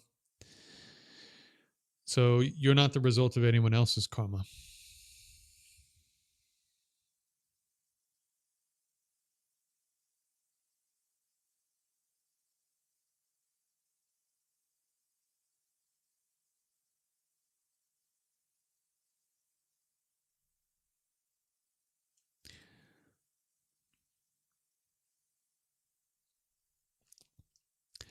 How should we help the homeless? However you can, Lewis. If you are in a position financially to help financially. If you're in a position to help just by being there and showing them that they are a human being and they're cared for, and you talk to them and just treat them like a normal person when you talk to them. Um, you wouldn't believe how impactful and important that is for people who are mostly treated like trash by everyone else. Uh, if you don't have the ability to do all of that, maybe that's not your personality or not your finances, you can volunteer at soup kitchens or places where those without means come to get help, you know? Just help people in normal ways. Is there a conscious being who manages samsara? No. It's just a circle of causes that we're trapped in individually and collectively. However, there is a being called Mara, or maybe even a class of deities called Maras, who don't want other beings to get out of samsara for some reason, jealousy, or they like the praise and whatever that they get, or they don't want beings attaining Buddhahood and Bodhisattvahood and becoming greater than they are because they're jealous of the greatness of Buddhas and Bodhisattvas, maybe reasons like these. And so because of this, they work very hard to keep people in samsara.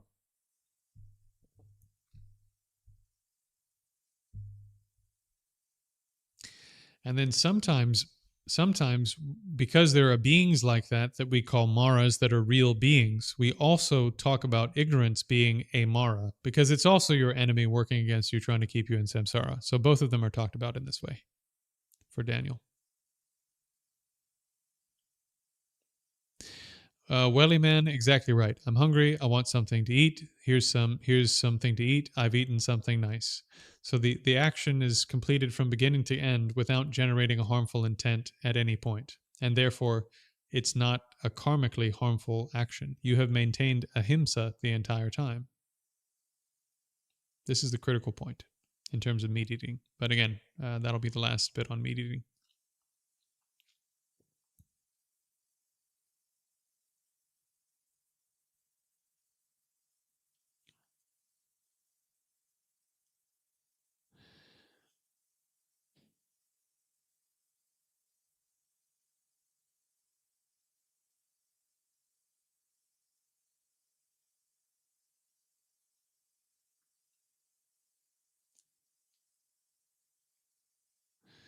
I see the entire chat has been taken over by this. See, this is what I'm saying. When the meat eating subject comes up, the entire conversation becomes this debate about the ethical nature or unethical nature of meat eating. Here's the bottom line. If you're Buddhist, the Buddha, an omniscient being who has overwhelming, completely all consuming metta and karuna for all sentient beings of all kinds, everywhere, including every animal, said it's okay to eat meat. So if you're Buddhist, that should be a good enough reason. If you're not Buddhist and you want to have debates about the ethics and the economy and blah blah blah, that's fine. Go ahead, go for it. You know what I mean? But this is from the point of view of karma, and point of view of what a karma is. There is no harmful intent, no harmful motivation at any point in the ordinary action of eating meat, as long as you're not asking someone to kill or standing by while someone simply kills something when you could have saved that being.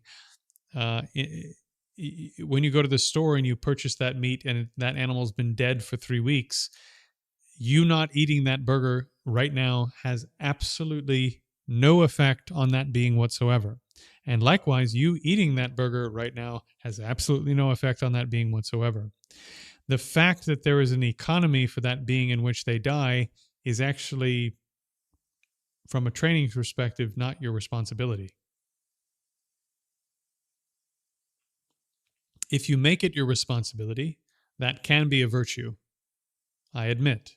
But I've said this before, if all it does is piss you off because other people aren't doing this thing that you think is ethical, you might as well not do it at all, because that anger is going to screw up your entire practice. You will not achieve realizations in this life if you run around being pissed off at everybody all the time, in particular being pissed off at Buddhas and Bodhisattvas for telling people it's okay to eat meat.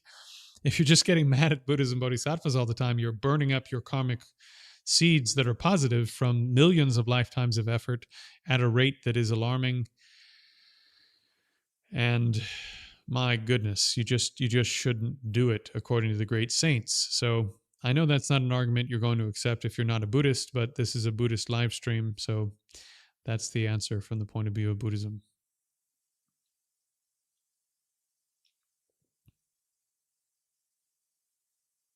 I'm not sure what you mean by after hours of Vidya, Carl.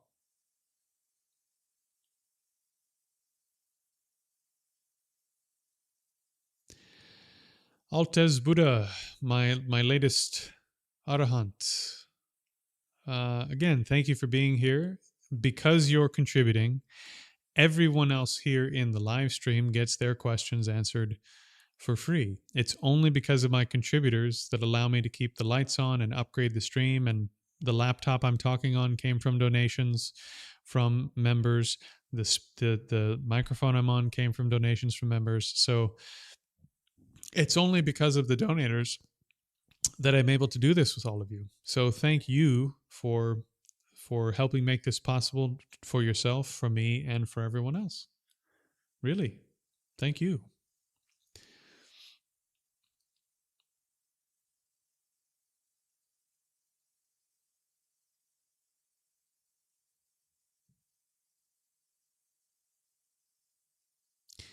Earth Wombat, I talked about this a bit earlier in the stream, but my teacher advised me not to become ordained if I wanted to help more people. And I took his advice. If you go back and watch earlier in the stream, after the stream gets done, go back and watch the earlier part. I tell the full story for that.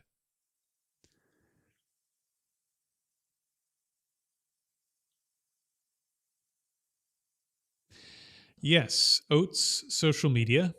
The concept of Tathagata is entirely consistent with the doctrine of no self. There's no contradiction. Your Tathagata, your nature of Buddha, of being able to become a Buddha, is the selflessness of your consciousness. The fact that your consciousness is a dependent arising is your Buddha nature.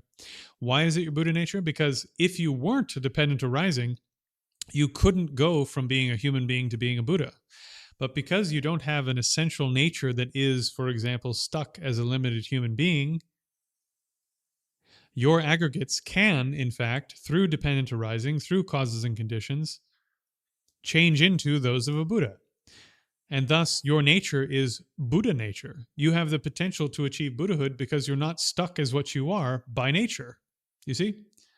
So it's because of selflessness and emptiness and no self and impermanence that you can, in fact, become a Buddha. Thus, your nature is Buddha nature.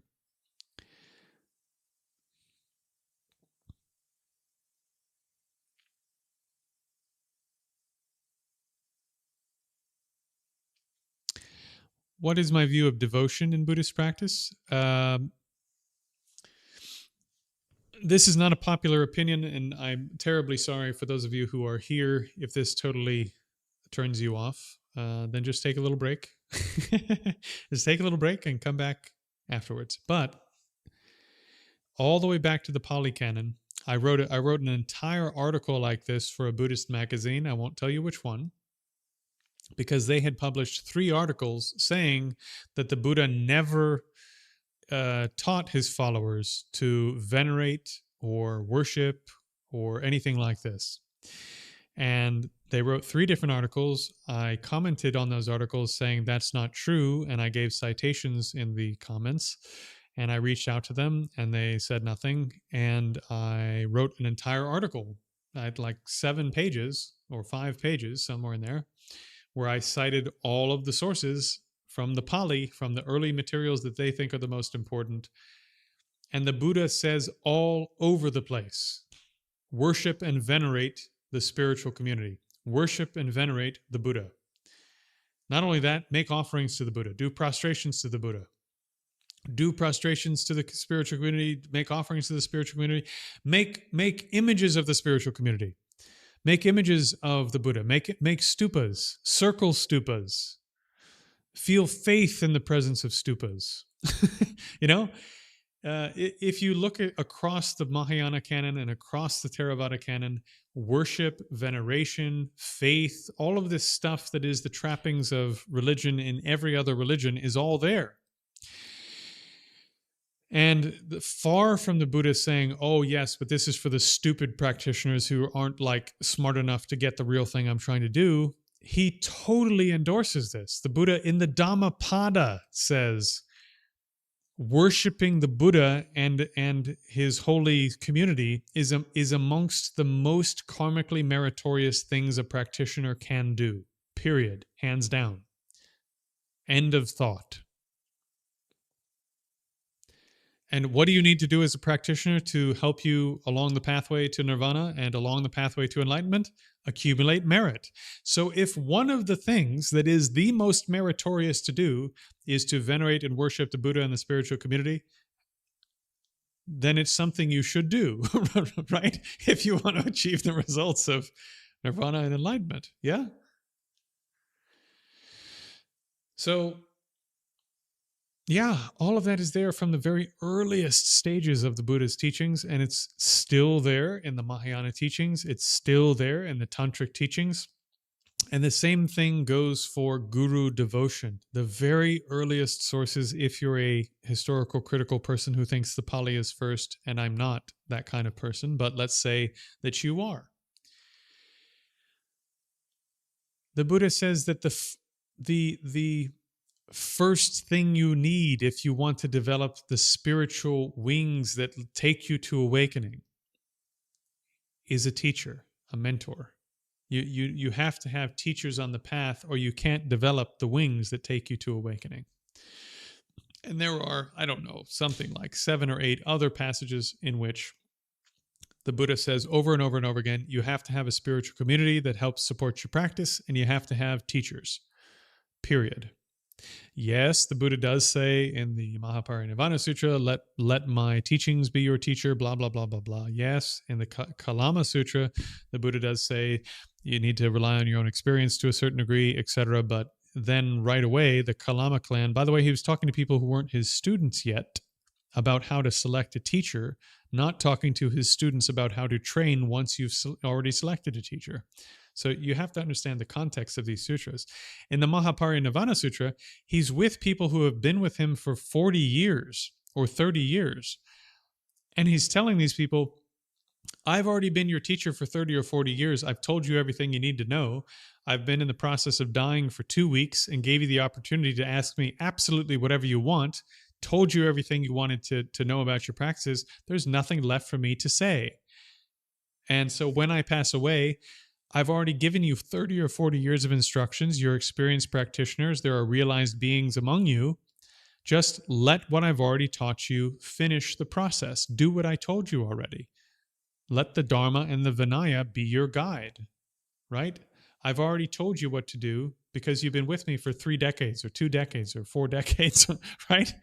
So he's not talking to rote beginners and telling them, yeah, just read the book and do stuff. I mean, that's absurd. So, I mean, devotion, guru devotion, praise and worship, all of these things are part of Buddhism. They have been from the beginning, and they are incredibly powerful and important things to do. If you're not comfortable with that, don't do it. That's fine. No problem. Do other stuff. But don't say it's not part of the tradition. Right? That's a lie. Don't lie about things in your tradition. How could that possibly lead to a good outcome for you? I mean, if you say you believe in karma and you're lying about what the Buddha said, for what? Why are you lying about what he said? Because you think other people aren't going to like it. I mean, for goodness sake, let the Dharma be your guide, but don't tell people what the Dharma says. I mean, what the hell? It's like there's no way to unscramble the egg if you start going down that road. Just represent the tradition as what it actually is. Okay, I digress. Carrying on. Yes.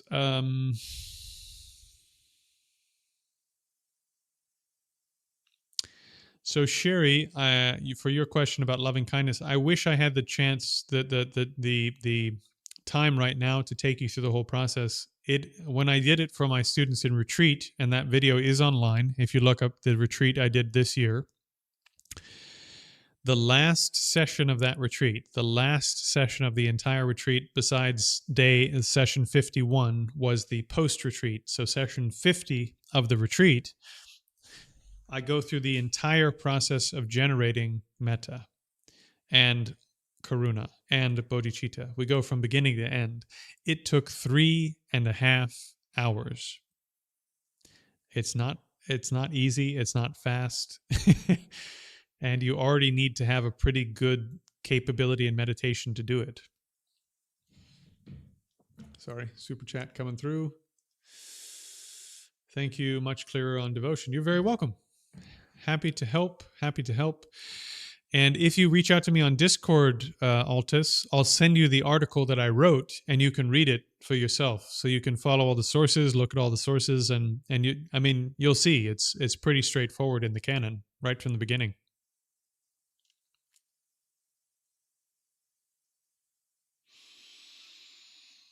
Making my own intention. Okay.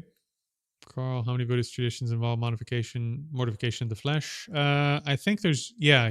Actually, you just said, burning their middle finger off. I hadn't heard that.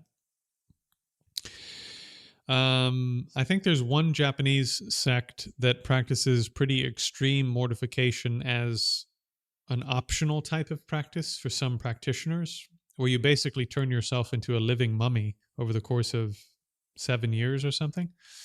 But usually that's, and I'm not criticizing that school, but usually the extreme types of mortification are not practiced in Buddhism as a general principle. Mr. B, congratulations. Very good news. Speaking of rejoicing, I rejoice. The first step in a hopefully long career, long lifetime of good practice, good study, and accomplishment.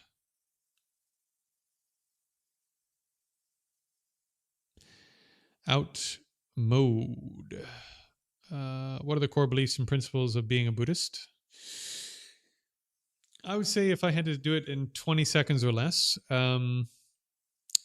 Buddhism is basically saying, Buddhism for beginners is saying that, let's be nice and say that most of what makes you unhappy comes from inside. Because you can have all of the nice stuff that you would normally enjoy outside, couldn't you? And still find yourself unhappy inside. Isn't that true?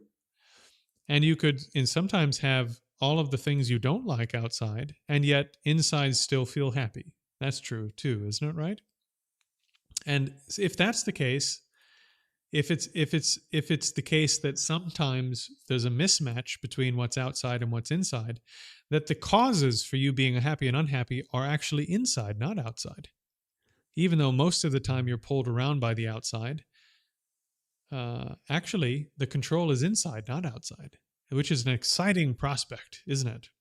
Because what that means is, if you can train the inside, if you can control the inside, if you can improve the inside, then you can be in a perfectly internally happy state no matter what's happening outside. And in a nutshell, that's Buddhism.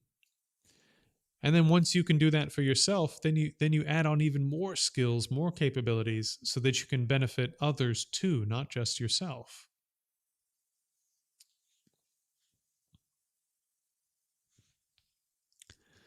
Siddhartha, at the end of traveling. Yeah.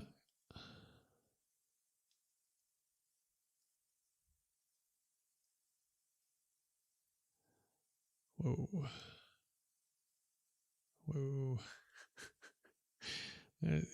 I really got to get a moderator in the chat. Some of this is crazy, you guys. Come on.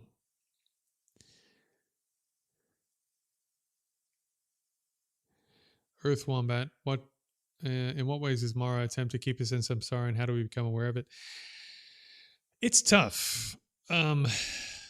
Sometimes they do stuff to hurt you. Sometimes they do stuff to help you. And this is the problem, right? There's a funny story from Tibet. Two of these beings that wanted to keep people in samsara were looking at two practitioners that were starting to do very well. And they made a bet between themselves, these let's call them Maras. And they made a bet between themselves, the Tibetans say, in one of these funny Tibetan stories, and they said, okay, I bet I can screw this practitioner up more than you. And the other one said, no, no, no, I can screw my practitioner up that I'm going to try to screw around and mess with. I bet I can screw him up more than you can do yours. So the first one causes all sorts of problems, use your imagination, bad crops, blah, blah, blah, blah, blah, blah, whatever they can in terms of the karmic connection between them and this other being causes every problem they can. The other Mara, very clever, helps this other practitioner accomplish as much success as possible. Now, the practitioner that went through all the difficulties went, wow, this, you know what?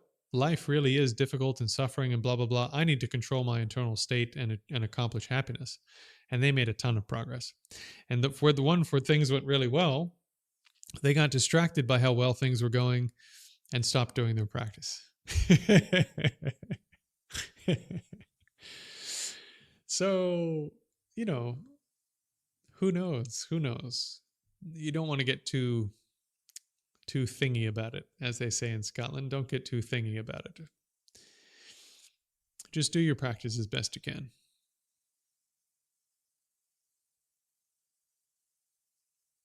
So Mara can mean either your ignorance in your own mind, or Mara can mean an external being who's trying to keep you stuck in samsara.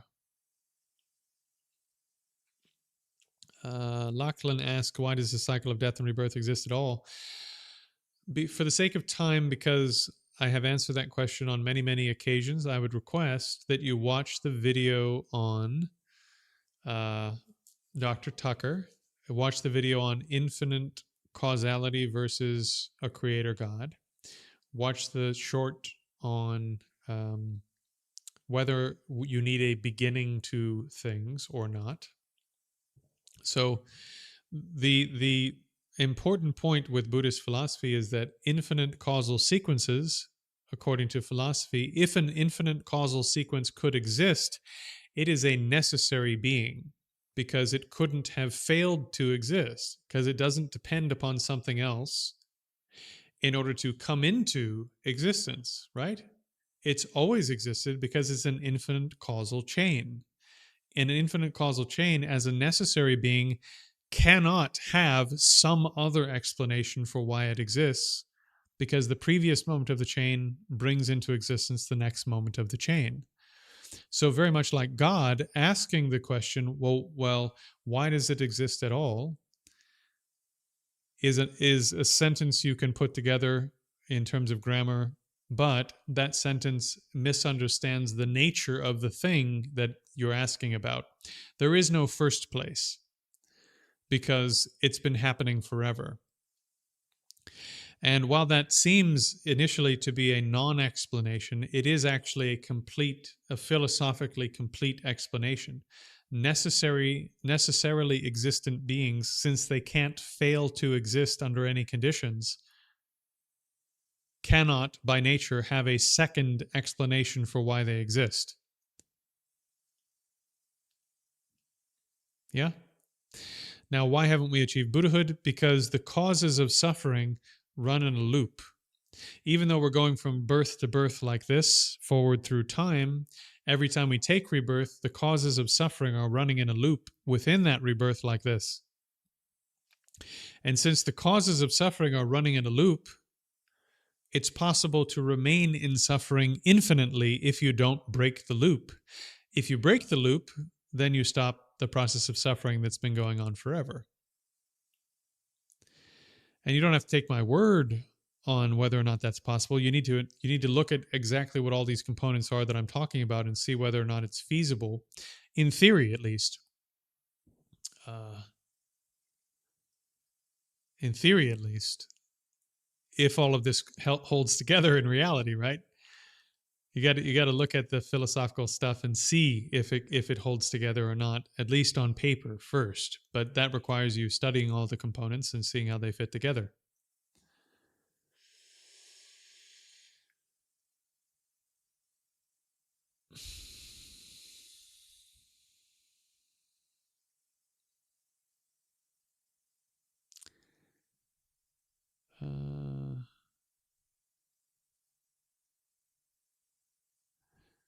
Okay, lots of chat.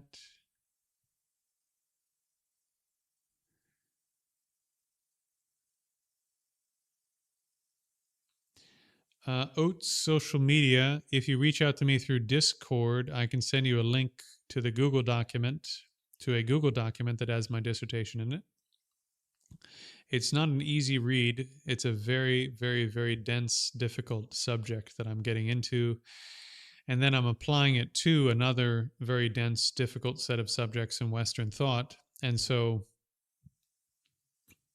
it just requires you to do a lot of heavy lifting to understand what's going on, but you can give it a go.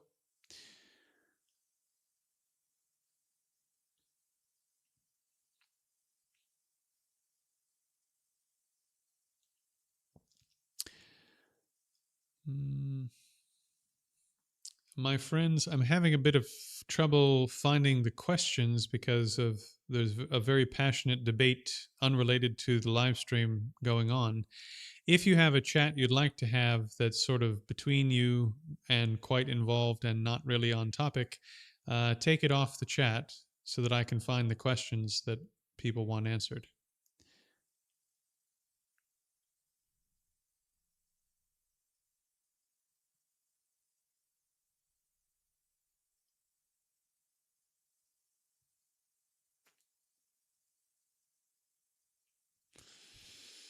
Okay, Dr. Jones, want to thank you for your video going over the Buddha talking about the creator deity. That was really beautifully handled and it helped me come to terms with my own history of belief. Oh, you're very welcome. Yeah, that's a really interesting subject. I'm going to go over that again at some point because it's really one of these things where it's really fascinating. But as a Buddhist, I don't actually have to reject Christian heaven. I don't have to reject Christian miracles. I don't have to reject the even sort of in a sense the claims of the Christian text because I can explain why those claims are there. According to us, the first deity of the universe in the universe wakes up. He's the first being. When he wills it, due to the karma of other beings having connections with him, they come into existence. And then that being, the first God, the first deity, thinks he's eternal, thinks he's all powerful, thinks he's omniscient.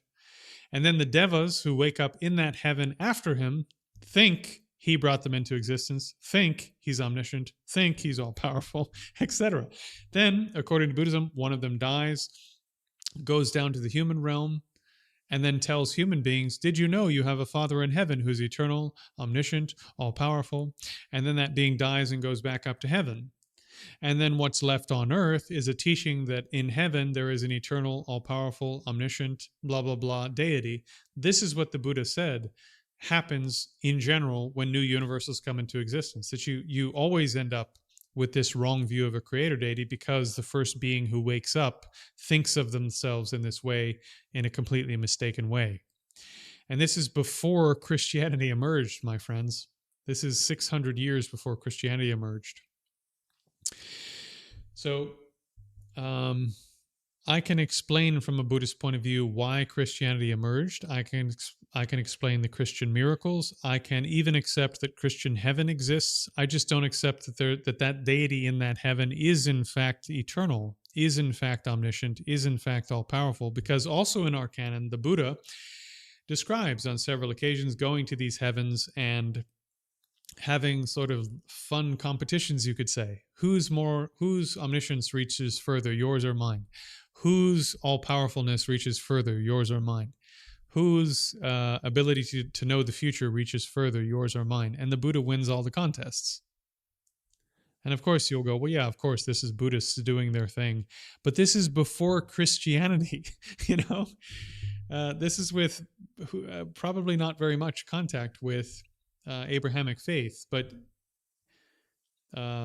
again, at least on a scriptural basis, let's say, I have ways of completely incorporating the Christian worldview, throwing away like 1% of it and keeping the other 99% and having it all explained. Yeah, you can go to Christian heaven. Yeah, you can have a deity that you pray to who helps you get into that heaven. Yeah, maybe you really do need one of his devas, one of his close beings that's interdependent with him to help you get into that heaven. Maybe that's all true. Maybe there was a man who walked on water. Maybe he did turn water into wine. Maybe he did raise the dead. Maybe he did come back from the dead. All of that could be true. And I can explain it all and simply modify one small thing. Heaven doesn't last forever. Hell doesn't last forever. The deity that you believe in had a previous rebirth. We have all been deities like that in the past, and we're all still stuck here. So there's no reason for me to want to go to that particular heaven. It's temporary. It's temporary. It's temporary. And therefore, I don't want it. I want nirvana. I want Buddhahood. I want permanent results that I can prove logically will be permanent results. One of the interesting exchanges in the canon is when the Buddha goes to one of these deities of this kind, and he asks the deity, "Do you remember your past life?" And the deity says, "No, I don't remember my past life." And he says, "Before this, you were born," and forgive me because I don't remember the names, but you were born as a deity called all-pervasive light. And then before that, in another universe, you were born as a deity called love pervading everything. And then before that, you were born as another deity called such and such and such. And so actually before this universe, because of your great karma, because of your good deeds from other lifetimes, you were born as deities again and again and again in really, really good conditions. And the Buddha said, I can see this, but because of your karmic condition, you can't see past your rebirth in this universe this time. So we can basically keep 99% of Christianity and still not accept it. You know what I mean? Which is a really weird and interesting position to be in. And almost nobody talks about this from the Buddhist side because they're so busy rejecting a universal creator deity. You know? I think this is actually a much more interesting approach. Like, I don't have to reject almost, like, there's very little of what you're doing and saying and thinking I have to reject based on where I'm coming from. Okay. Daniel, welcome to stream entry. You see this?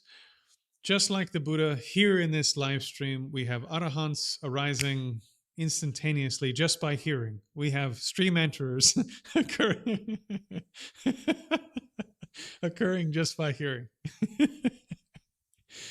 I hope my fellow Buddhists are getting a kick out of the fact that I named all the membership tiers after states of realization, because I really get a kick out of it.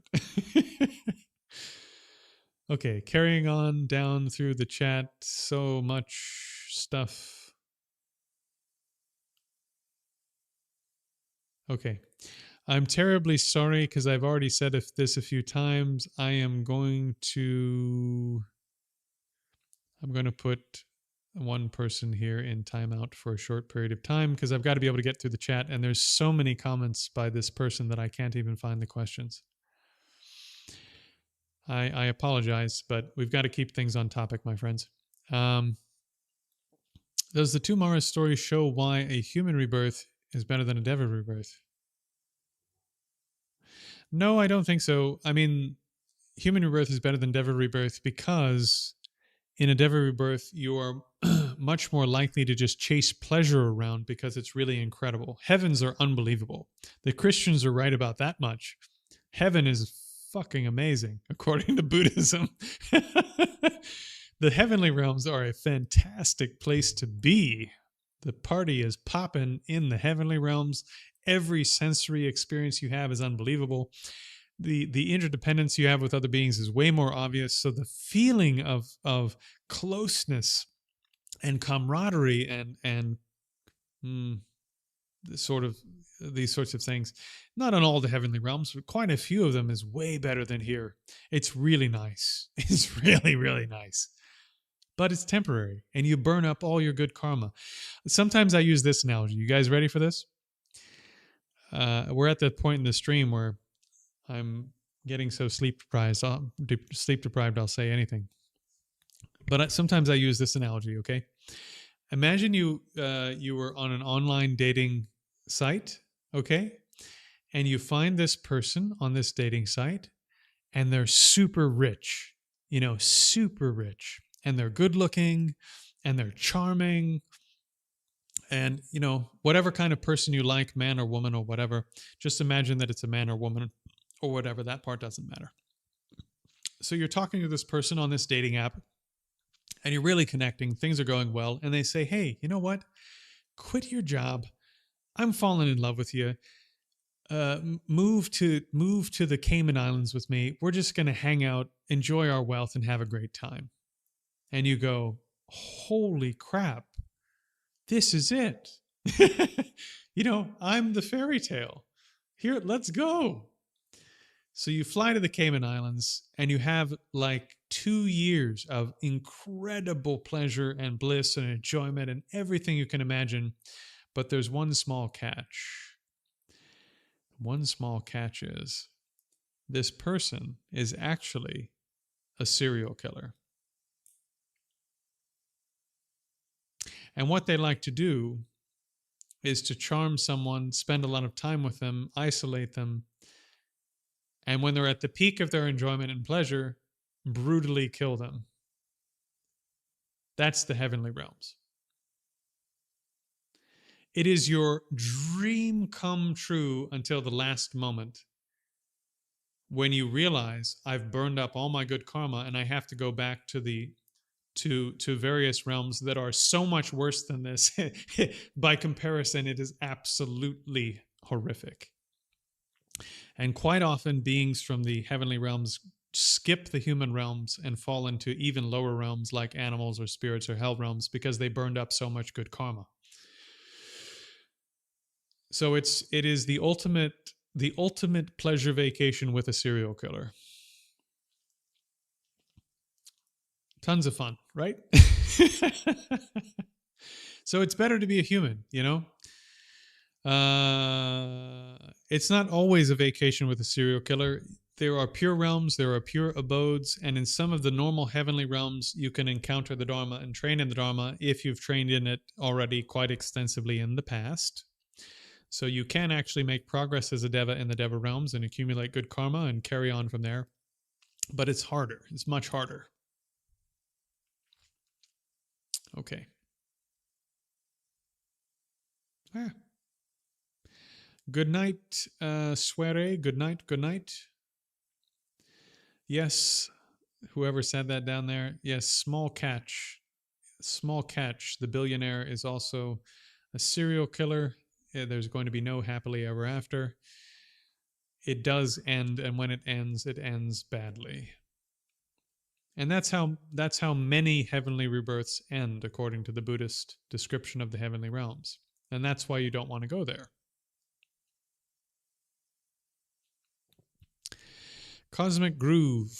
What do you say about those who insist Siddhartha Gautama is an incarnation of Vishnu? Honestly, I don't know. I'm starting a series in addition to all the other stuff I'm doing where I'm going to be talking to Hindu practitioners, where I'm going to be talking to Taoists, I'm going to be talking to Shaolin practitioners. I'm just going to be talking to cultivators who are lay people in particular living in the real world doing their practices, because at least in terms of trying to struggle with ourselves in a spiritual capacity and accomplish meditative capability, all of us, regardless of our backgrounds and traditions, are struggling with how do we do this in real life. And there's a huge amount of overlap in that struggle, I think. And in that sense, I feel camaraderie with all of these traditions where, they're teaching people to turn inward in the midst of a modern world, So I'd actually like to ask that question to somebody who has 30 years of experience thinking about and answering that question and diving deeper and so forth on exactly what do you mean by Vishnu, exactly what do you mean by Buddha, and having a rich, interesting conversation about it. You understand what I mean? As to my own opinion, personally, I'm not convinced of that argument. I think the Buddha is a different category of being than a Deva, and Vishnu is a Deva. So I don't find it convincing, but it would still be a good and interesting conversation to have with someone who's really informed about that view.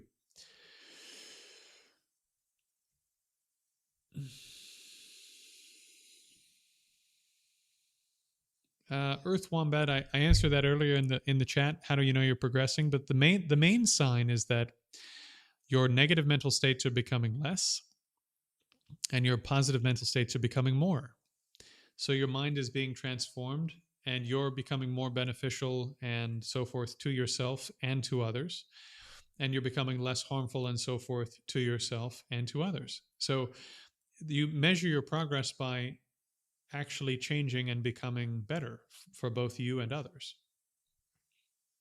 And in particular, in terms of your mental condition.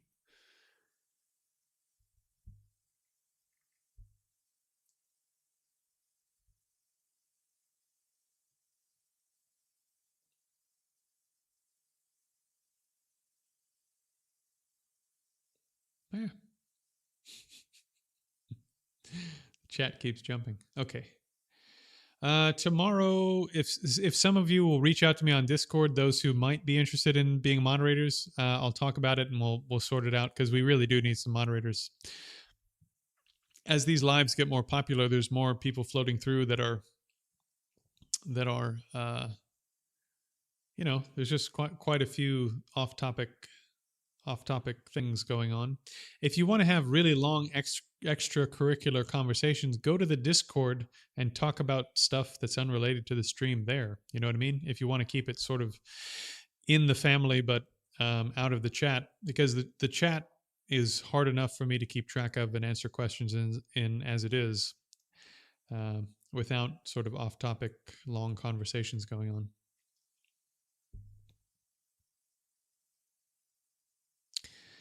So Sarah, he didn't. That's a common misunderstanding. The Buddha did not refuse to answer the question of a universal creator deity. And if you'd like to go into more detail on that, we can. The Buddha refused to answer certain questions because the listener would have misunderstood the answer. The listener, who was already a trained philosopher or theologian or what have you, was asking a certain question because he wanted the Buddha to say either that the universe is eternal, for example, or that the universe is existing in some other way or not existing in some other way, because they're trying to get the Buddha to confirm some view they already hold that the Buddha thinks is wrong. And since the Buddha thinks that both of the views that they're putting forward are wrong, and the Buddha doesn't have any way to convince them that both of those are wrong, and doesn't have any way to pick one of them without reinforcing a wrong view in the mind of that person, he doesn't say anything. You see? So in that way, there was a few occasions where the Buddha just didn't answer a particular person because the way that they were asking the question led to a circumstance where if he answered the question, he's just going to make things worse for that person. It doesn't mean the Buddha doesn't have an opinion on it and doesn't have a view on it, because there's a number of these things where the Buddha didn't answer a question. If you go through the canon, he answers parts of that question in other places, and if you put them together, you have an answer. So, it's just, as I sometimes say, it's one of those areas of Buddhist literature where you need to understand the genre to understand what's going on, in my opinion.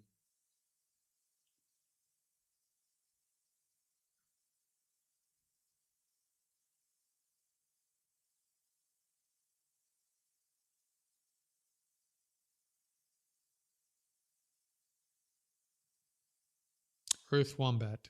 In terms of craving, tanha, the main craving, if you're not desiring to go out of existence and you're not desiring to take a heavenly rebirth that you think will last forever, if you're not doing those two things, though, if you don't have those two cravings in any great measure, then the main one that you struggle against is that you think pleasure is happiness. You think comfort is happiness. You think arranging things well in the external world so that you can feel better about stuff, you think that's happiness. Now, of course, you do need to keep your life organized so that things are not absolutely chaos in a practical way. But if you're just chasing enjoyment and comfort through your five senses and your mental awareness, and that's all you're doing, that will cause problems for you, even in a conventional sense. I think a very effective medicine for most of your hindrances is training in concentration. Concentration allows you to control your mind, control the content of your mind, and change the content of your mind. So, concentration is where it's at. To train in concentration, you need some ethics. So, be a gentleman, be a gentlewoman, be, relatively speaking, just a kind of a normal person who doesn't hurt other people, and try to be a productive, relatively ordinary member of society. Just become a real person in the world. And if you have a life where you're relatively taken care of, if you have a life where you're mostly not hurting other people and you're mostly not doing stuff that's ethically wrong and illegal, then your life will be less chaotic, and then it'll be easier to train in meditation. And if you train in meditation and concentration, then the quality of your mind will improve and your hindrances, mental hindrances, will be less. You see? And then whatever your big problems are in terms of hindrances, you can cultivate specific antidotes to those hindrances through becoming more capable in meditation. Is that making sense? And this is I think this is how you do it. The other thing you can do is, we're human beings. We're human beings, so we're social creatures. We're social animals. We learn just from being around other people.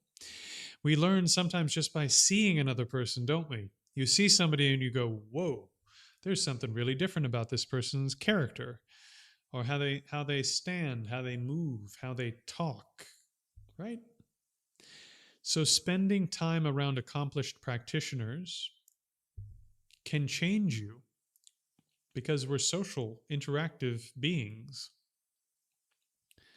So find a community, if you can, of capable practitioners and accomplished practitioners, and just spend time around them.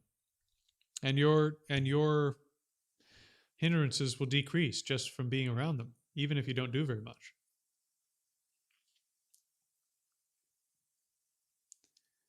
It changes you to be around people that are really capable in this stuff. Okay.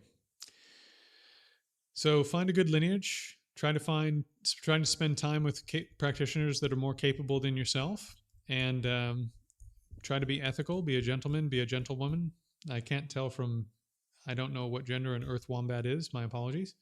But trying to become a regular productive member of society, and a good family member, a good mother, a good brother, a good father, whatever you happen to be, a good neighbor in your community, a good employee at work, or a good boss in the business that you run.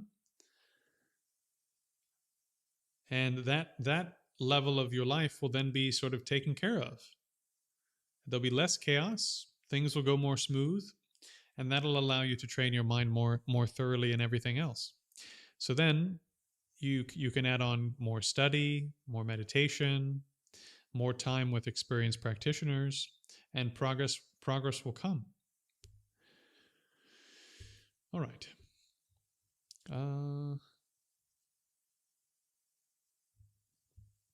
Let's see.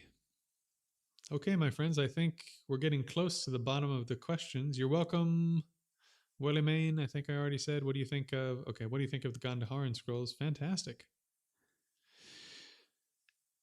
The Gandharan scrolls are like an atomic bomb in Buddhist studies, so in terms of changing our understanding of Buddhist history from an archaeological perspective.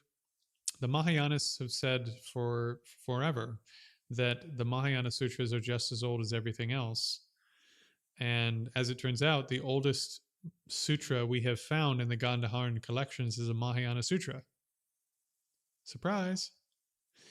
Does it surprise you that people who have vows not to lie didn't just make up a bunch of shit about their own history and pass that down as history for thousands of years?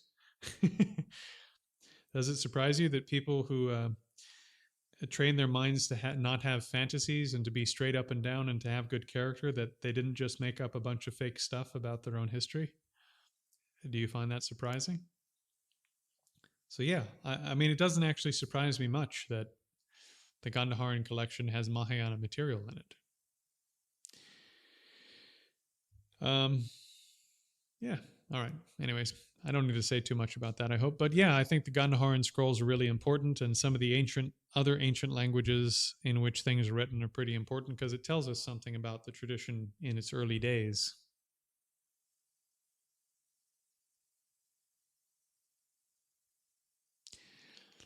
We don't just need more free time, Sarah. Um, what we need to do is to learn how to transform our other activities into practice. This is what I do with my techniques. My techniques and the way that my gurus have taught me, both in the early days with my teacher I spent 12 years with, all the way up to the main mentor I have here now in Edinburgh, the Taoist, my Taoist teacher. The whole kit and caboodle, the whole thing is about learning how to turn real life into training, real life into practice.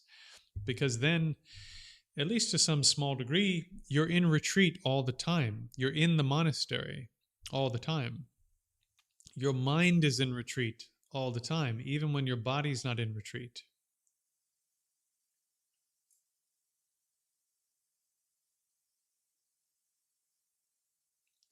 So if you can generate concentration on the breath and then do body scanning and make your mind calm, and then open the tactile gate and become aware of the entire body and the entire tactile sphere.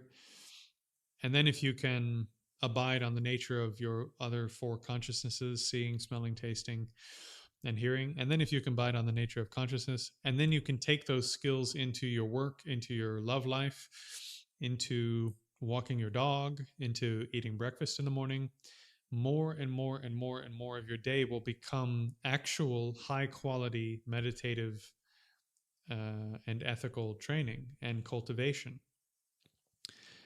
And then in an important sense, you are at the monastery, right? Because that's what they're doing at the monastery.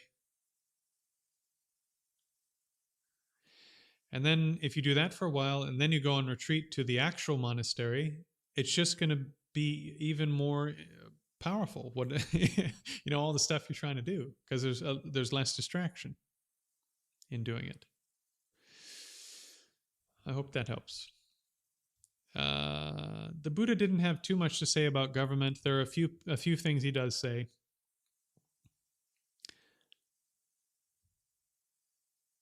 So Discord is a social media platform that's I don't know. It sort of feels like Twitter meets Facebook meets, I don't know. It's kind of like a really pared down mm, set of chat group things. It actually reminds me of like AOL. it has an AOL kind of vibe in some ways. But anyways, it's just like really pared down, as I'm showing my age, really pared down sort of chat system with groups and things that for different topics. So if you go to the community section on YouTube where I put up actual typed out posts, you'll see there's a link to the Discord. You can sign up very easily, and there's basically like message boards and chat groups in there. So yeah, there's a Discord now. I made it today.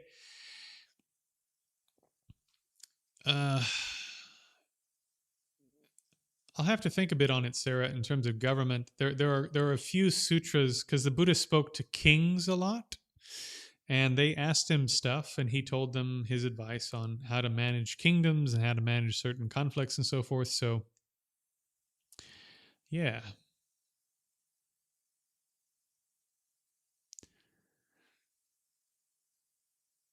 Hmm.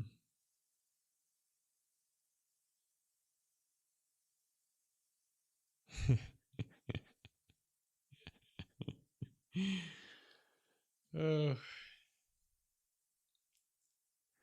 you gotta stop being so nice. You know, you're much too nice. Because really, uh, to borrow the Hindu analogy that I think is so charming, compared to my gurus, compared to the people I've trained with, compared to the incredible qualities I've seen in my teachers, I'm like a little fingernail that's coming to scratch your mind, you know? Like these things you see me do that you think are so extraordinary is it's like nothing to the things I've seen my teachers do.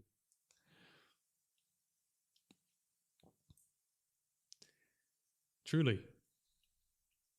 So, yeah. If you see anything me that you if you see anything in me that you think is inspiring and worth having and whatever, it's only because of my teachers. It's only because of the incredible kindness and patience and capability of my teachers.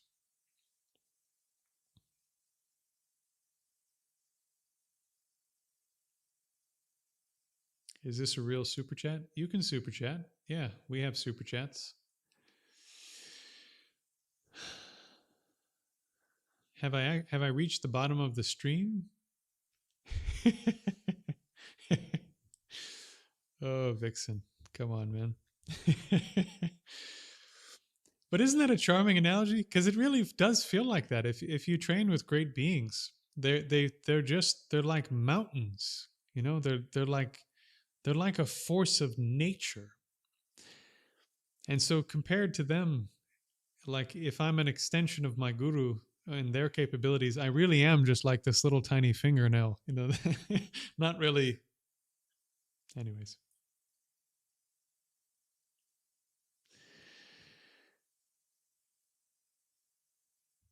Since we've come this far, we're at about 5.5 hours. It's usually where I draw it to a close because it's 3:30 a.m. here. Let me just say this. I'll answer the last question in the chat. But before everyone goes, and before the last question, for those who have stumbled in and haven't been here the whole time, um, I do all of this for free. I don't charge for teachings. I don't charge for the phone calls that I make with people. I don't charge for speaking engagements. I don't charge for retreats. Everything that I make is voluntary donation. And those voluntary donations allow me to teach absolutely everyone else for free, if that makes sense. Because as a real person in the real world, of course, you have to pay the bills, you have to eat food, and also to zoom out a little bit, you know, some of my teachers live in Nepal. Some of my teachers live in London. Some of my teachers live in Mexico in the United States. One of my teachers lives in above California in a monastery there. So to visit my teachers, which I haven't done in years, not I actually have to have a little more than just paying the bills too, you know, because I want to continue my training so that I can be even better for you, you know, for me and for you. So to make all that happen, if the community thinks this is something worthwhile and something that they want me to continue doing, I have to have community support. So down below in the description below the video is the GoFundMe if you'd like to make sort of a larger one-time donation. I would say though, slide the how much does GoFundMe take slider, slide it down so that the money goes to me and not to GoFundMe. And I also have a Venmo down there. And then if you want to do a recurring thing, there are two options. There's a membership section here on YouTube. I'm going to do a podcast thing. Yeah. I'm getting a way better mic and we're going to start doing interviews soon, maybe next week. I have a guy lined up. It's been a good friend of mine, and he has a really, really rare lineage of Shaolin practice, a complete lineage of Shaolin meditative practice. It's incredible, really incredible. Right. So, the other way that you can do consistent contributions is I have a school course down below. Again, all those materials are available for free. but I'm building through my school course a community of 100 to 200 people who will train more hardcore together, who will do retreats together, who will study my book in much more greater detail together. And once we have a critical mass of people, we can all support each other in being able to do more intensive retreat. Yeah. So if you needed to go into retreat for 2 weeks and it was going to cost you $1,000, if there's 200 of us, that's what, $5 each. So we could send you into retreat for a couple of weeks, and it's very reasonable for all of us. And in this way, we can support each other in doing more serious practice. So that's what I'm building through the school course. So if you want to donate regularly, you can join the school course or you can join through YouTube, and really, really appreciate it, especially here in the beginning. So please do, if you are willing and able, do that now. Do it right here as I'm speaking. Just hop in. And now I'll answer the last couple of questions. And good night, Daniel. Good night. Yeah.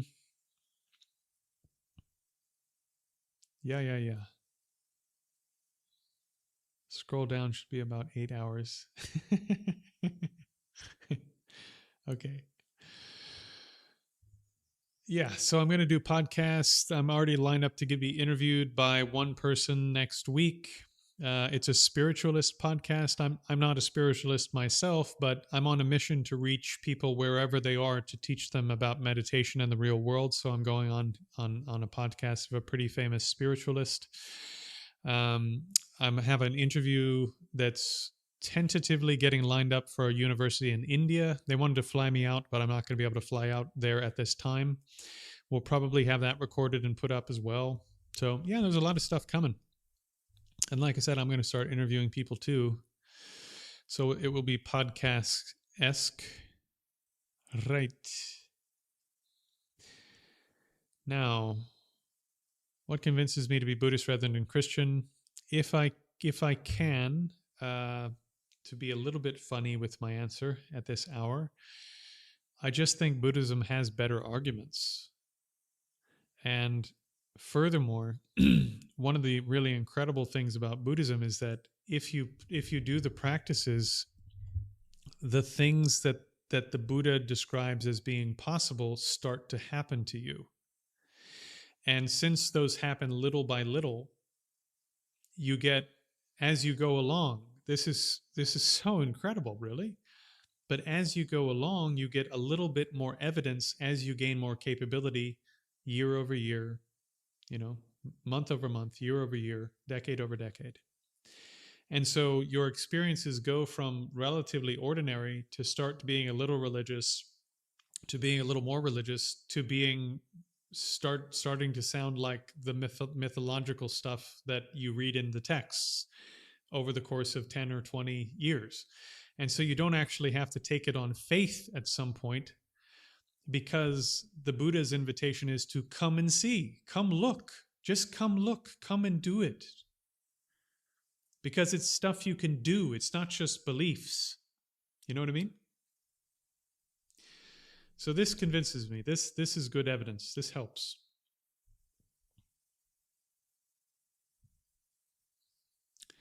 Right. Okay, where are we in the chat?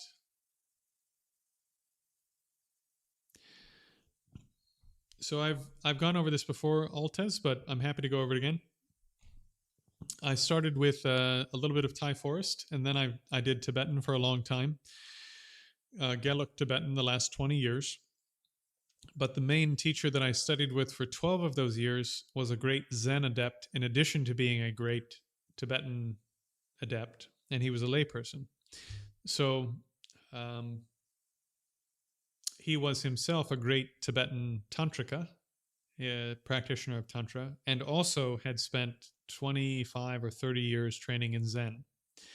So he had a very unique sort of approach, which blended his Zen background, his Tibetan background, and also he was an extraordinary philosopher in terms of understanding Western thought also. So he just had this beautiful, incredible ability to bring these things together in a way that made them understandable to the Western mind. So I owe a huge amount of what I understand of Dharma to him. And then when he passed away, thank you, Dylan. Thank you. I appreciate that. Then when he passed away, when my teacher passed, I moved to the UK and I met Geshe Tenzin Namdak, who's also a Westerner, but became a monk, went through a Geshe program training, which is 20 years long and is mostly a scholarly endeavor. But then he also did retreat during his free time, which is really unheard of. So he's really extraordinary as a practitioner. And then after that, he did there's a 1 year program in Geluk Tantric College that's very intensive, very, very intensive 1 year of immersive training in Tibetan Tantra and the Geluk tradition. And he completed that, which not all Geluk Geshes do. So he is a great scholar who has done a ton of practice and completed really intensive tantric training in the tradition. So he has the full tradition, and he's teaching classes at the in London at the Jamyang Center in London. And so I'm learning from him. And then I also met my Taoist teacher here because I do Chinese internal martial arts.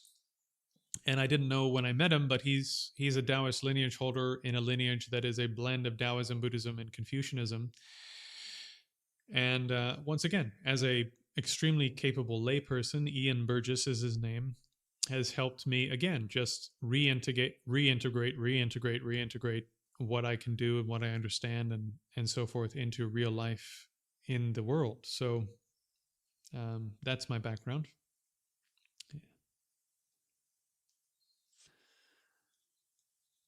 I know. And sadly, Altez, I only have, I think, one recording of him talking and giving a teaching of the 12 years we were together. I think I only have one or maybe two recordings of him teaching. And I only have a couple of photographs of him as well. In my course materials, in the introductory section, I have a photograph of him. Okay, friends, colleagues, comrades, we have reached that time. We made it to the bottom of the stream somehow. This is the end. It's been a pleasure spending time with you. I hope to see you again very soon. Please don't pass away before I do. Oh, it definitely affects me. But I just feel so, by the enthusiasm of all of you, I feel so moved to carry on and do it that I just deal with it, because I really want this to work. I want it to work because you guys have proven to me that there's a need for this. And from my own side, there's nothing else I've ever wanted to do but this. So it seems like a match made in heaven, you know? If you guys really want it and I really want it, we can make it happen. As long as there's enough community support that I can carry on doing this 70 hours or 100 hours a week, and that I don't have to go get a part-time job or a full-time job and do this 10 hours a week or 5 hours a week instead, then we can just carry on doing this for the next 10 or 20 or 30 years. I'm happy to be here with everyone. And it will only get more and more and more and more cool and interesting as I bring in more incredible lay practitioners, bring together more communities, have interfaith conversations, make more content, the things I want to do with you guys. I think you're really, really, really going to like. So every bit of support right now, especially financially, means the world, because it's going to take money to do some of this stuff. In any case, contribute what you can, and I'm going to carry on doing this for you.